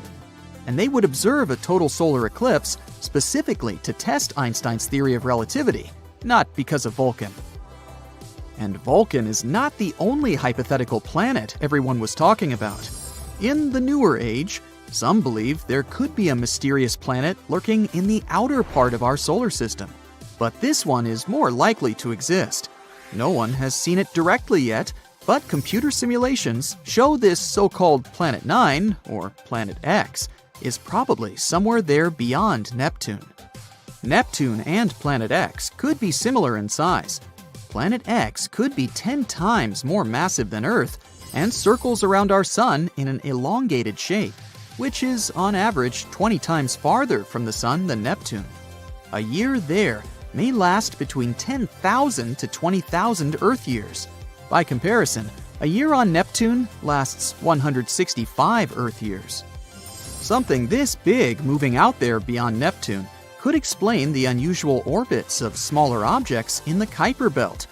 The Kuiper Belt is the area of our solar system beyond Neptune and where it orbits. And there are most likely many asteroids, comets, and some other smaller bodies there, mostly made of ice. There was another hypothetical planet called Nibiru. Remember those rumors that the world could end back in 2012? One of the popular scenarios was Nibiru, which some claimed would hit our home planet at the end of the year. Of course, nothing happened. We're still here, all set and good, but the idea of Nibiru seemed interesting. Stories started in the 1970s when a man named Zecharia Sitchin mentioned Nibiru in his book, The 12th Planet, claiming it orbits the Sun every 3,600 years. But there's no chance a planet with such an eccentric orbit wouldn't disrupt other planets in our solar system with its gravity. And if it was really coming that close to Earth in 2012, we were supposed to be able to see it with the naked eye. Some simple calculations showed Nibiru would have been nearly as bright as Mars at its dimmest and brighter than the faintest stars you see from a city. Oh well, maybe we'll have more luck in the next 3,500 and something years. In 2011, a comet named Elen appeared that many people thought could be Nibiru. But when you're looking at comets and planets through a telescope, you see they appear differently. A comet has a coma, which is a gas atmosphere, together with a tail, something a planet doesn't have. Plus, this comet didn't slam into the Earth. It came too close to our Sun and fell apart. The leftover pieces will continue moving on their way to the outer solar system for the next 12,000 years. TRES-2b is a planet where night never ends. And it's not your regular night with stars shining in the beautiful skies. Here it's pitch dark and scorching hot. TRES-2b is a gas giant, roughly 1.5 times more massive than Jupiter, and its surface absorbs light better than charcoal. It might also have a faint dark red glow because of its burning air, which is as hot as fresh lava. Lovely. In the star system of 55 Cancri, there are 5 planets, 4 of which are gas giants similar to Jupiter and Saturn. But the fifth one, or rather the first because it's closest to the star, is different in a most horrible way. 55 Cancri e is so close to its sun that half the planet's surface is a literal ocean of molten lava. The other half is in eternal darkness because it never sees the sun. The planet is always turned to its star on one side, and between the scorching and the dark, there's the twilight zone, a thin strip of gloomy nothingness. HD 189377b, well, I'm not going to say that again, is the only exoplanet in the orbit of its star, and at first glance it looks quite pretty, blue and white swirls making up wondrous patterns on the surface. But these pleasant colors actually come from hard silicate particles in the planet's atmosphere, which means it rains glass here. But the worst is that winds reach the speed of 5,400 miles per hour, or almost Mach 7. Well, for comparison, the fastest wind speed on Earth was 254 miles per hour, over 20 times less. Thus, the glass falling from the sky travels horizontally at hypersonic speeds, shredding everything in its path. The next system, whose name I won't even try to pronounce, this one, has 3 exoplanets, which are all being slowly destroyed by their own star. It happens because that star is not a regular, it's a pulsar, a rapidly spinning core of an exploded star. It creates powerful electromagnetic pulses in several directions while rotating at several thousand times per second. As a result, the planets orbiting this deceased star are slowly being eaten away and will eventually disappear entirely. Kepler 70 is a hot blue dwarf star that exploded into a red giant some 18 million years ago. At the time, it was orbited by at least 2 planets, the closer of which was a Jupiter-like gas giant. Its name was Kepler 70b, and it still exists, but the overgrown star consumed it and transformed it into a blazing hot rocky world. Right now, it's one of the hottest planets ever discovered. Its temperature is higher than the surface of our Sun. It was lucky to survive spending time inside the star, but it's evaporating now and will probably be no more in the near future. WASP-12b is one of the weirdest and saddest planets out there. The enormous gravity of its star, combined with the planets consisting mostly of gas, result in the star slowly devouring its protege. WASP-12b has already taken the form of an egg, stretched toward its merciless sun, and it's unable to do anything with its condition. In another 10 million years, the planet will inevitably succumb to the voracious star's appetite. If you ever wondered what it's like to walk on ice and hot coals at the same time, Gliese 436b is a planet that would give you a vivid example. Being extremely close to its sun, the Neptune-sized exoplanet boasts temperatures hotter than a blazing oven, and yet it's covered in ice, which burns incessantly. This ice is much denser due to the enormous gravity of the planet, staying solid even under extreme conditions and not melting away. No list of frightening worlds could do without mentioning Venus, the Earth's evil twin. The second planet from the Sun has an atmosphere so thick and full of clouds that its surface is much hotter than that of Mercury. Volcanic eruptions constantly thrash Venus. Its gravity is almost 100 times stronger than ours, and those clouds I mentioned are not made of water but of sulfuric acid, which condenses and rains down on the ground, adding to the inferno. But even if you were brave, or crazy, enough to try to pass through these clouds, you probably couldn't. The winds up there are as strong as some of the most powerful hurricanes back on Earth. Here we have a very long name for a very, very cold planet. Although the host star is not too far away, it's a small and rather cool red dwarf, whose light and heat barely even reach the planet. The temperatures out there fall as low as minus 370 degrees, which is only marginally warmer than absolute zero. The exoplanet is thus dark, gloomy, and covered in eternal ice that never thaws. Still, if it has a rocky core, it might generate some heat.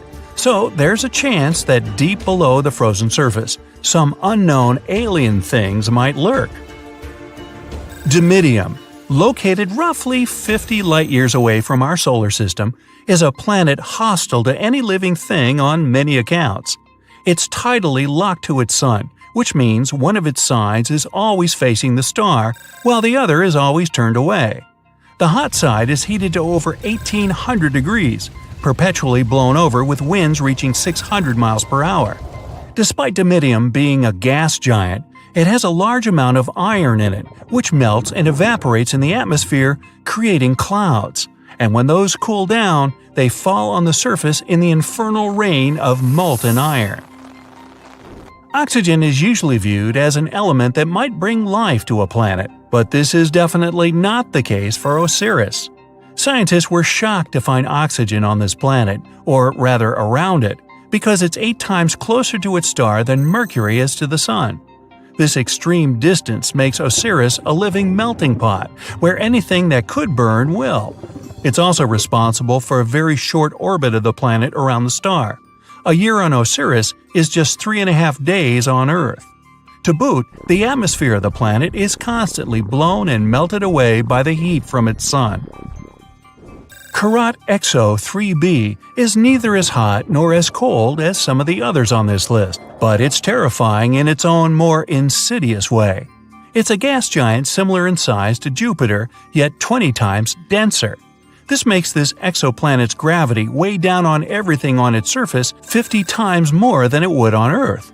Stepping on it would be your ultimate doom, because you'd be immediately crushed by the density of its atmosphere. Karat 7b is another oven-like world. Its day-to-day temperature is over 4,000 degrees. Combined with the rocky surface, it presents an infernal landscape. The rocks on the ground bubble and boil, evaporating in the atmosphere, where they cool down and eventually fall back on the surface in a brimstone rain. The saddest thing about Karat 7b is that it might have once been a gas giant whose atmosphere melted away from the heat, leaving only the scorched core. We're used to thinking that asteroids are the only free-floating rocks in space, but things like OTS-44 make you think twice and shiver. Imagine a planet about 11 times more massive than Jupiter roaming in space without being bound to the orbit of any star. Given its gargantuan size and mass, if OTS-44 collides with any other planet, it would utterly destroy it and go on floating as if nothing happened.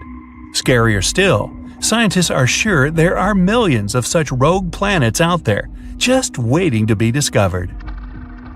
There's no hard proof of their existence yet, but theoretically, carbon planets have formed somewhere closer to the center of our galaxy. Any oxygen getting in their atmosphere will get into a reaction with carbon and transform into CO2, forming black toxic clouds. On the ground, there would be oceans made of tar, spewing up geysers of methane and crude oil. There would be rains too, but they'd be far from refreshing. Torrents of pure gasoline and hot liquid asphalt would blast the ground and probably burst into flames on impact. Hard to imagine anything that would survive such conditions. Have you ever wondered how the world will go down in flames? Will it be due to zombies, extraterrestrial civilizations, or AI taking over? Nah, turns out it might actually be mosquitoes and scientists causing the chaos. It's funny how things created by nature aren't as threatening as the stuff that doesn't exist naturally. And you know what's on that list? Editing the DNA genome. Experiments with the genetic structure of living organisms can produce completely new species, and no one knows how nature will react to them.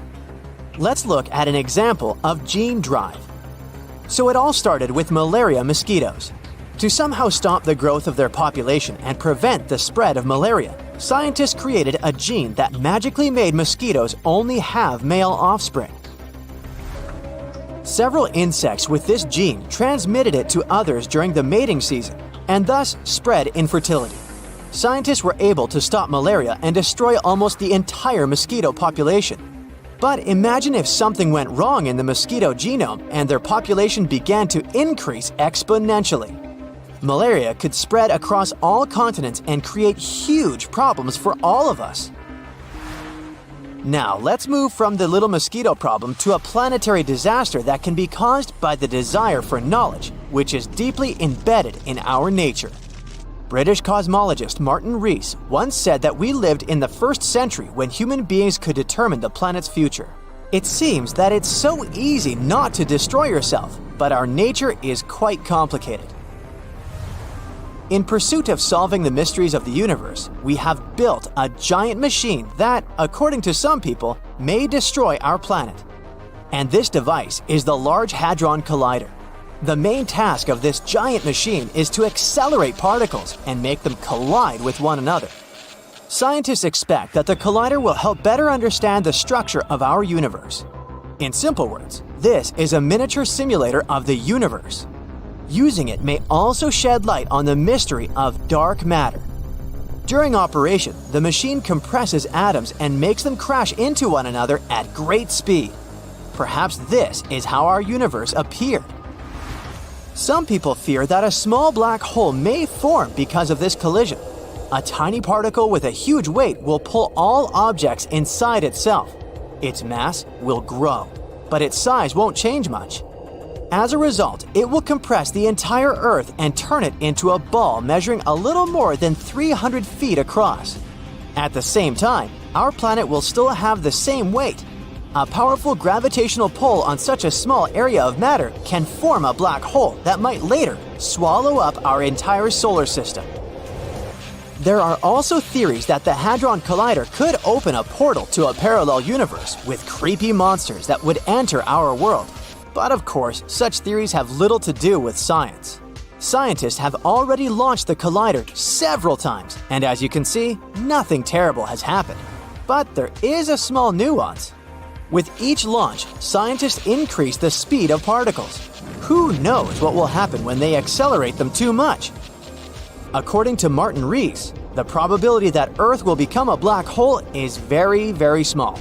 Particles with a much larger energy charge fly in space faster than in the Hadron Collider, and nothing catastrophic happens. Okay, now let's go back to our genomic games to see what else can happen if we continue experimenting with nature. The main problem might be an imbalance in ecosystems. In the 19th century, sailors accidentally brought mice to Gough Island in the South Atlantic Ocean. Rodents had no dangerous enemies there, so their population began to grow. Mice began to displace dozens of birds from their home. The rodents attacked the chicks and reduced the population of entire species. Trying to save the birds, scientists decided to get rid of the mice, but these little creatures still managed to survive. As a result, the balance of the whole ecosystem was disrupted. Using gene drive to get rid of one species can lead to uncontrolled population growth of another. Imagine that malaria mosquitoes controlled the population of some flies. And what would happen if these flies lost their main natural enemy? The population of these flies would start destroying other species, and it would begin a chain of destructive events. All this suggests that playing with things that don't exist in nature is very dangerous. We worry a lot about how artificial intelligence can take over the world and eliminate us. Still, at the same time, we don't pay attention to our actions. Genome editing can lead to positive consequences, such as the appearance of healthier people, and destructive ones, like the creation of artificial bacteria that can cause serious health problems. In general, destroying other species is a trait inherent in humans. Because of our actions, many animals have disappeared from the face of the earth. Moreover, we even destroy each other. Such aggressive behavior is our nature. And artificial intelligence doesn't have anthropomorphic properties. Its logic may be completely different from ours, and instead of destroying people, it might strive to save them. And we have something to save us from. Remember the giant asteroid that erased more than half of the living creatures on Earth? The fall of the space rock caused a massive blast wave, a tsunami, earthquakes, and dust clouds that covered the sun. Dinosaurs and other animals couldn't survive in such conditions. But what if something similar happens these days? Fortunately, we're better prepared than dinosaurs. Firstly, we have the technology to track giant meteorites and calculate their trajectory. And artificial intelligence can also help us with this. Secondly, we can destroy an asteroid before it reaches us. Several powerful rockets will quickly deal with any space rock and turn it into cosmic dust. Moreover, we will know in advance about its approach. But suppose that a huge stone, the size of dozens of Everests, will fly towards us. In that case, humanity should hurry with Mars colonization. But don't worry. Observing the sky shows that large asteroids capable of causing severe damage to our planet are moving in a different direction. The most giant known asteroid that could collide with Earth might do so in 2088. The probability that it will fall on our planet is 1 in 50,000, so you shouldn't have to worry about threats from outer space. What lies in the bowels of our planet is much more dangerous. Millions of tons of magma and hot gases can burst to the surface through destructive volcanic eruptions. More than 70,000 years ago, a large-scale eruption threw a tremendous amount of ash into the air, which then floated in the atmosphere in the form of a giant gray cloud for a long time. As a result, Earth's surface cooled down by several degrees, which led to one of the most massive extinctions in the history of our planet. Some eruptions happen not only inside volcanoes. There's such a thing as flood basalt. A colossal magma bubble accumulates under a vast area and begins to seep through faults in different parts. Magma slowly goes out there for many years and destroys all living things around. And the worst thing about this situation is that we can't do anything about it. Humanity has learned to track meteorites in space, but we're still not good at predicting a volcano's behavior. Even if we find out that some giant rock will wake up in the next 6 months, there's nothing we can do about that. We won't be able to prevent an eruption.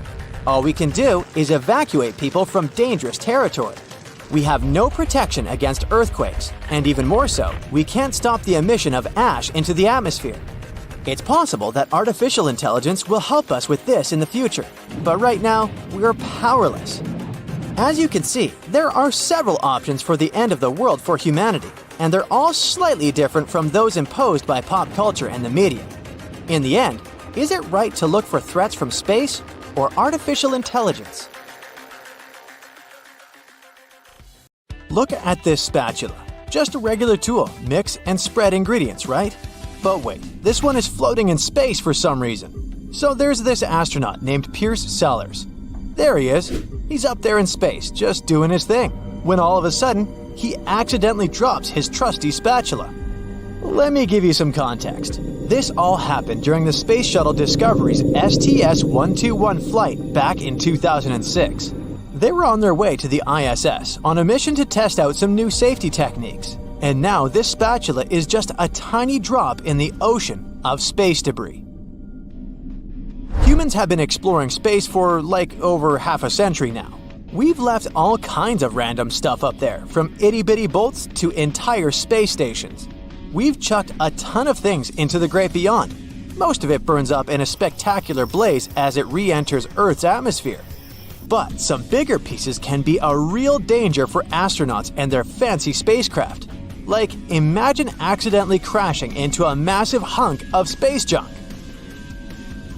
There are other weird things found in space. In November 2008, astronaut Heidi Stefanishun Piper was out on a spacewalk trying to fix a jammed gear on a solar panel. Suddenly, she lost her grip on the bag. That bag weighed around 30 pounds and was filled with all sorts of cool stuff, like grease devices, a scraper tool, and bags for debris. And it was pretty pricey for a tool bag. It cost around $100,000. Sometime later, amateur astronomers spotted the bag floating around in space. If you're in North America, you can even check if the tool bag is passing through your little slice of the sky. Just hop on over to spaceweather.com's satellite tracker and see if you can catch a glimpse of this interstellar tool bag. By the way, if you need to twist some wires in space and you don't have pliers, well, you may stumble upon them as they're free floating in space too. Back in the day, when astronauts were just getting their space groove on, they tended to misplace things up there. During his first spacewalk on the Gemini 4 flight in 1965, Ed White, a famous spacewalker, accidentally let go of his glove. That glove decided to have its own adventure and hung out in orbit for a whole month before getting roasted in Earth's atmosphere. So not all debris is there to stay after all. So, space junk is basically all the stuff floating around in space that humans have left behind. Before we got all curious and started exploring, there wasn't any space debris hanging around. Imagine space junk as a little kid who just learned how to walk and play with their own toys. When they couldn't walk yet, it was easy for the person watching them to keep the play area clean. They were in charge of taking out the toys and putting them away. But now that the kids can walk, they can grab as many toys as they want and make a huge mess on the carpet. Well, it's kind of the same with us humans exploring outer space.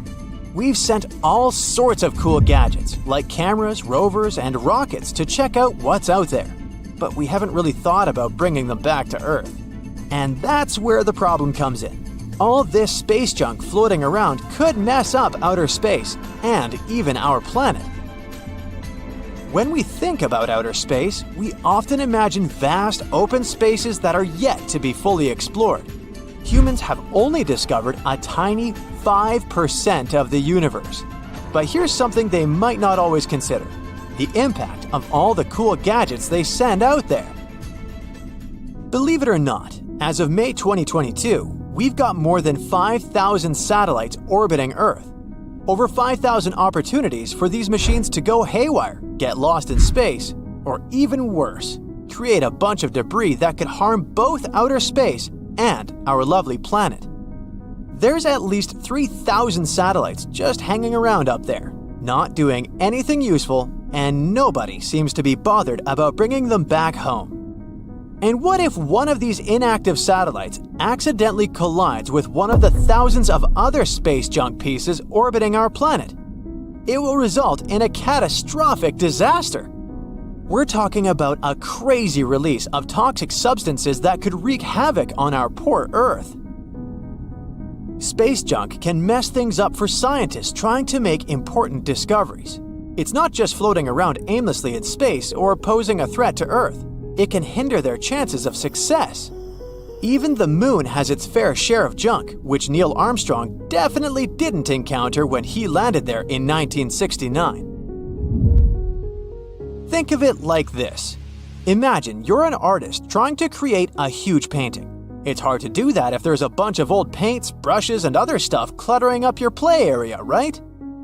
Well, it's the same deal for scientists trying to set up camp and use new technologies for advanced missions and space exploration. They need a clean and organized space, just like you need a tidy work area. Otherwise, it's chaos. So here's the deal with space junk. It's not just about sending stuff up into the atmosphere. It's also about how far away we send it. You see, when satellites are sent over 22,000 miles into the atmosphere, it becomes a real problem to retrieve them and bring them back to Earth. And that leads to even more space junk floating around up there. Now, I know what you're thinking. How long will it take for space junk to become a major problem? Well, it might still be a few more years before it messes things up in outer space. But hey, that doesn't mean it's not a threat to satellites we have up there right now. Those poor guys are at risk of getting damaged, destroyed, or even leaking toxic stuff because of all that junk. So, space debris isn't just a problem for space exploration, but it's also a problem for us Earthlings, even though it's floating thousands of miles above us. Space junk is like that annoying neighbor who throws trash out their window and it ends up in your backyard. Except instead of trash, it's releasing all sorts of chemicals into our atmosphere that are slowly destroying our precious ozone layer. It can even ruin future space missions. Imagine this. You're all pumped up to launch a rocket into space, but nope, space junk decides to crash the party. Not only does it mess up the launch, but it also adds more pollution to our already struggling atmosphere. And if things couldn't get worse, imagine a shooting star or meteor accidentally smacking into some space junk on its way to Earth. Boom! Millions of toxic particles raining down on us, further depleting the ozone layer. Plus, space debris is becoming a real problem for space missions. In 2022, we found some space debris hanging out on Mars. The Perseverance rover stumbled upon its own back shell just chilling on the surface of Jezero crater. They also spotted a random piece of a thermal blanket that might have come from the rover's descent stage. Also, human-made space debris actually smacked into the moon in 2022. It was probably some old rocket body from the 2014 Chang'e 5 T1 mission, but nobody saw that coming. It left a double crater behind. The more space junk we have floating around in low Earth orbit, the higher the chances of a cosmic collision. These collisions are no joke. They've already caused some serious satellite damage. Even the ISS has to constantly maneuver to dodge space debris, but scientists seem to know how to clean up this orbital mess. They're planning to send space vehicles armed with nets, harpoons, and even robotic arms to capture and deorbit all that junk. The Earth has three main layers: two parts of the core, the dense, hot inner core, and the molten outer core. Then comes the mantle. And then follows the thin crust, the surface that supports life as we know it. At least, that's what we thought, because now scientists found a new mysterious layer located deep within the solid inner core. Earth's inner core is approximately 2/3 the size of the Moon. And made of nickel and solid iron, it's burning hot. The temperature at the center of our planet is the same as at the surface of the Sun. The outer core can reach almost 10,000 degrees Fahrenheit. It's difficult to explore it because we can't go there, and it's like looking through a really dirty window of 3,200 miles of molten metal and rocks. But we can rely on laboratory experiments on heated pressurized rocks, signals from seismic waves, and computer models. When an earthquake hits, it sends out seismic shockwaves. Those waves travel through layers at a different speed, depending on the direction they go and the material they move through. In the new study, a team of scientists set a data set of 100,000 deep earthquakes. Some of them went over 60 miles below the surface. When an earthquake happens on one side of our planet, scientists track its waves all along to the other side. Waves change when they come to the other side, so scientists try to understand the materials these waves have passed through. They found a new layer in the core of our planet thanks to earthquakes. Normally, shock waves travel along the equator, but down below, they digress and go into different directions, about 60 degrees to the side. When waves pass through the inner core going from north to south, they will travel more quickly than waves going through the core parallel to the equator. It's important to understand the core because it creates our magnetic field, which in turn protects the planet from things like solar winds that are charged particles coming from the sun. In the 1960s, we discovered the Earth pulsates every 26 seconds. It's like clockwork, a giant heartbeat. The ground is slightly shaking, but we mostly don't feel it. Researchers can still track it. Some of them think the continental shelf comes as a huge wave break under the oceans. For example, the highest part of the North American continent falls off into a deep abyssal plain. One theory says waves hit this spot, producing regular pulses. It's like having all kinds of drums. You hit them with your hands and accidentally slam that one spot that produces the right harmonic bang to rattle our entire planet. If this theory is true, we're lucky there are no more spots like this that can shake the Earth. Other scientists believe the pulsation happens because there's a volcano near the critical spot, the island of Sao Tome in the Bight of Boni. You're walking, running, and jumping, but when you stop, it always feels like you're standing still. In reality, you're moving even when you're perfectly still because our planet is always on the move. Depending on where you're at, you could be spinning through the universe at more than 1,000 miles per hour. If you're on the equator, you'll move the fastest. Let's say you have a basketball spinning on your finger. Check the ball's equator. A random point on it has farther to go in just one spin than any point near your finger.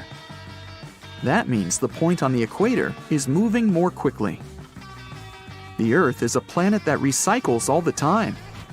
The ground we're walking on is recycled. Our planet's rock cycle turns rocks of one type into another. That's a cycle that goes on and on. The depths of our planet are filled with magma. As magma is going out onto the surface, it hardens into rock. Tectonic processes like volcanic activity, earthquakes, mountain building, and all of the other processes that shape the surface of our planet bring that rock to the Earth's surface. When the rock is on the surface, erosion shapes it and shaves its bits off. Those small particles then get deposited. All the pressure coming from above compacts the particles into sedimentary rocks, like, for example, sandstone. Sedimentary rocks can also end up deeper and deeper under the Earth's surface. Since there's a lot of heat and pressure, they get cooked into metamorphic rocks. They can go back to the surface once again, or even end up being re-eroded.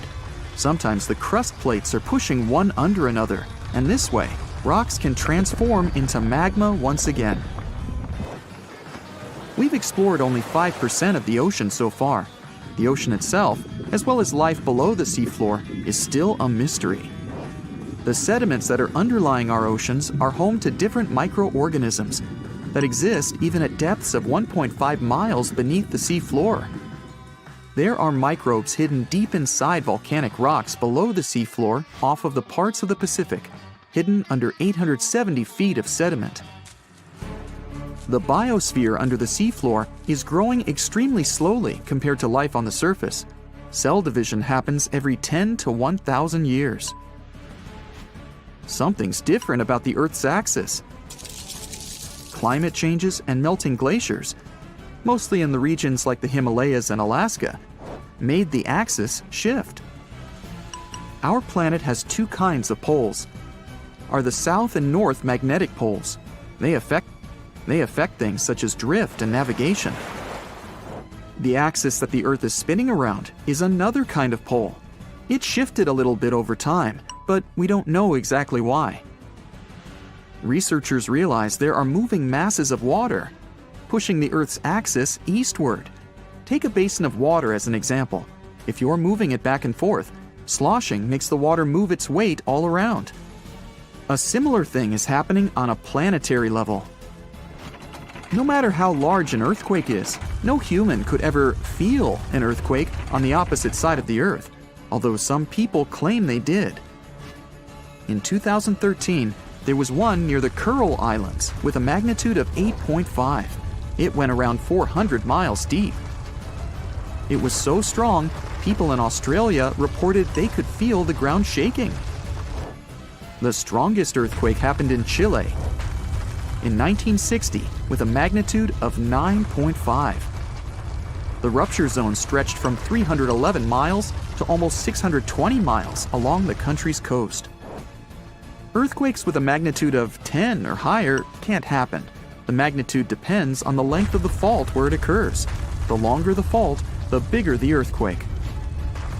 A fault is a break in a part of the planet's crust. It has rocks on both sides, and they move past each other. We haven't found a fault long enough to generate earthquakes with a magnitude of 10 or more. If it happened, it would extend around most of our planet. An earthquake with a magnitude of 12 would require a fault larger than our planet. One side of our planet is getting colder than the other. The Earth has a system that keeps it warm from the inside, a red-hot liquid interior deep below the surface. It spins and, at the same time, generates a magnetic field and gravity. That way, the Earth's core holds the atmosphere closer to the planet's surface. The Earth also absorbs heat from the Sun, mostly on the surface. The heat doesn't spread equally on all parts of the Earth. One side of the planet, the Pacific Hemisphere, is losing heat more quickly than another, the African Hemisphere. This happens because land traps more heat than the surface under the ocean. The seafloor is way thinner than the landmass. Also, the temperature caused by the heat coming from inside the Earth is getting lower because of huge amounts of cold water above it. Clouds are not just like some fluffy distant pieces of cotton. They weigh more than 1 million pounds and help regulate our planet's temperature. If you take all the water droplets in clouds and bring them to the surface, you could cover the planet with a liquid layer as thin as a human hair. It doesn't seem like a lot, but this water is crucially important for climate. We'd have warmer temperatures if it weren't for the clouds. You look up and see a bright orange flash in the sky. A bit later, you hear a boom so loud the window panes around you burst into pieces. And then you see it. A giant piece of space rock burning high above your head, heading for Earth. When it touches the surface, the explosion leaves behind an enormous crater. It's 12 miles deep and as wide as Lake Michigan. After that, 3/4 of all living organisms on our planet are on the edge of survival. This event took place about 66 million years ago, and the bright flash in the sky was the very asteroid that wiped out the dinosaurs. These days, people have many ways to protect themselves, like we could hide in bunkers deep underground and survive. Such bunkers would already come in handy since there are many asteroids in the sky, and some of them are just waiting for their ticket to Earth to wreak some havoc. For example, the asteroid 1990 MU. In 2027, it'll come alarmingly close to our planet. Many people fear that Earth's gravitational pull will trap the rock, which is the size of 2 Brooklyn bridges. In this case, it'll start to move closer and eventually crash into the planet's surface. Such an impact would cause a shockwave that would be felt on other continents. Once the asteroid hit the ground, there would be an explosion. It'd be so bright, people would think a new sun appeared right here on Earth. The collision would release a huge amount of energy that would then turn into heat. Everything around the impact site would catch fire. And if the asteroid fell in the water, it would cause tsunami waves higher than the Empire State Building. Many coastal cities would be flooded. The dust that would rise after the explosion would cover the sun. The world would be plunged into darkness. If the dust stayed in the air long enough, the climate on the planet would change and Earth would start to freeze. If you think such a small meteorite can't cause serious damage, look at the Chelyabinsk meteor. It hit the Earth in the winter of 2013. When the space rock entered the atmosphere, people miles away heard a loud bang. The brightly burning object was approaching the surface at about 11 miles per second. Halfway through the flight, it split into several pieces. This caused several stronger shock waves. When the meteorites hit the ground, it caused a major earthquake, and the aftershock from the explosions shattered the windows of 5,000 buildings. People in 6 cities around the crash site felt the aftereffects of the fall, and this meteorite was only 60 feet wide. Fortunately, the asteroid 1990 MU will move past our planet. We'll be safe. Whew! But the next asteroid to approach Earth is going to be 3 miles wide. It's called 3122 Florence. If this giant hit our planet, it could wipe entire continents off the face of the Earth. In 2017, this space rock got awfully close to us. It could be seen in the sky even with a small telescope. Now, the next asteroid is the biggest one to worry about, 1999 JM8. It's about as wide as Manhattan, and it has an unnerving habit of approaching Earth a bit too close for everyone's liking. A small asteroid named 2020 VT4 got closer to our planet than all others have ever done. In November 2020, it flew over the Pacific Ocean at an altitude a bit smaller than the distance from Los Angeles to Las Vegas. That space rock was about the size of a big car. If it did make it to Earth's atmosphere, it would burn up completely before touching the ground. Falling asteroids and meteorites aren't uncommon on our planet. Luckily, most of them burst into flames and burn up before they enter the atmosphere. Mars is to blame for such frequent meteor showers. The planet isn't far from the main asteroid belt in the solar system. Sometimes, the gravitational pull of the red planet grabs asteroids from there. Then, Mars spins them around and flings them in our direction, just like a slingshot. So, Mars is a bully. Good thing we're protected by Jupiter. It's the largest planet in our solar system, and it has an incredibly strong gravitational field. It keeps the asteroid belt in line and protects us from being constantly hit by a rain of meteorites. And that's good news, considering Ceres is in the asteroid belt. This enormous space rock is so big that it was once considered to be a planet. Then, for many years, scientists called Ceres an asteroid. But in 2006, it was finally classified as a dwarf planet. This space object contains 1/3 of the total mass of the asteroid belt, which is about 4% of the Moon's mass. If Earth were as large as a nickel, Ceres would be about the size of a poppy seed. So, what if an asteroid several miles across was heading toward our planet and people had to stop it? Well, we could break the space rock into smaller pieces. A massive explosion could be used to do this. People wouldn't even need to land on the giant asteroid. Getting close to its surface would be enough. Boom! A powerful burst of energy would split the asteroid into several large pieces and tons of debris. The smallest rocks would burn in the heat released in the blast, and it would also change the asteroid's trajectory. The larger fragments would burn up while entering the atmosphere. All witnesses of this unusual meteor shower would have a chance to admire a beautiful fire show. Another means of protection could be a kinetic battering ram. Simply put, it would be a huge object that people would send towards the asteroid approaching Earth. Or it could be a heavy spaceship. This is the method scientists produce to prevent the asteroid Apophis from falling to Earth. This guy is 1,200 feet across and often passes by our planet, coming as close as 19,000 miles above Earth's surface. The asteroid is going to pass close to our planet again in 2029, and there is a possibility that in 3036 it might crash into the Earth. If it happened, the explosion would leave a crater more than 3 miles across.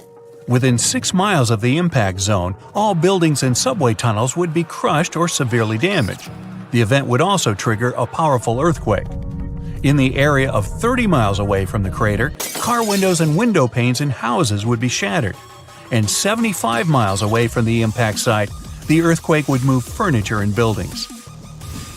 One way to stop such a catastrophe is to build a heavy spaceship.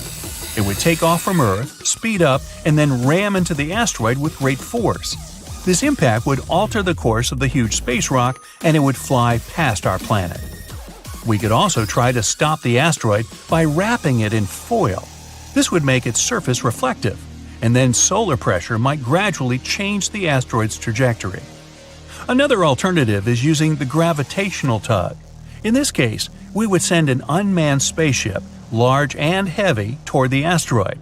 It would fly over the space rock and slowly draw the thing closer with its gravitational pull. A small change, of course, would be enough to make the asteroid fly past our planet. Another way to protect Earth would be to build a system of giant lenses in space. Perhaps you've tried focusing sunlight with eyeglass lenses. Then you know how hot this sunlight can get. Now imagine having many giant lenses that are all directed at one point. Scientists think that focusing such a powerful beam of light on the asteroid would make the rock melt and evaporate, slowly changing its route. And one more way to protect ourselves from the asteroid would be to install several rocket engines on its surface. It would turn the space object into a rocket, and we could set its course from Earth. Rogue stars pose a much bigger danger. Like asteroids, they fly through space and can collide with anything in their path. The problem is that they have a gigantic mass, sometimes comparable to our Sun's. Around 70,000 years ago, a duo of rogue stars whooshed past the Sun. It didn't affect Earth, but caused some disturbance on the outskirts of the solar system. This event is likely to happen again someday. The rogue star Gliese 710, about half the mass of our Sun, is moving toward our solar system right now. There's a possibility that it'll begin to grab asteroids from the outer asteroid belt and toss them at us. And then, rare meteor showers you can observe these days will become a regular occurrence. But right now, this rogue star is extremely far from our world, and there's a bigger chance that it'll pass by without affecting our peaceful existence. About 800,000 years ago, I wasn't around then, a gigantic asteroid soared through space and plummeted toward Earth. It slammed into our planet with enormous force. It blanketed 10% of Earth with shiny black and green lumps of rocky debris known as tektites. Tektites are pieces of rock that get liquefied by the heat of a meteorite impact. Then they cool down to look like dark glassy pebbles. A trail of these tektites was strewn across Southeast Asia and reached all the way to eastern Antarctica. This is how scientists know this giant meteorite crash happened. Well, researchers spent nearly 100 years trying to find the gigantic crater caused by the impact. but tektites were too widespread. That's why they couldn't pinpoint the exact location until recently. A team of experts from different universities tried to discover the ground zero of the meteorite impact. They investigated several craters in China and Cambodia, but none seemed to be created by a meteorite crash. The experts then decided to investigate Laos. It's a country where they discovered the largest and most concentrated number of tektites. After ruling out all visible craters, the team came up with a new theory. What if the crater is hidden by something? In search of the potential crater, the scientists measured gravity readings at different locations all across Laos. At the site of an ancient volcanic eruption, below thick, dense layers of cooled volcanic lava, they discovered a severe gravitational anomaly.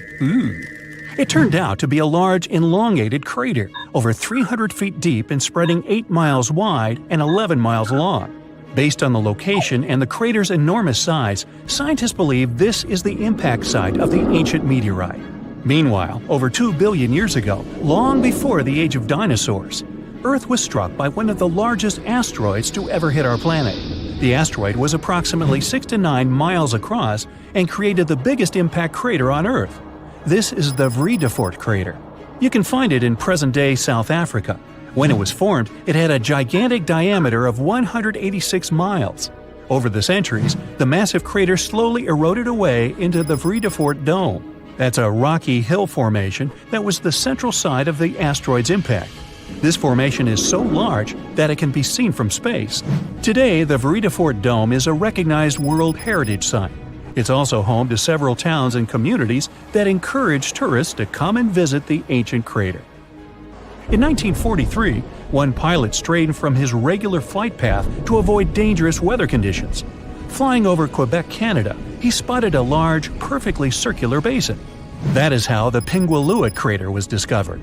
Around 1.4 million years ago, a meteorite hit this spot, creating this small but deep impact crater. It has a diameter of 2 miles and a depth of 1,300 feet.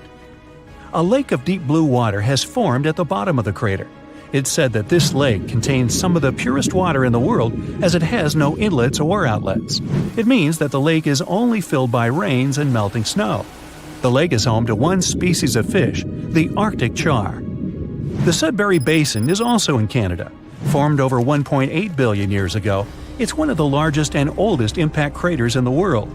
It's located in Ontario, but the impact from the collision was so powerful that debris from it was found 500 miles away in Minnesota. Unlike most impact craters that have a circular shape, the Sudbury Basin is an oval. It's 39 miles long with a width of 19 miles. The original impact site might have been a whopping 10 miles deep, but its modern-day version is much shallower. The asteroid that created the basin carried a high concentration of natural minerals. This made the soil in the crater incredibly fruitful. Today, its floor is home to numerous fruit and vegetable farms. The unique crater formation of Sudbury Basin was used to train Apollo astronauts before they embarked on their missions to the Moon. Perhaps the most famous meteorite of all is the Chicxulub. That's the meteorite responsible for wiping out 75% of all plant and animal life on Earth, including the dinosaurs. The Chicxulub meteorite had a diameter of 6 miles when it struck Earth 66 million years ago. The crater now lies off the coast of Mexico, hidden deep beneath the seabed. It's around 93 miles across and 12 miles in depth. Recently, scientists managed to drill deep down into the highest peak of the impact crater to collect rock samples. They discovered that the disappearance of dinosaurs wasn't caused by the giant size of the meteorite or the scale of the blast. It was because of the exact location where the Chicxulub hit Earth. The meteorite struck part of our planet that was densely filled with a mineral compound called gypsum. It's a soft sulfate mineral that is typically used as a fertilizer. The collision blasted so much sulfur into the air that it blocked out the sun. This caused the prolonged dark winter that doomed the dinosaurs. One of the youngest craters on Earth is the Barringer crater in Winslow, Arizona. The Barringer crater is also one of the best preserved craters on Earth. It was formed 50,000 years ago when a heavy meteorite made mostly of iron plummeted down from space. Earth's atmosphere barely slowed down the massive chunk of metal. It collided with the ground with incredible force. The meteorite vaporized upon impact, leaving very few remains. The crater left by this powerful explosion was named after the man who identified it in 1903. It was a mining engineer named Daniel Barringer. The diameter of the crater is 3,900 feet and it goes 560 feet deep.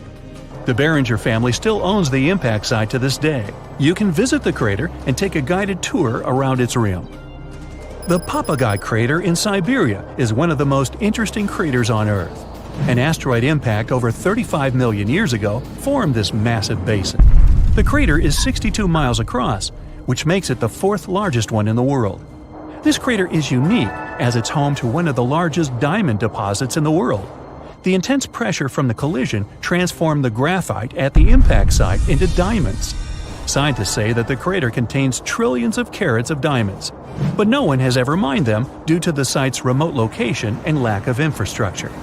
In the year 1530 BCE, a meteoroid entered Earth's atmosphere before shattering into pieces. The meteorite's burning fragments rained down on Earth and crashed into the planet's surface. As a result, a group of craters appeared on a small Estonian island, Saaremaa. The largest crater is a 360-foot wide perfect circle. It's 70 feet deep and filled with blue water. 8 smaller craters that appeared during the collision can be found within a half-mile radius of the largest crater. The impact of the meteorite fragments caused the trees on the islands to catch fire. Almost all forests burned down. Luckily, the woodlands have now grown back and the craters are a popular hiking destination for tourists.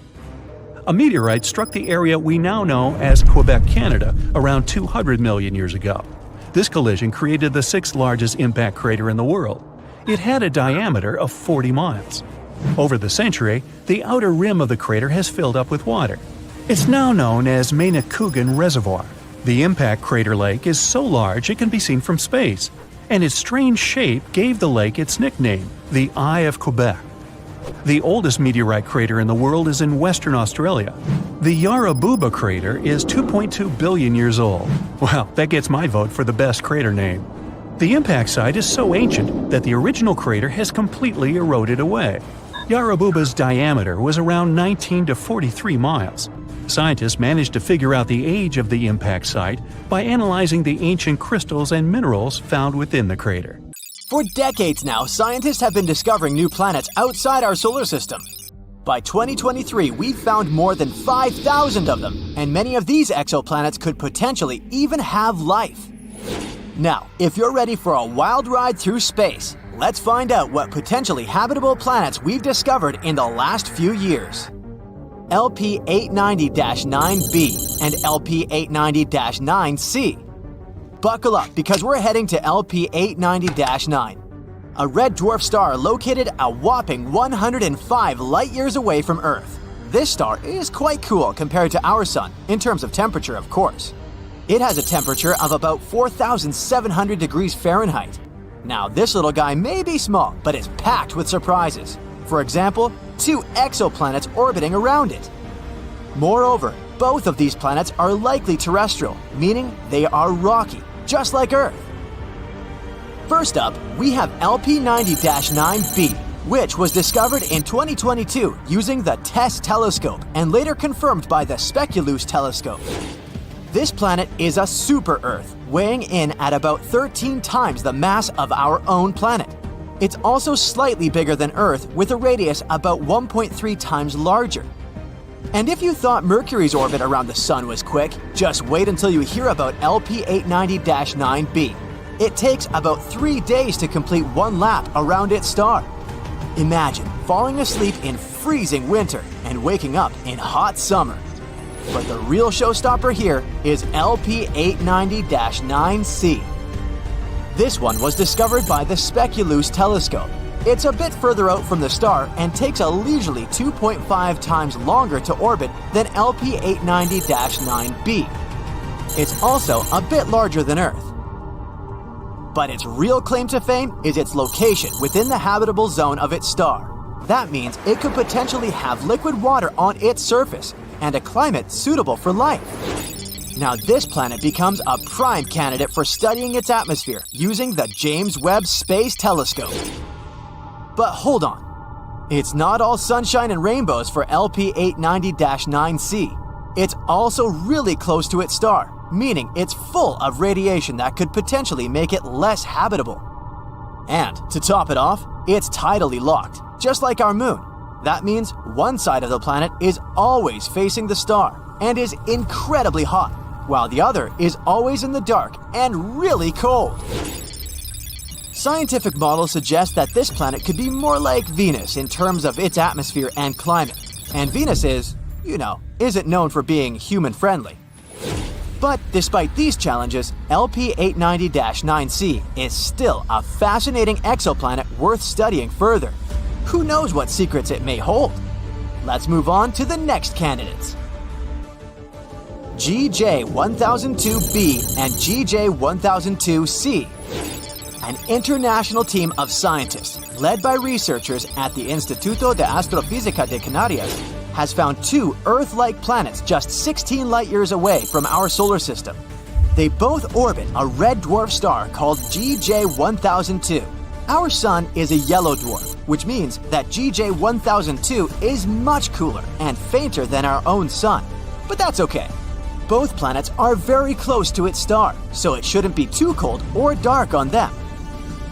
These planets, called GJ1002b and GJ1002c, are both in the habitability zone of their star, meaning they could potentially support life. Also, both of them have masses similar to that of Earth.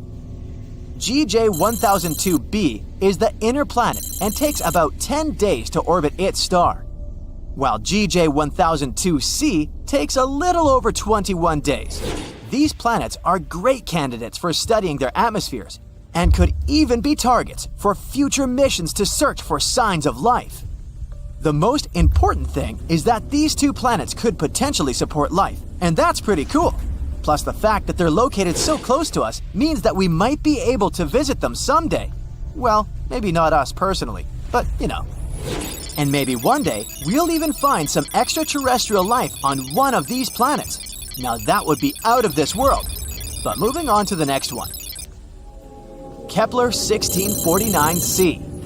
Kepler 1649c, also known as the Lost Exoplanet, was rediscovered in 2022 by scientists using data from NASA's Kepler spacecraft. This exoplanet is located about 300 light-years away from Earth and orbits a small, cool star called Kepler 1649. It's about the same size as Earth, and just like the previous ones, it's located in the habitable zone of its star.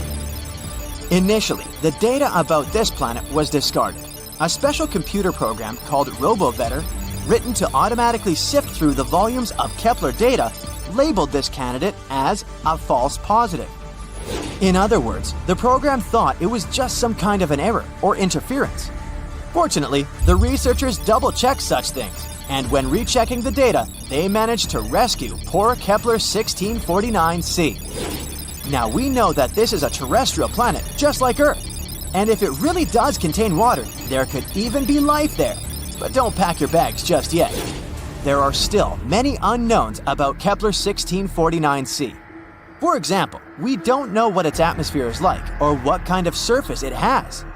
It's also possible that the planet is tidally locked, just like LP890-9c. That would be, unpleasant. That's why Kepler 1649c is definitely worth further study.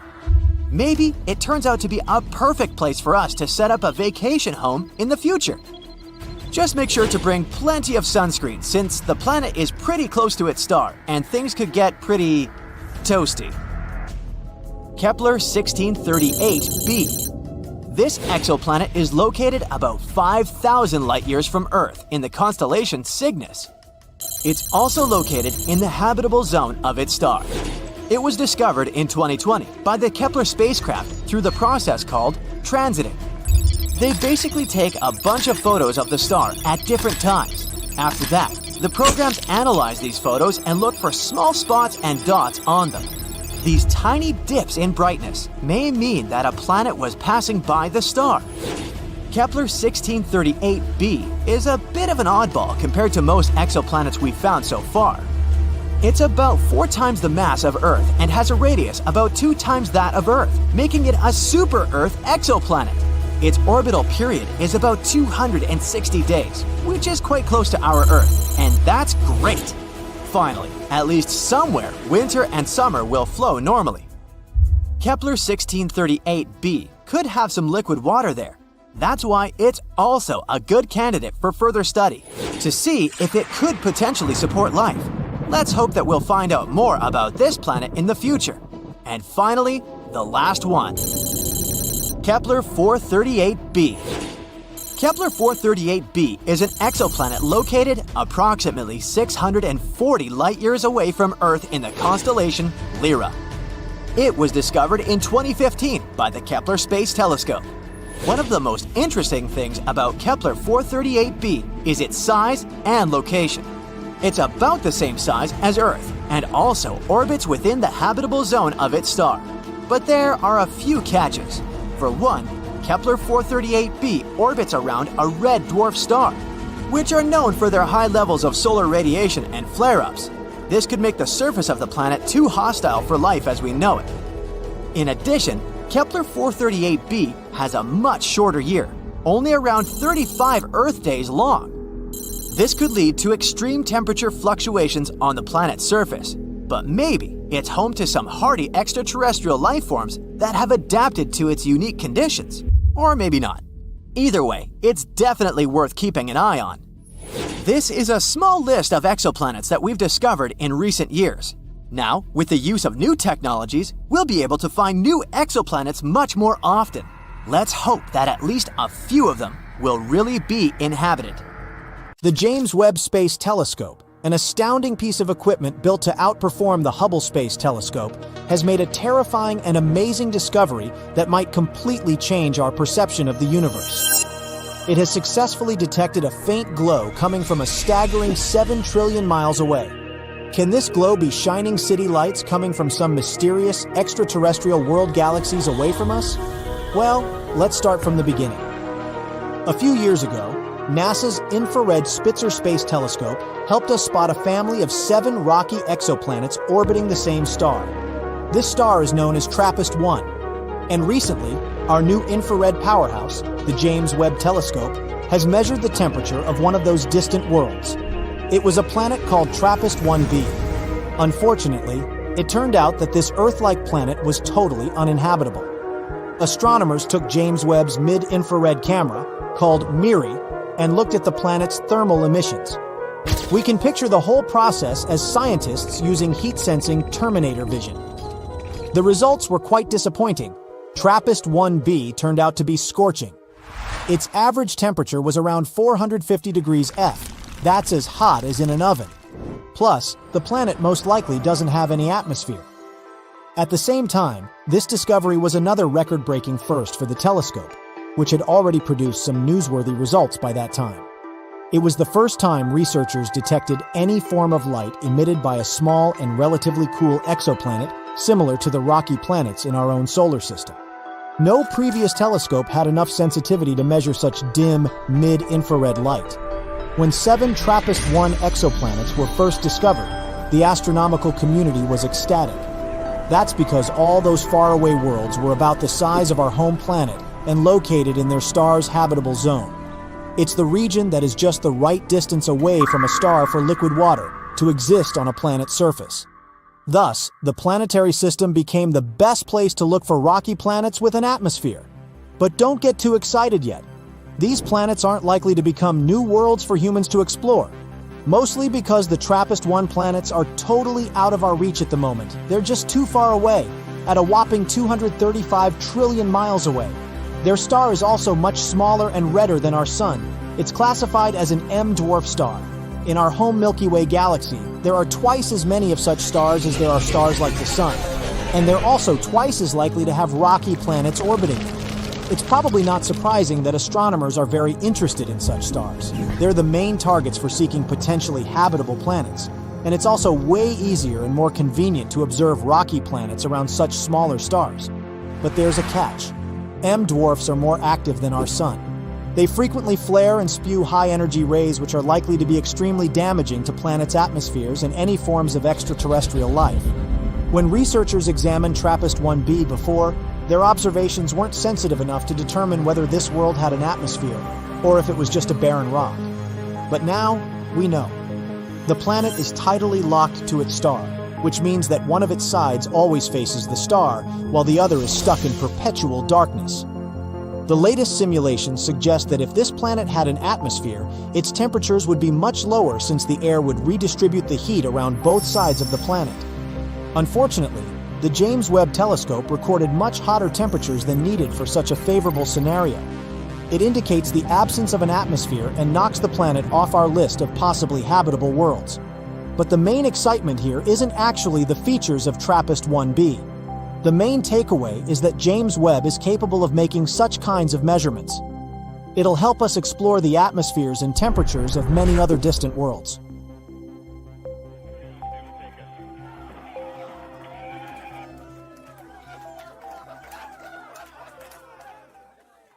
The only life that we are certain about so far in the entire universe is on planet Earth. Whether that life is intelligent is, let's say, arguable. But anyway, it's not surprising that we're tirelessly searching for life on other planets. So far, they've discovered more than 4,000 of them. But what's even cooler, NASA has compiled a new list of 24 planets that aren't just Earth-like, they're better. The conditions on them are so good that they're more comfortable than on our planet. So let's examine some of them. KOI 5715.01. Let's be coy, shall we? This wonderful planet is in the constellation Cygnus. And why is it so wonderful? Well, our sun is a yellow dwarf. And sorry, sun, even though you're not bad at supporting life, there are some stars that can do it better. Nothing personal. The planet KOI 5715.01 orbits near an orange dwarf. Orange dwarfs are stars slightly smaller than our sun and have a little lower luminosity. Did you like the alliteration there? Anyway, don't worry, it doesn't mean we're going to live in complete darkness. In fact, if the planet is found closer to the sun and it has a thicker atmosphere, it may even be lighter and more colorful than on Earth. Now, our sun has a very short lifespan. Right now, it has 7 to 8 billion years left to live, a little longer than Earth's age. But orange dwarfs can live from 45 to 70 billion years. This is great not only because we'll be able to hang out on this planet longer, but also because the planets around these stars have more time to form life. Now, ideally, we would need to find a planet next to an orange dwarf that is about 7 billion years old. It's very likely there will be at least some organisms there. KOI 5715.01 is about 5.5 billion years old. Yeah, it may not seem mature enough, but that's okay, neither do I. Our Earth is a billion years younger, and that didn't stop us. The planet is quite close to its star and is in a habitable zone. 1 year there lasts 190 days. Imagine going to elementary school and already getting a driver's license. It's almost 2 times larger than the Earth. The average temperature there is 52 degrees Fahrenheit, which is slightly less than ours, 57. But it mostly feels warmer there because strong gravity helps it hold on to heat in the atmosphere longer. It's a little too far away though, like 3,000 light-years from Earth, which is about 18 quadrillion miles. Yep, better bring a really big lunch with you. KOI 3010.01. This planet is found next to the star KOI 2010. This planet sounds like a very pleasant world. The average temperature on this planet is 67 degrees, so a little warmer than ours, but that's a good thing. Scientists believe that on a perfect planet, the temperature should be just about 10 degrees hotter than on Earth. The more heat there is on the planet, the more comfortable it is to live there. Also, the higher chances of developing life. The radius of this planet is nearly 1.5 times larger than Earth. There's some atmosphere, although we're not yet sure about its composition, but it's probably like the Earth's. Scientists think that we'll find an ocean there, and it can cover up to 60% of the surface, which is also cool. In a perfect world, water and land should be distributed more evenly than on our planet. A little more land means a little more territory and resources, right? But listen, this planet is actually very similar to the Earth. The semblance is so striking that scientists believe we have an 84% chance to find life there. Of course, not necessarily an intelligent life, but at least some animals. Wouldn't that be cool? Now, what do you think they could look like? Very Earth-like planet, but with stronger gravity. Well, if someone lives there, they're probably big but have a small height and strong little legs. Sounds adorable and scary. But we won't be able to find out the truth anytime soon. So far, for us, these planets are microscopic dots in space. We only have some dry, boring data about them and don't even know what they look like. We'll have to wait until we can find a way to get closer to these planets. Kepler 186f. This is also one of the best candidates for having life. This rather cute planet was nicknamed the Earth's cousin because it does have a strong resemblance. Anyway, these two planets are like sisters, not twins. Kepler 186f rotates near a red dwarf. Red dwarfs are stars even dimmer and smaller than orange dwarfs. Yeah, they'll also live for a very, very long time, but their luminosity is also quite low. However, Kepler 186f is closer to its star than we're to our Sun, so it shouldn't be too dark there. Well, at least not night-like dark. The sky on this planet is sure to be an unusual shade of red, like sunsets on Earth. What do you think? Would you like to live on a planet with an eternal sunset? The size of this planet is about the same as Earth. Not bad, not perfect. Why so? Because the coolest planets are those that are bigger than Earth and have stronger gravity. Now you'll probably say, but wouldn't it be harder to walk there and even harder to get out of bed on Monday? Of course. But on the other hand, this planet will pull the atmosphere better. The atmosphere will be thicker and denser. This means more protection from the scary space stuff, more oxygen, and more heat. Not to mention the fact that the bigger planets have more space to settle. Awesome, right? But of course, the Earth's size is also an excellent choice. Another cool fact is that the tilt of Kepler 186f is about the same as ours. It means that there should be stable seasons and a normal day-night cycle. Do you know how important the tilt of the planet is? Let's look at Mars.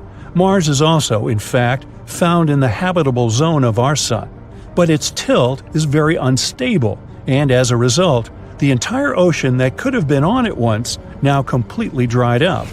Today, it's just a red desert, and there's no life there. At least not as far as we know, but you see how important these tiny details are? This planet is also quite far away from us, 490 light-years. That's about 3 quadrillion miles. So yeah, we're just going to keep waiting for intergalactic travel. Kepler 62e and 62f. These planets were called the most Earth-like before we discovered Kepler 186f. They're very comparable to our home. Kepler 62e is about 1.5 times larger than Earth, and Kepler 62f is just slightly smaller than that. They're located in the constellation Lyra, which is about 1,200 light-years away from us. They both also orbit a red dwarf. 1 year on Kepler 62e lasts about 122 days, even less than on that first planet we talked about. Scientists believe that both 62e and 62f are sort of water worlds, warm places mostly, or even completely covered with water. If there is land there, it's probably just some islands. A world consisting entirely of islands. A fantasy dream for some, think Hawaii, and a nightmare for others, think Megalodon. But if you're a fan of ancient marine animals, just imagine how gigantic they could be there. Still, there are many things we don't know about this planet. Does it have a surface? What about its composition, density? One day, maybe we'll be able to answer these questions. And so, that's it for the super-Earths. Of course, the original list is much longer, and you can go check it out on the internet. Now, the best thing about all this is that these are planets that are better than the Earth. But we also know thousands of other exoplanets that are just close enough to ours. And the odds are, a few of them have at least some form of life. But they're very, very far away, so we have no way to check it out right now. Perhaps, down the road, we'll find some cool creatures on many of them. It's been more than a year since the James Webb Telescope, which had taken over 20 years to complete, was launched. And for such a relatively short time, the ultra-modern and most powerful in history piece of equipment has already made plenty of discoveries. By observing the universe at infrared wavelength, James Webb lets us see things no other telescope has ever shown before. The primary goal of this incredible piece of equipment is to study the formation of galaxies and stars that appeared in the early universe. For example, look at the closest to us stellar nursery, a region of space where new stars get born. NASA has shared an image from James Webb that shows a small star-forming region. If you look at the picture attentively, you'll see jets bursting from infant stars. Around them, different colored clouds of cosmic dust are colliding with one another. The view is mesmerizing. The red dust consists of molecular hydrogen. You can also notice that some stars have something like shadows. Those hint at the creation of what will later become planets. At first sight, the image may seem chaotic, but astronomers claim that it's a relatively small and quiet stellar nursery in comparison to some others.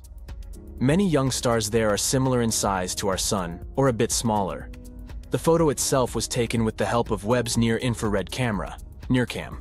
It's the observatory's primary camera that snaps images of the cosmos in 2 different infrared ranges. Another amazing discovery the Webb telescope has made is smoke molecules in a distant galaxy. It's the first time such molecules have been discovered so far away from our planet. The galaxy in question lies 12.3 billion light-years away from Earth. It most likely formed about 1.5 billion years after the Big Bang. Despite such a huge distance between the galaxy and our planet, scientists have managed to detect chemical compounds found in soot or smoke, and it's quite a big deal since it has pushed the record for detecting similar complex molecules back by around 1 billion years. This study has also confirmed the sheer power of the coolest piece of space equipment of all time. It managed to make this discovery despite the fact that the spectrometer needed for the measurements didn't perform to the fullest after having experienced a sudden and surprising degradation. The James Webb Telescope has also helped to boost our understanding of exoplanets. Those are planets orbiting stars other than our own Sun. At the beginning of 2023, the observatory spotted its first exoplanet, LHS 475b. It's located 41 light-years away from Earth and is approximately the same size as our planet. According to NASA, nowadays, James Webb is the only operating telescope capable of categorizing the atmosphere of Earth-sized exoplanets. The research team behind the discovery believes such results underline the precision of the telescope.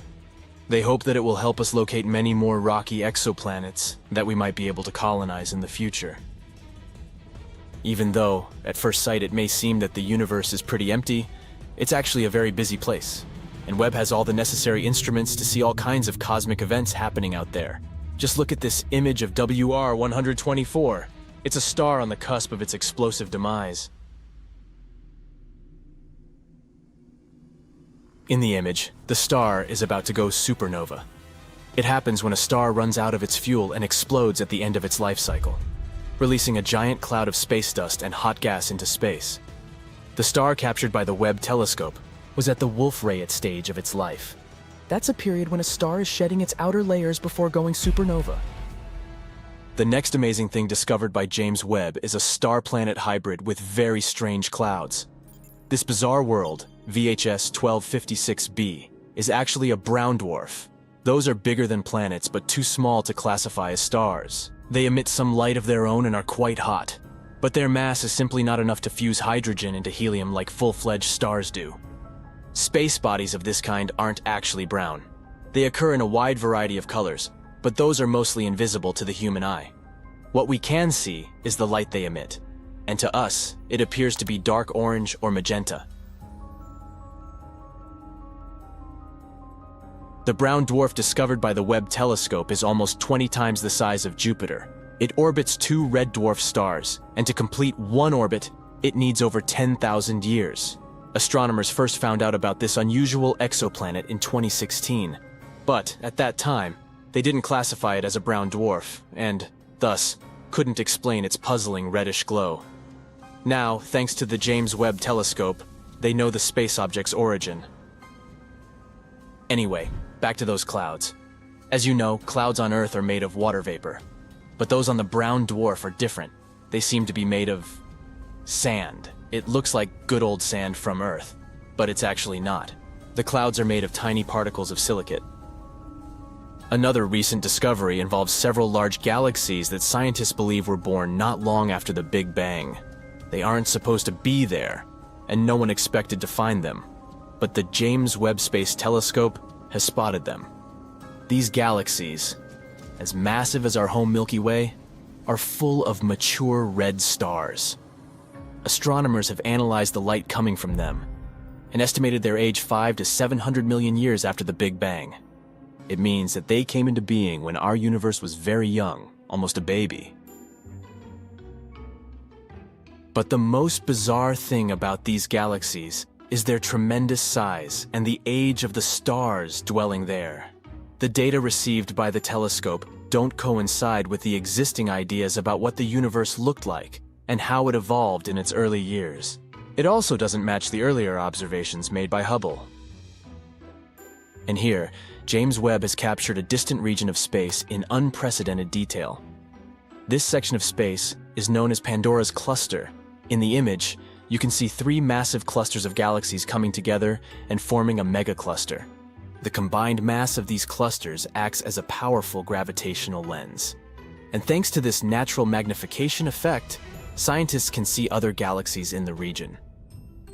Astronomers claim that the most recent image of Pandora's cluster is stronger and deeper than they have ever seen. James Webb has also managed to spot thousands of young stars never seen before in the Tarantula Nebula. This space formation got its nickname because of the appearance of dusty filaments spotted in previous images. It's the biggest star-forming region in the local group, which includes the galaxies nearest to the Milky Way. The Webb telescope's images have helped to shed light on the composition of the Tarantula Nebula. The telescope has also detected protostars, infant stars in the process of gaining mass. Astronomers expect that these protostars will eventually form and shape the nebula further. Among other discoveries made by the James Webb Telescope, you can see the birth of 50 distant stars. Some of them power protoplanetary disks, which might later form solar systems light years away from our own. Here's one more image from James Webb. You can see a supermassive black hole that has a mass of 9 billion suns. It's so ginormous and ancient that scientists are struggling to explain its existence. Astronomers have also discovered a distant ring of dust, rock, and gas that contains a chemical called methylcation. It's known as a molecular building block of life, and it makes most of the organic material on our planet. James Webb helped researchers see powerful sandstorms on a planet 235 trillion miles away. Astronomers were happy to discover this treasure chest of countless tiny sand particles. Now look at this. Do you recognize this image? Those are the so-called pillars of creation. But this new view shows us just how star-speckled that dusty region actually is. You can compare the new photo with the one taken by Hubble in 2014. This is astonishing proof of scientific progress.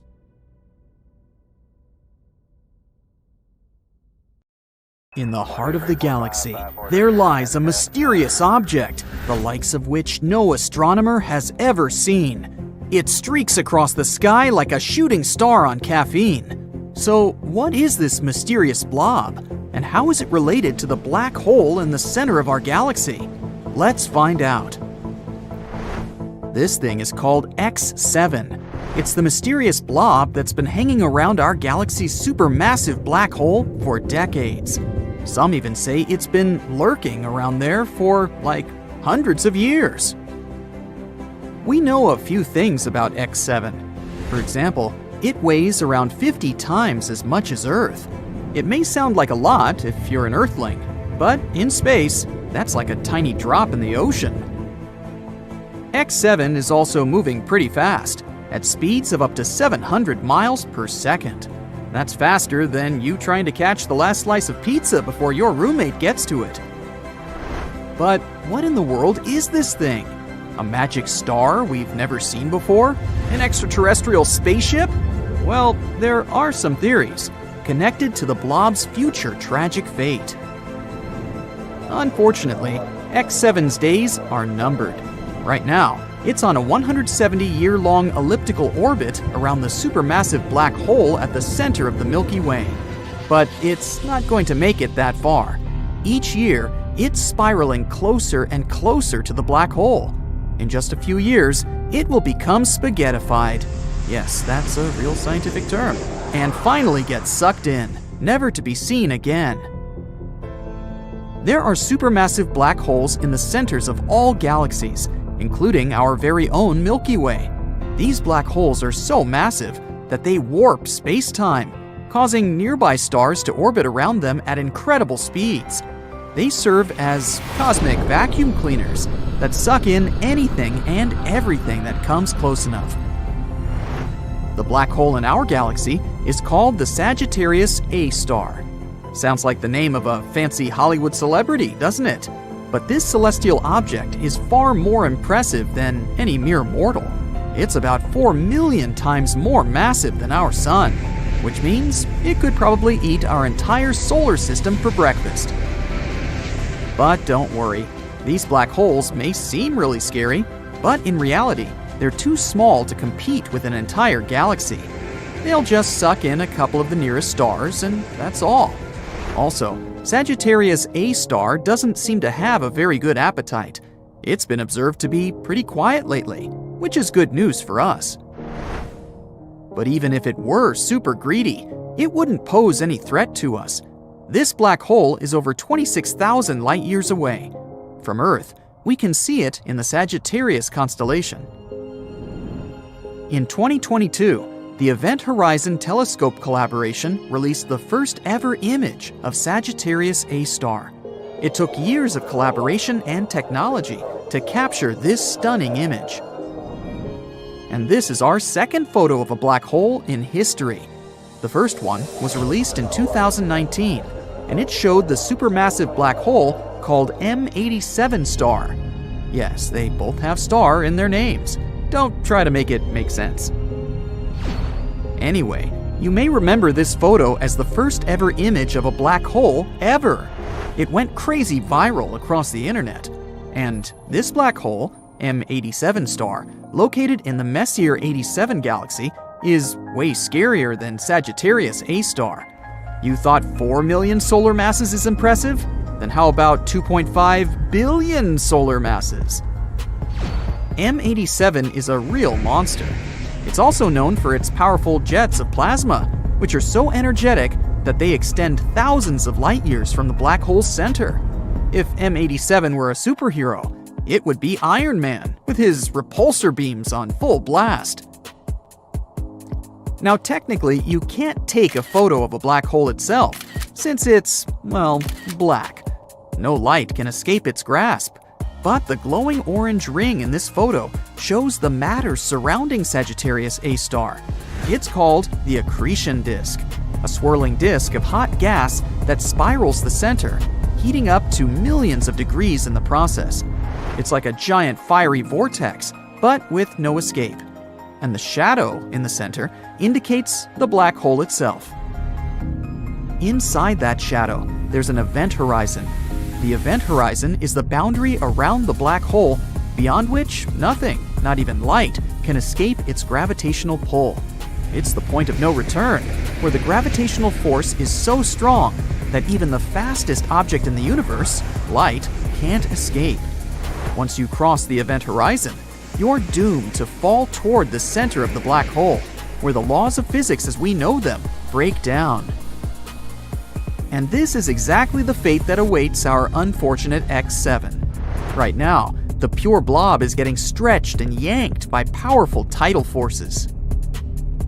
By the way, before it meets its untimely demise, X7 is expected to put on a bit of a show. Its closest approach to the black hole, called periastron, is projected to happen in 2036. And when it finally gets torn apart by the Sagittarius A star's gravitational forces, there may be some cool fireworks to see. But this is not the most important thing.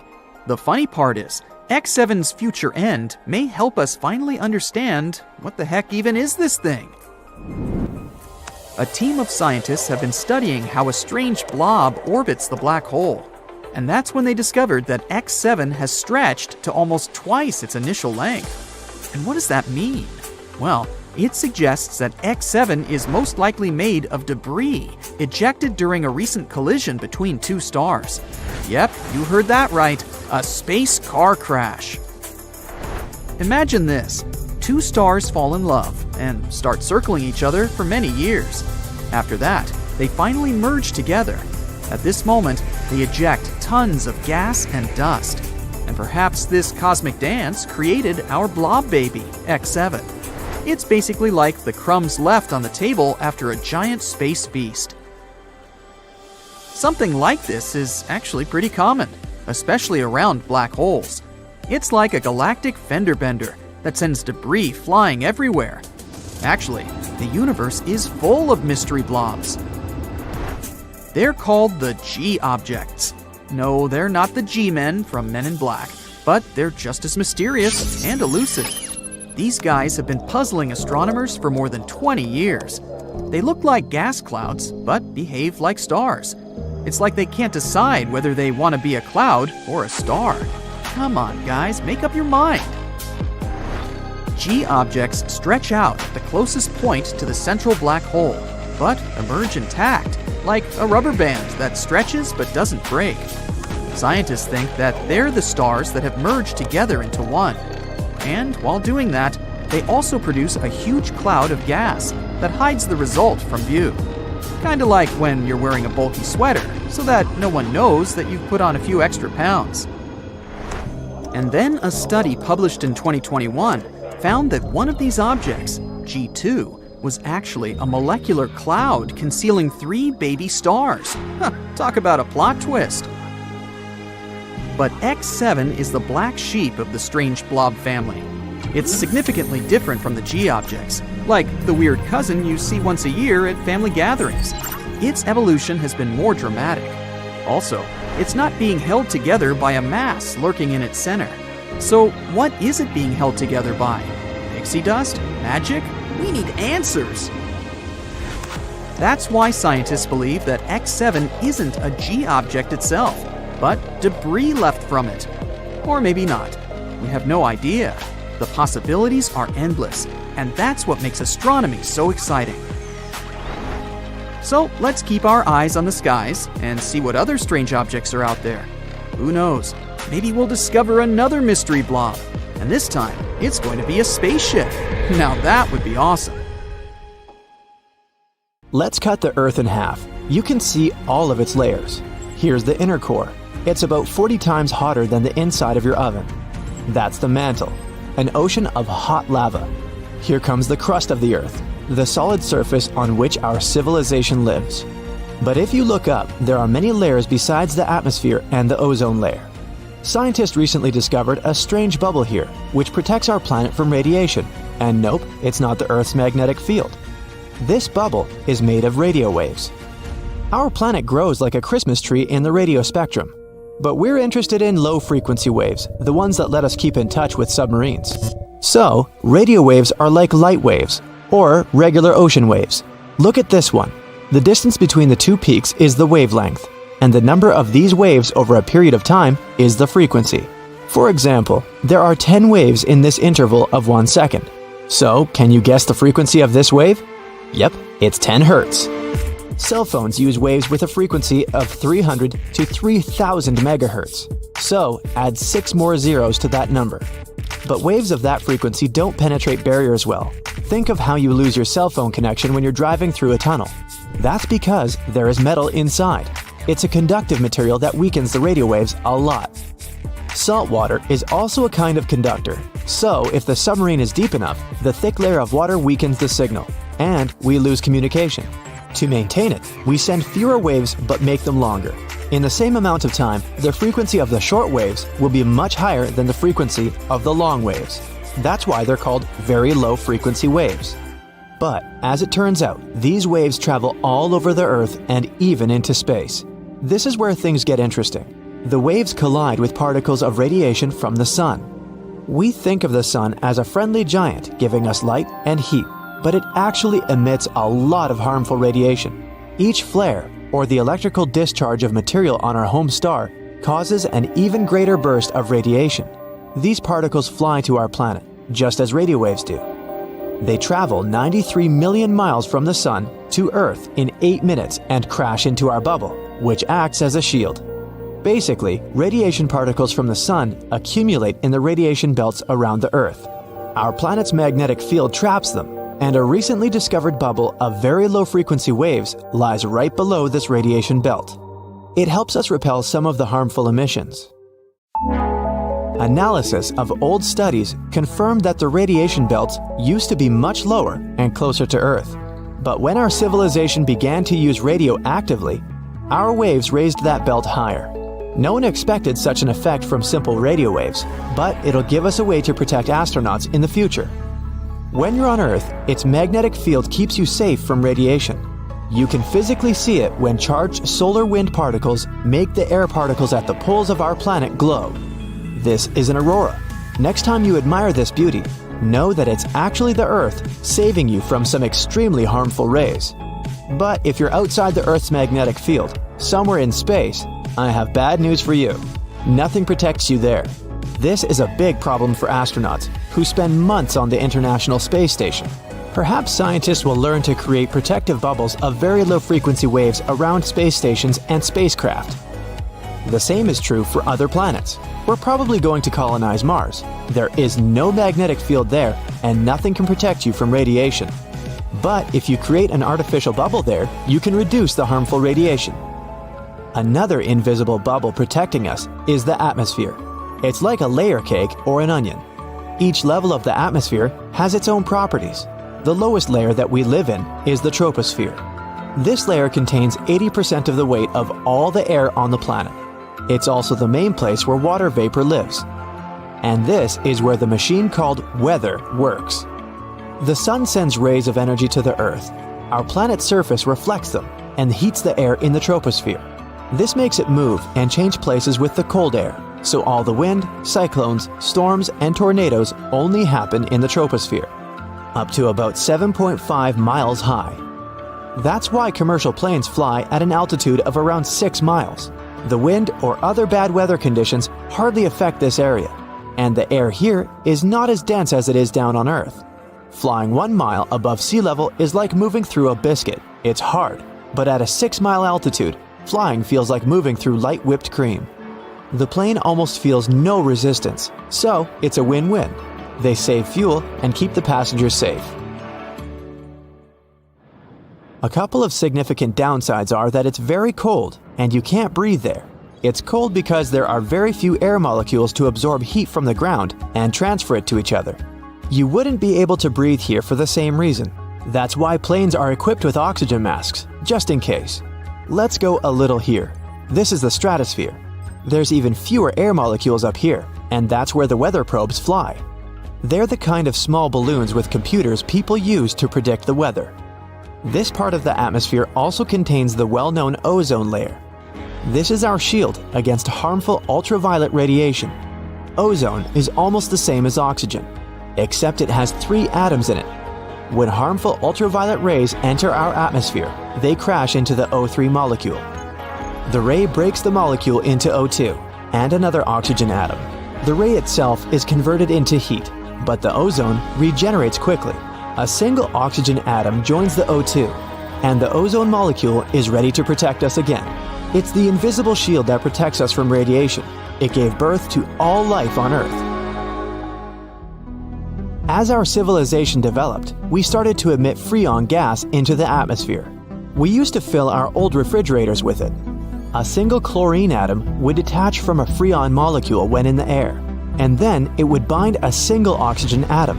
Now, the ozone can't regenerate like it used to. Fortunately, we banned the use of such harmful gases, and the ozone layer began to regenerate. Scientists expect it to fully recover in the middle of the 21st century. The stratosphere ends at about 31 miles. The next layer is the mesosphere, the coldest of them all. On average, it's about -140 degrees Fahrenheit. That's 5 times colder than your freezer. This is the layer of the atmosphere where incoming meteors start to ignite because of friction in the air. Then they will eventually burn up completely. The air here is too thin for airplanes or balloons to fly, but it's still too dense for satellites. So, this layer of the atmosphere is not well studied. The next layer extends from 55 miles above sea level to about 500. That's a little more than the distance between Las Vegas and San Francisco. Kármán line is situated in this layer of the atmosphere. This is the boundary between our planet and space. The thermosphere is where all our spacecraft and satellites fly. It's also home to the International Space Station. The temperature rises extremely. The air here is about 10 times hotter than your oven can produce. It's all due to solar activity. But you would never be able to feel this heat. The air molecules that carry the heat here are so small that you would literally float between them. Imagine a giant pool with only 3 drops of water. That's the thermosphere. And the highest layer of our atmosphere is the exosphere. This is the widest layer of our air bubble. Scientists believe its boundaries are about halfway to the moon at 120,000 miles. This is the point where the pressure of solar radiation begins to exceed the Earth's gravity. It's still part of our atmosphere. This means that astronauts who went on various space missions and have been on the ISS have actually never left the Earth's atmosphere. Have you ever wondered how the world will go down in flames? Will it be due to zombies, extraterrestrial civilizations, or AI taking over? Nah, turns out it might actually be mosquitoes and scientists causing the chaos.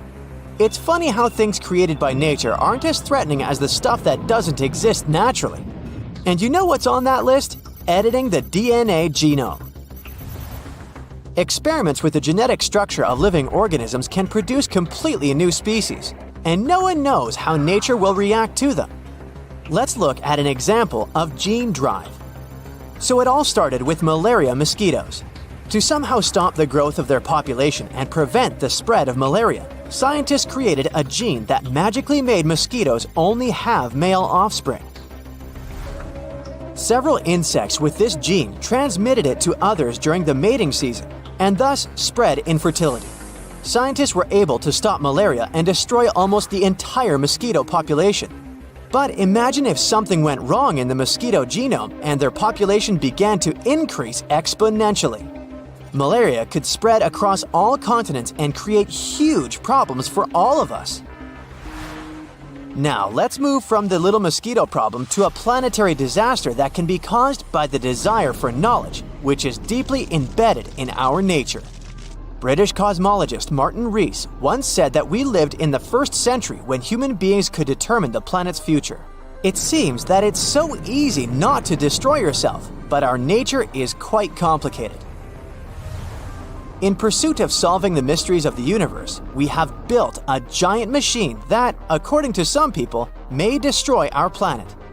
And this device is the Large Hadron Collider.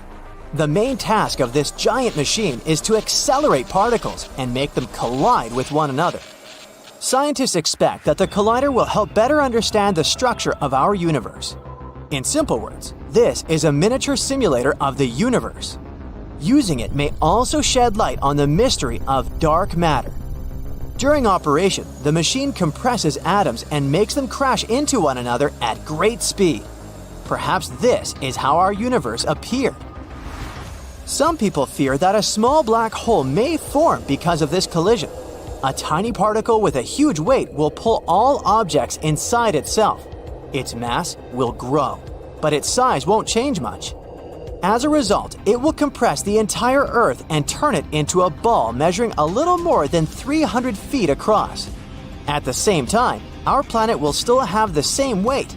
A powerful gravitational pull on such a small area of matter can form a black hole that might later swallow up our entire solar system.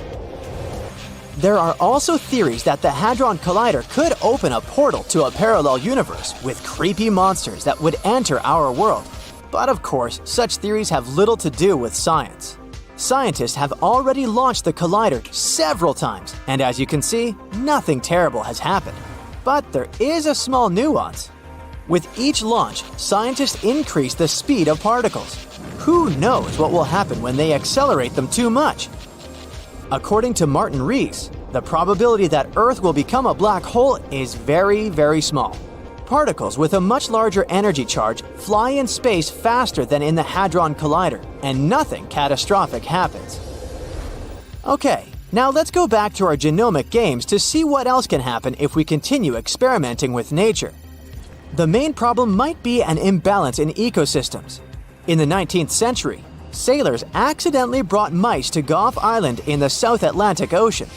Rodents had no dangerous enemies there, so their population began to grow. Mice began to displace dozens of birds from their home. The rodents attacked the chicks and reduced the population of entire species.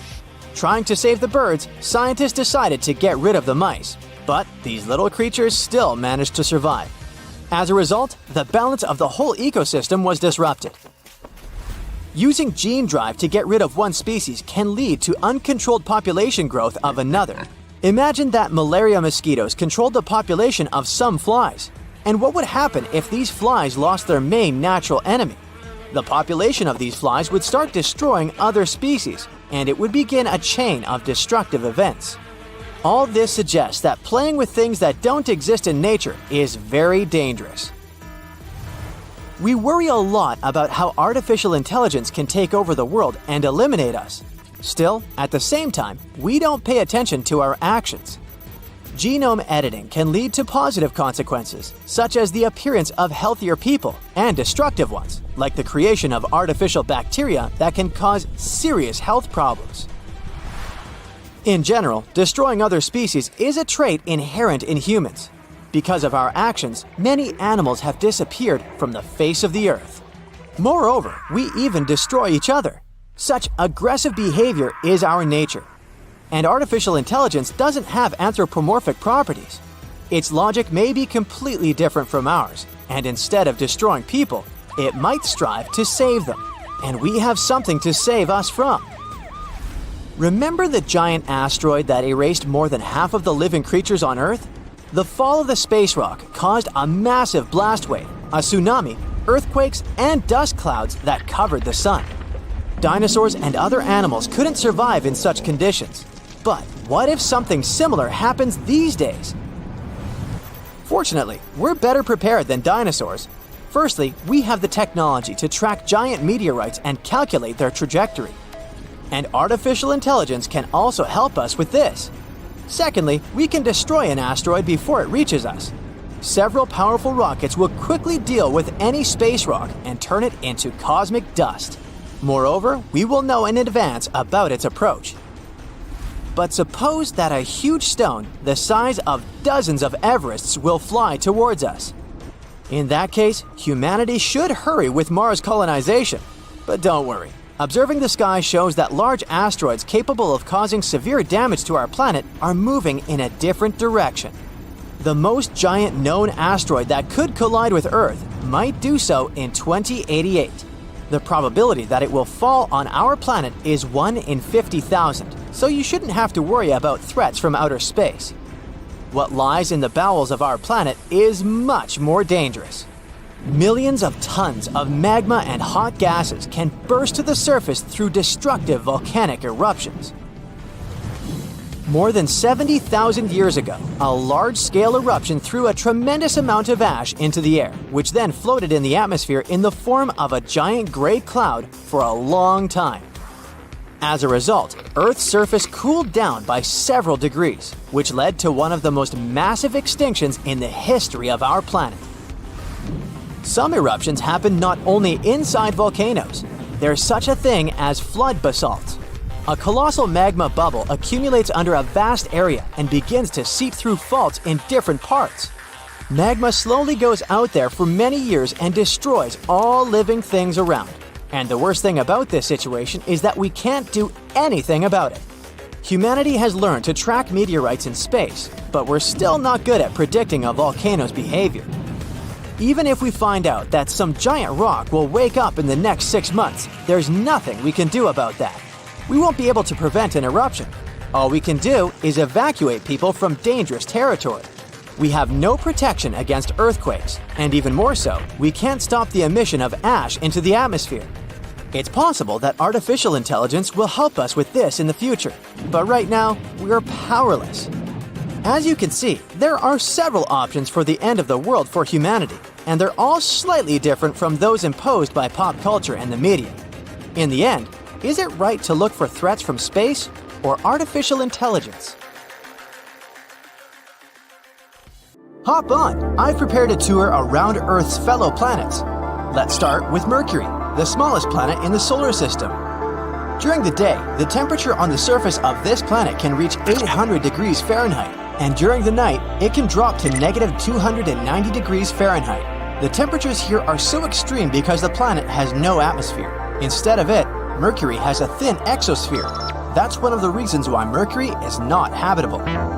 The temperatures and solar radiation are too extreme for any organism to survive there. Now let's imagine there's a way to live on Mercury. Then what would life there look like? Mercury's surface resembles that of the Moon. Over time, meteorites left lots of marks on it. Unlike the Moon's surface, Mercury is grayish-brown. Now look up.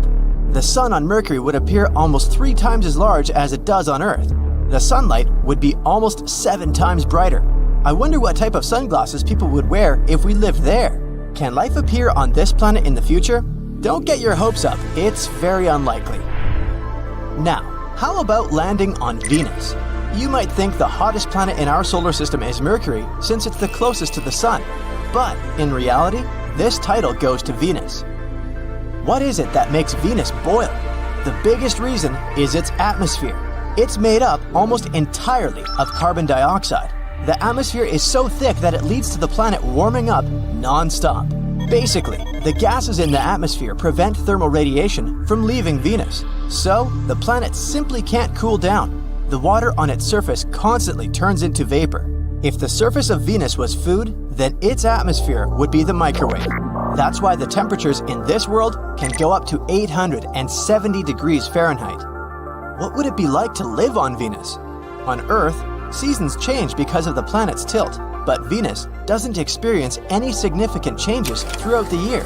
Things are pretty constant at night and during the day too. And what about the view of the sky? The clouds on Venus appear yellow or bright white.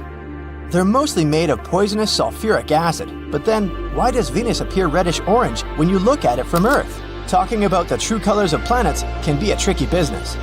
The hue of a space body might be different when you look at it from another planet.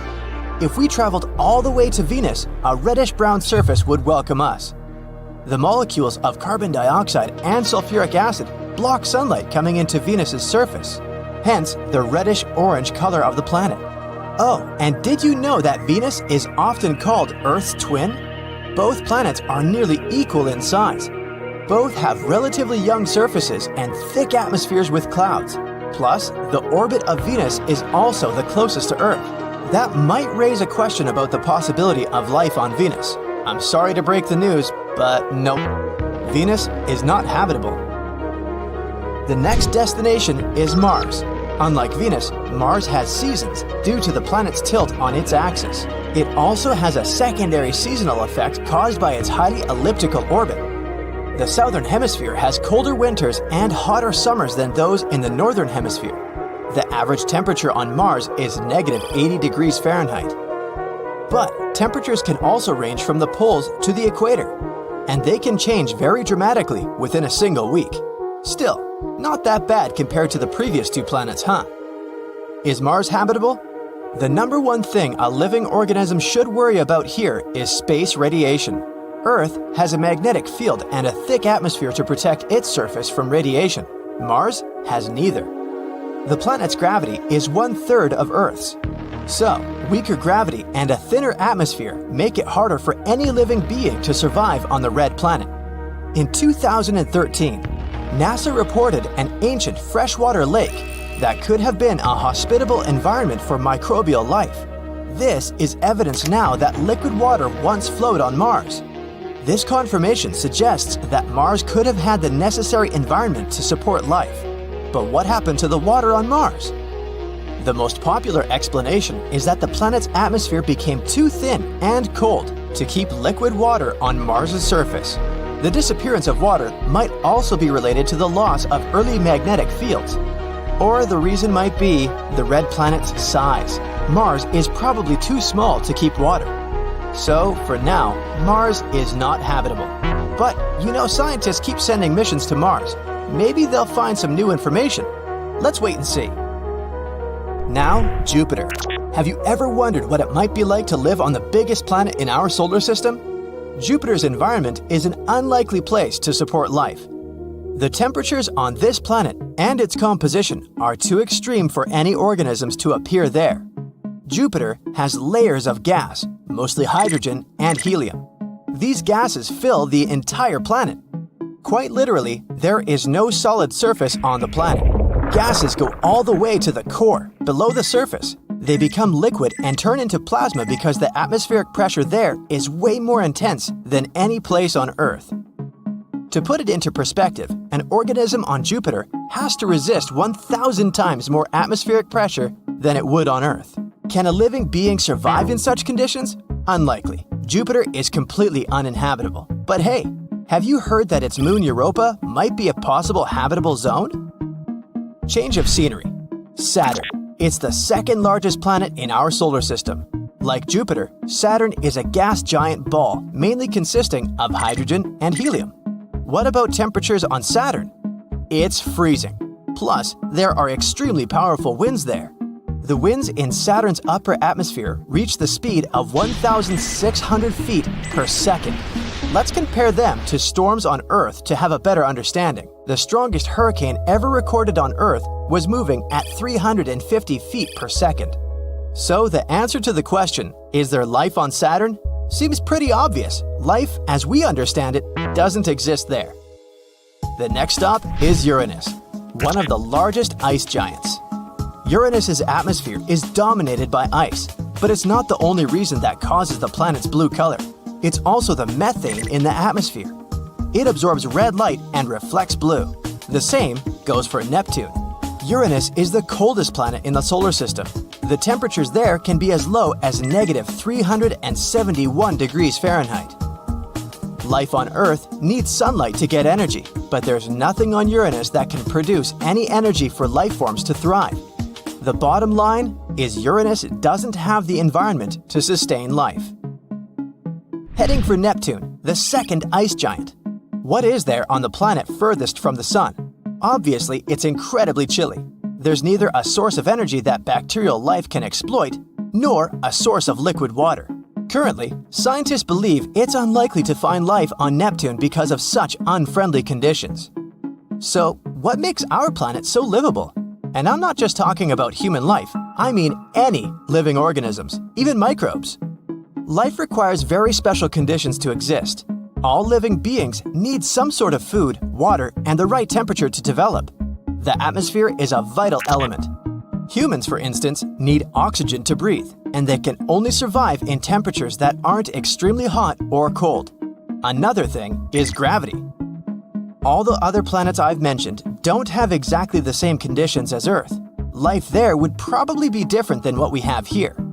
All living beings on Earth have adapted to our atmosphere, and life forms elsewhere would need to be able to survive in that planet's conditions.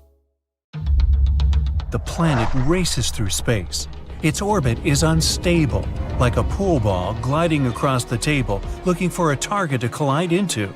Only this ball is the size of Mars, and it's going 9,000 miles per hour. Boom!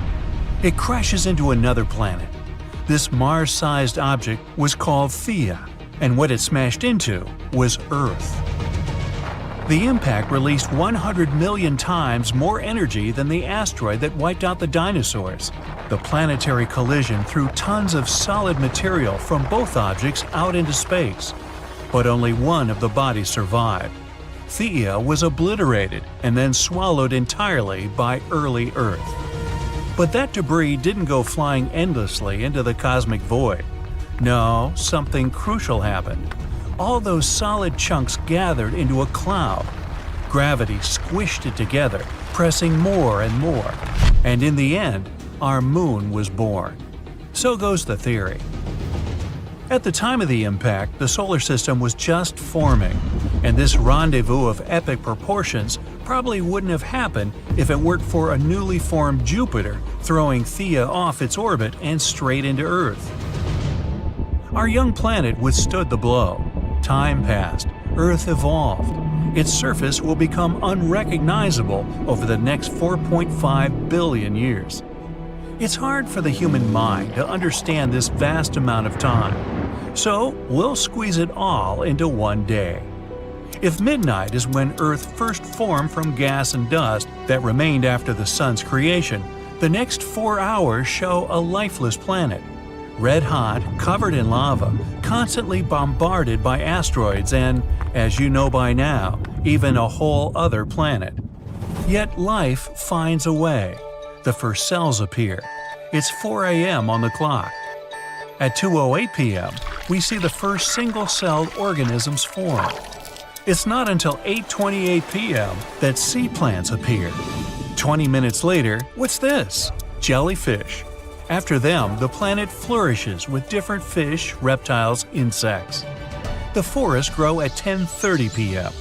Between 10:56 and 11:40, dinosaurs roamed the Earth. The giant lizards ruled our planet for less than 1 hour. A minute before the dinosaurs' extinction at 11:39 p.m., the first mammals begin to run around the planet. At 11:58 and 43 seconds, humans appear. In the cosmic scale of things, we've only ruled this planet for 1 minute and 17 seconds. So here's the main question baffling scientists. Why didn't life on Earth ever stop? It had every chance to cease. Why didn't our planet become like Venus or Mars? They both once had an atmosphere and oceans. Today, they're lifeless deserts. Forget about complex scientific concepts and theories of the universe's structure. Our little rock and all its inhabitants are just incredibly lucky.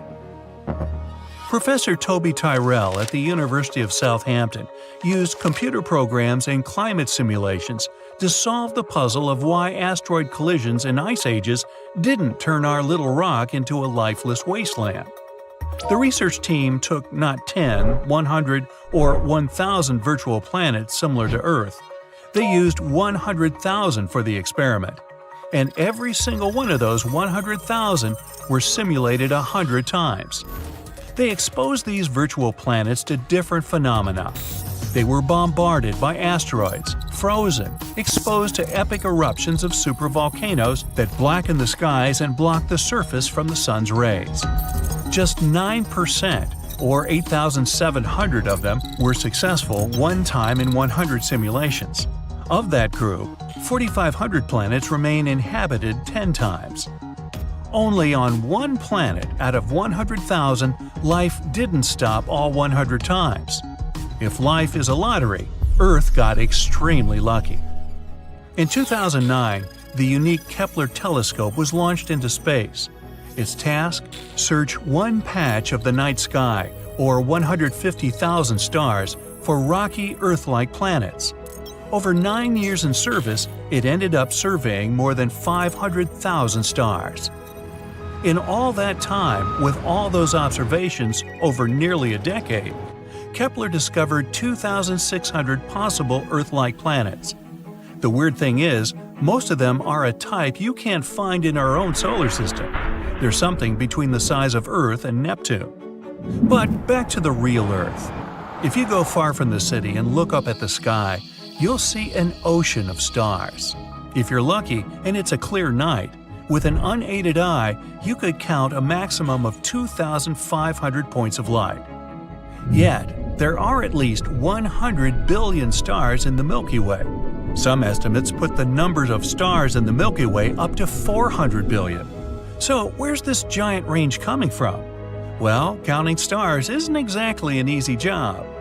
Scientists obviously don't number each one individually, 1, 2, 3, and so on.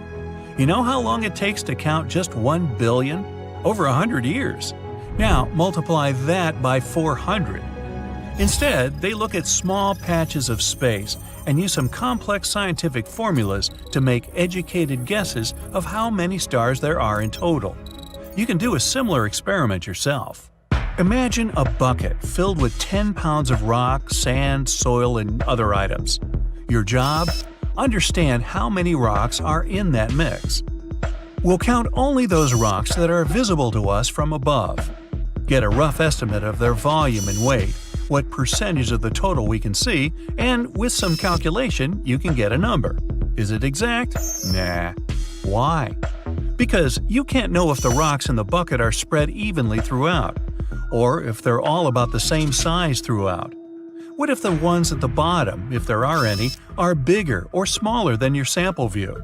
They could have completely different weights and volumes. That bucket is our Milky Way galaxy, and the rocks you are counting are stars. The point? Scientists can't know for sure how many stars there really are. Maybe 100 billion, or perhaps 4 times that. Of those, 4 billion are like our Sun. With our own galaxy, the most accepted estimate for planets that could potentially support life is 300 million. Though, as the tradition of scientific inexactness goes, that number could be up to 5 billion or more. Either way, lots of real estate to choose from. And that's just the Milky Way. But get this, it's just one of 200 billion galaxies in the observable universe. The most recent research puts that number 10 times higher, something like trillions of galaxies in space. And we've only studied less than 10% of them. As for how many stars there are in the universe, scientists put it at 1 septillion. That's 1 followed by 24 zeros. Again, it's all estimates because we can't know for sure. So far, one thing is clear. Our Earth is the only place in the universe that we know of where there's life. And this planet has done everything it can to change that. Over the past 540 million years, more than 20 major extinction events have occurred. The last one was 66 million years ago. Yup, it was the one that took out the dinosaurs, and 75% of all life on this planet for that matter. An object 7 miles across in diameter smashed into our planet. It was going 120 times faster than the fastest car today.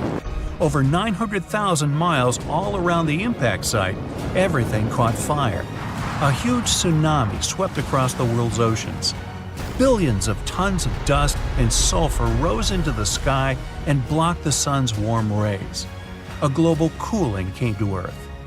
A little over 200 million years ago, there was a lesser-known extinction event that wiped out half of all life on the planet.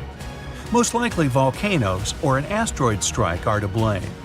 Other theories say the movement of tectonic plates triggered another ice age.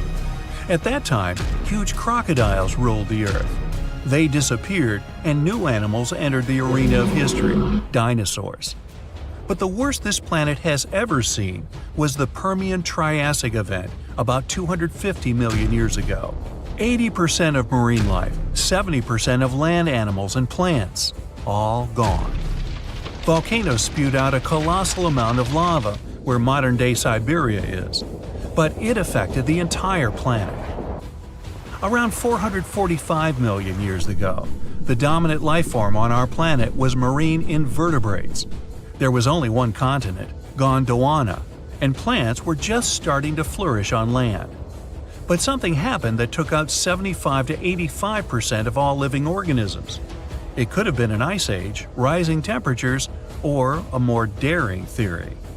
Some think it could have been a huge star exploding 6,000 light-years from Earth. It launched a jet-like gamma-ray burst that ripped across space, and poor little Earth happened to be in its path. It burned off the ozone layer instantly. Yeah, we kinda need that thing to protect us. Case in point, no matter how much this planet, or even the universe, tries to wipe out life on Earth, which is here in the first place from unbelievable odds, life always finds a way.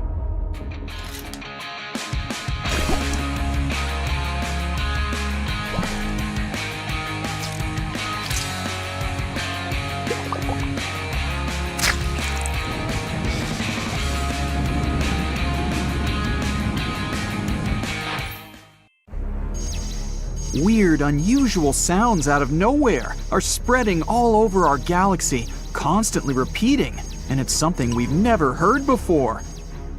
Scientists discovered it in 2020, and it was nothing like any of the other energy signatures they ever studied. Powerful and bright radio signals occurring from time to time, mysteriously disappearing within a day.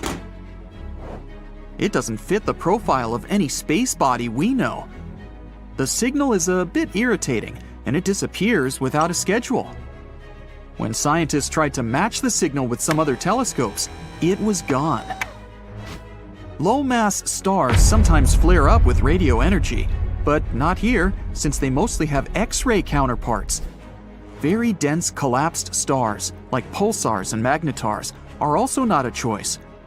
The closest solution they got is a mysterious class of objects we know as the Galactic Center Radio Source, GCRT. It's a radio source that brightens and rapidly glows.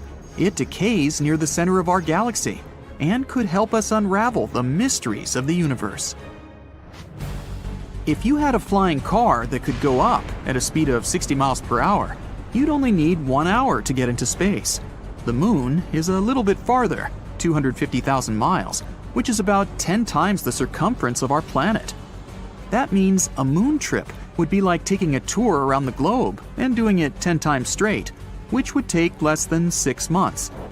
A trip to Pluto would take over 800 years. Proxima b is the closest Earth-like neighbor we have. It's a small rocky world that orbits the closest stellar neighbor of our Sun. It orbits the star's habitable zone, an area that's far enough from any star to have moderate conditions, not too cold and not too hot for liquid water to at least hypothetically exist. If you tried to travel to Proxima b at a speed of 25,000 miles per hour, which is the speed of the Apollo moon rockets, it would take you over 112,000 years to get there. You might not be able to breathe there. No one knows if Proxima b has an atmosphere. Humans explore the universe all the time, but we can only see around 5% of the matter up there. And Albert Einstein was the first one that realized the empty space is not really nothing. The rest we can't see is actually made up of invisible matter, also known as dark matter. It's about 27%, combined with something called dark energy, which is 68%.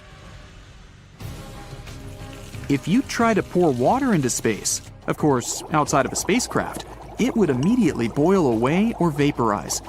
That's because there's no air or air pressure in space.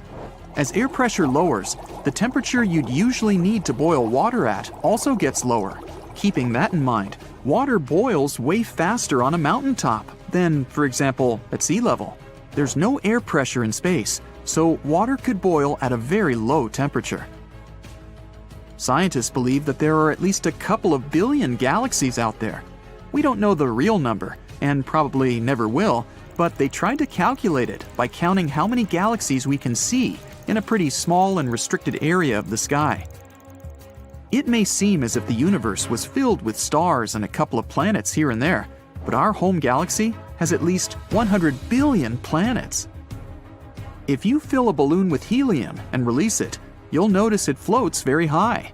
It'll go up into the atmosphere, but it won't go into outer space. The higher you go, the thinner the air in our atmosphere gets.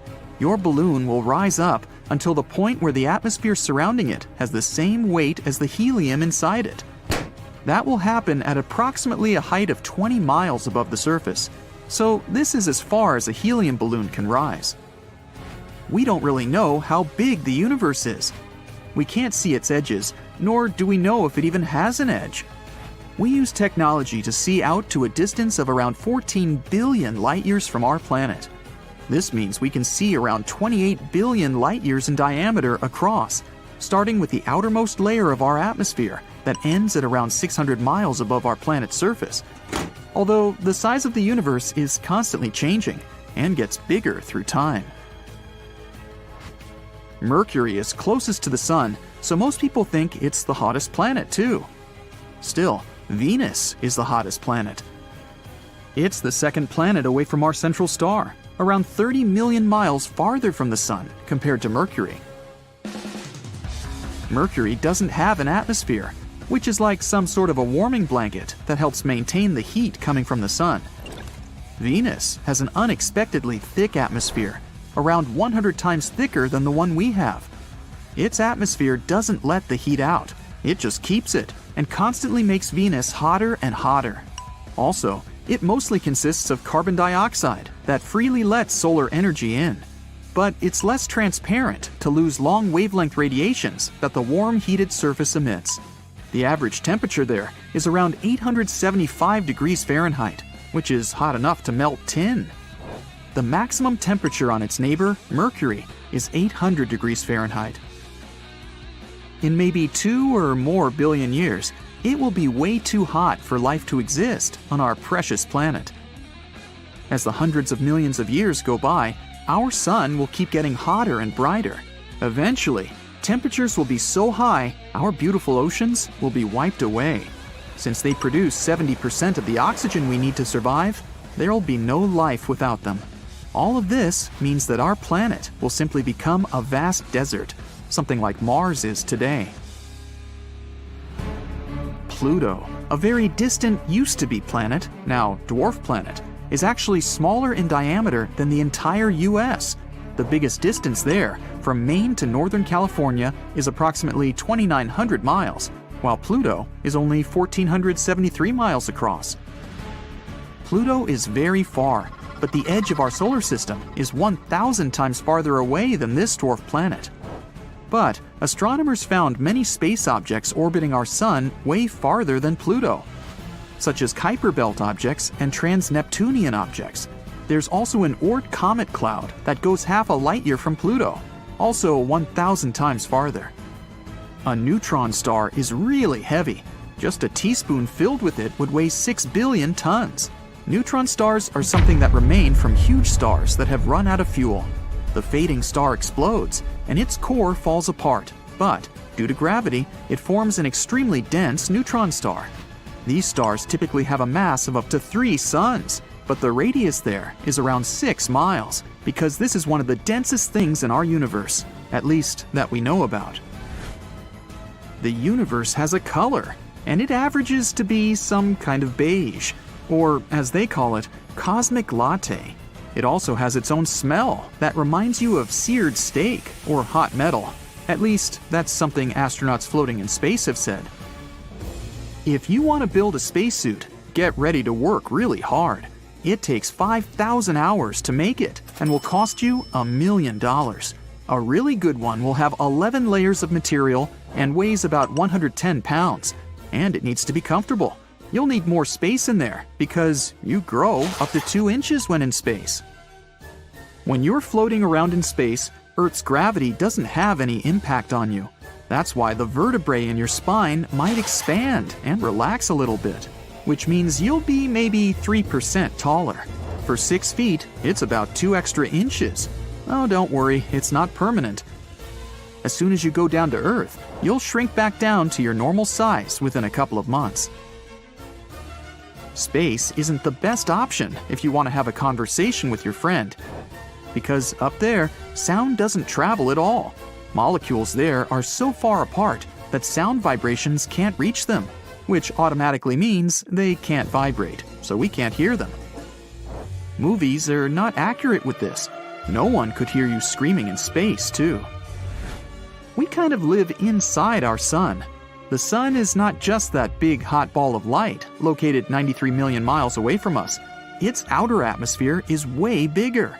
It extends far beyond the surface we can see. Our planet's orbit goes through its tenuous atmosphere. The evidence is when gusts of the solar wind generate the southern and northern lights. That means, in some way, we live inside the sun.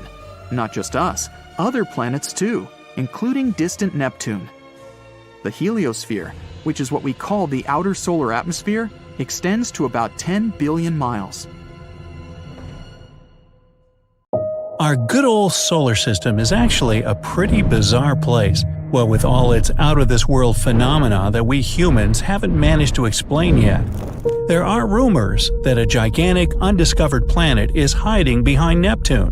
Volcanoes on Pluto spew ice, and a colossal canyon on Mars can accommodate the whole U.S. territory and most of Cleveland. Well, let's figure out if it's true by talking about the most mystifying solar system facts. The solar system is 4.6 billion years old. So old it's a senior solar system. Scientists came to this conclusion after they studied the oldest material they managed to get a hold of. And by that, I mean meteorites, of course. You won't be able to wear a hat on Venus, ever, and just try to stand on your feet. The planet is insanely windy. Its upper winds blow 50 times faster than the planet rotates. What's more, these fierce winds never stop and can get even stronger with time. Want to get away? You'll have to travel 11 billion miles away from Earth before ever leaving the solar system. Take your Google Maps with you. You probably heard of methane gas, a byproduct of natural processes such as volcanic activity and cows. Anyway, this gas is not only a part of the Martian atmosphere, but also the thing that confuses astronomers to no end. The thing is that the volume of methane on Mars keeps wavering, and scientists just can't figure out where it might be coming from. Can there be cows on Mars? As you may remember, Pluto used to be a planet but was stripped of this title in 2006. Later, it was reclassified as a dwarf planet. Gee, make up your mind. But the most unexpected fact about this celestial body is that its diameter is smaller than that of the US. See for yourself. The greatest distance across the country, from Maine to Northern California, is about 2,800 miles. As for Pluto, it's only 1,473 miles across. The planet Uranus, or Uranus, you can't win either way, rotates on its side, and astronomers have no idea why the planet has chosen such an unusual position. The culprits could be ancient mega-powerful collisions, but so far it's just a theory. By the way, this is the only planet laying on its side. Our Sun is insanely massive. Want some proof? Well, 99.86% of all the mass in the solar system is in the mass of the Sun, in particular the hydrogen and helium it's made of. The remaining 0.14% is mostly the mass of the solar system's 8 planets. Earth might not be the only tectonically active planet in the solar system. Astronomers have spotted some landforms looking like cliffs on Mercury. If it's so, the tectonic activity could explain the rapid shrinking of the planet. In most sci-fi movies about space, the main character gets into an asteroid belt and must dodge countless rocks that threaten to damage their spacecraft. Well, sorry to disappoint, but that's nothing like the real thing. The only asteroid belt astronomers know about is located between Mars and Jupiter. There are thousands of asteroids in this region, but they're so widely spaced that the chance of collision is next to nothing. You just ruined it. Sorry. Behind the orbit of Neptune lies the mysterious Kuiper Belt, filled with massive icy objects. The most curious thing about this space formation, though, is that scientists can't explain the pattern of its movement. The only explanation they have is that Neptune might be hiding a ginormous planet from our sight. This hypothetical planet has already got the name Planet 9, and all we have to do is wait until its existence is confirmed. Or not. Volcanoes on Earth are as different from those on Pluto as fire and ice, and I mean it. While we have volcanoes spilling lava on our planet, the volcanoes on Pluto spit ice. When frozen water expands, and this enormous pressure builds up until one day, bang, the ice erupts. In the process, a new cryovolcano gets formed. One of Saturn's moons, Lapidus, has a unique color. It's two-toned. One of its hemispheres is light and the other is eerily dark. Scientists haven't figured out this mystery yet. There's another weird thing about Pluto, or rather, about its atmosphere. First, it rises way higher above the surface of the dwarf planet than, for example, the Earth's atmosphere. What's more, the atmosphere on Pluto has more than 20 layers, and all of them are super cold and very condensed. We live inside the Sun. No, I don't mean that we're inhabitants of the red-hot ball of light approximately 93 million miles away. The thing is that the Sun's atmosphere stretches far beyond its visible surface, and our planet is right within its reach. In fact, It's the gusts of solar wind that create the breathtaking phenomenon known as the northern and southern lights. The ocean on Jupiter is larger than any other on the rest of the solar system's planets. But wait, it's not the type of ocean you're thinking about. The one on Jupiter isn't made of water. This mesmerizing thing consists of metallic hydrogen, and its depth is a staggering 25,000 miles, which is almost the same as the circumference of the Earth. The Sun's atmosphere is hotter than the surface of the star. While on the surface, the temperature reaches 10,000 degrees Fahrenheit, the upper atmosphere heats up to millions of degrees. Scientists suspect that explosive bursts of heat from the Sun may have something to do with this unique phenomenon. People came to know about Saturn's beautiful rings in the 1600s, but only recently it became apparent that Saturn isn't the only ringed planet. All the gas giant planets, Uranus, Neptune, and Jupiter, have rings of their own, but they're thin and almost impossible to see. As for Mars, Venus, and Earth, they're made of rocky materials and have no rings whatsoever. Our solar system isn't the only one in the Milky Way galaxy. Far from it. The galaxy we live in houses about 100 billion solar systems. And if that's just our galaxy alone, can you imagine how many there are in the whole universe? At any given moment here on Earth, you can stumble across a rock that's arrived from Mars. After scientists analyzed the chemical content of some meteorites found in the Sahara Desert, Antarctica, and other places on our planet, they came to the shocking conclusion that they have a Martian origin.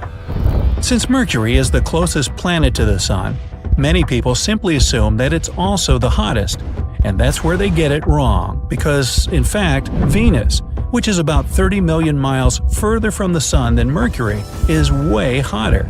The thing is that Venus has an incredibly thick atmosphere, which is 100 times denser than the one we have on Earth. On top of that, this atmosphere consists almost entirely of carbon dioxide, also known as a greenhouse gas. These factors make the temperatures on the planet rise to a staggering 875 degrees Fahrenheit, which is hot enough to melt lead. As for Mercury, its maximum temperatures reach only 800 degrees. Jupiter's moon, Io, exists in never-ending chaos due to hundreds of smoking volcanoes on its surface. If you ever visit this place, send me a postcard. Now, you'll see the smoke from these volcanoes billowing up high into Io's atmosphere. The most enormous volcano in the whole solar system, at least that we know of, is on Mars. The size of this monster is almost as great as the state of Arizona, and its height is as big as that of Mount Everest. How did it grow this huge? The answer is simple. There's much less gravity on Mars in comparison with our planet. Even if you're a tiny celestial body, you can still have a moon of your own. Hey, it's not that hard. In 1993, the Galileo probe was traveling past a miniature asteroid that was no bigger than 20 miles across, and discovered the little thing had a 1-mile-wide moon. Since then, astronomers have found tons of moons orbiting minor planets in our solar system. The valley called Valles Marineris on Mars is more than 10 times larger than Earth's Grand Canyon. And it's another thing that puzzles astronomers. After all, Mars isn't a planet with active plate tectonics. On the surface of Jupiter, there's a weird region that's called the Great Red Spot. Recently, astronomers have concluded that this spot is actually a storm that's been raging on the planet for centuries. But some 20 years ago, scientists noticed that the red region started to shrink. Nowadays, it's just half the size it used to be. And still, the spot is 1.5 times bigger than Earth. How about you? Do you know any other unusual facts about our solar system that I've missed? Then let me know down in the comments. If you learned something new today, then give this video a like and share it with a friend. But hey, don't go space traveling just yet. We have over 2,000 cool videos for you to check out. All you have to do is pick the left or right video, click on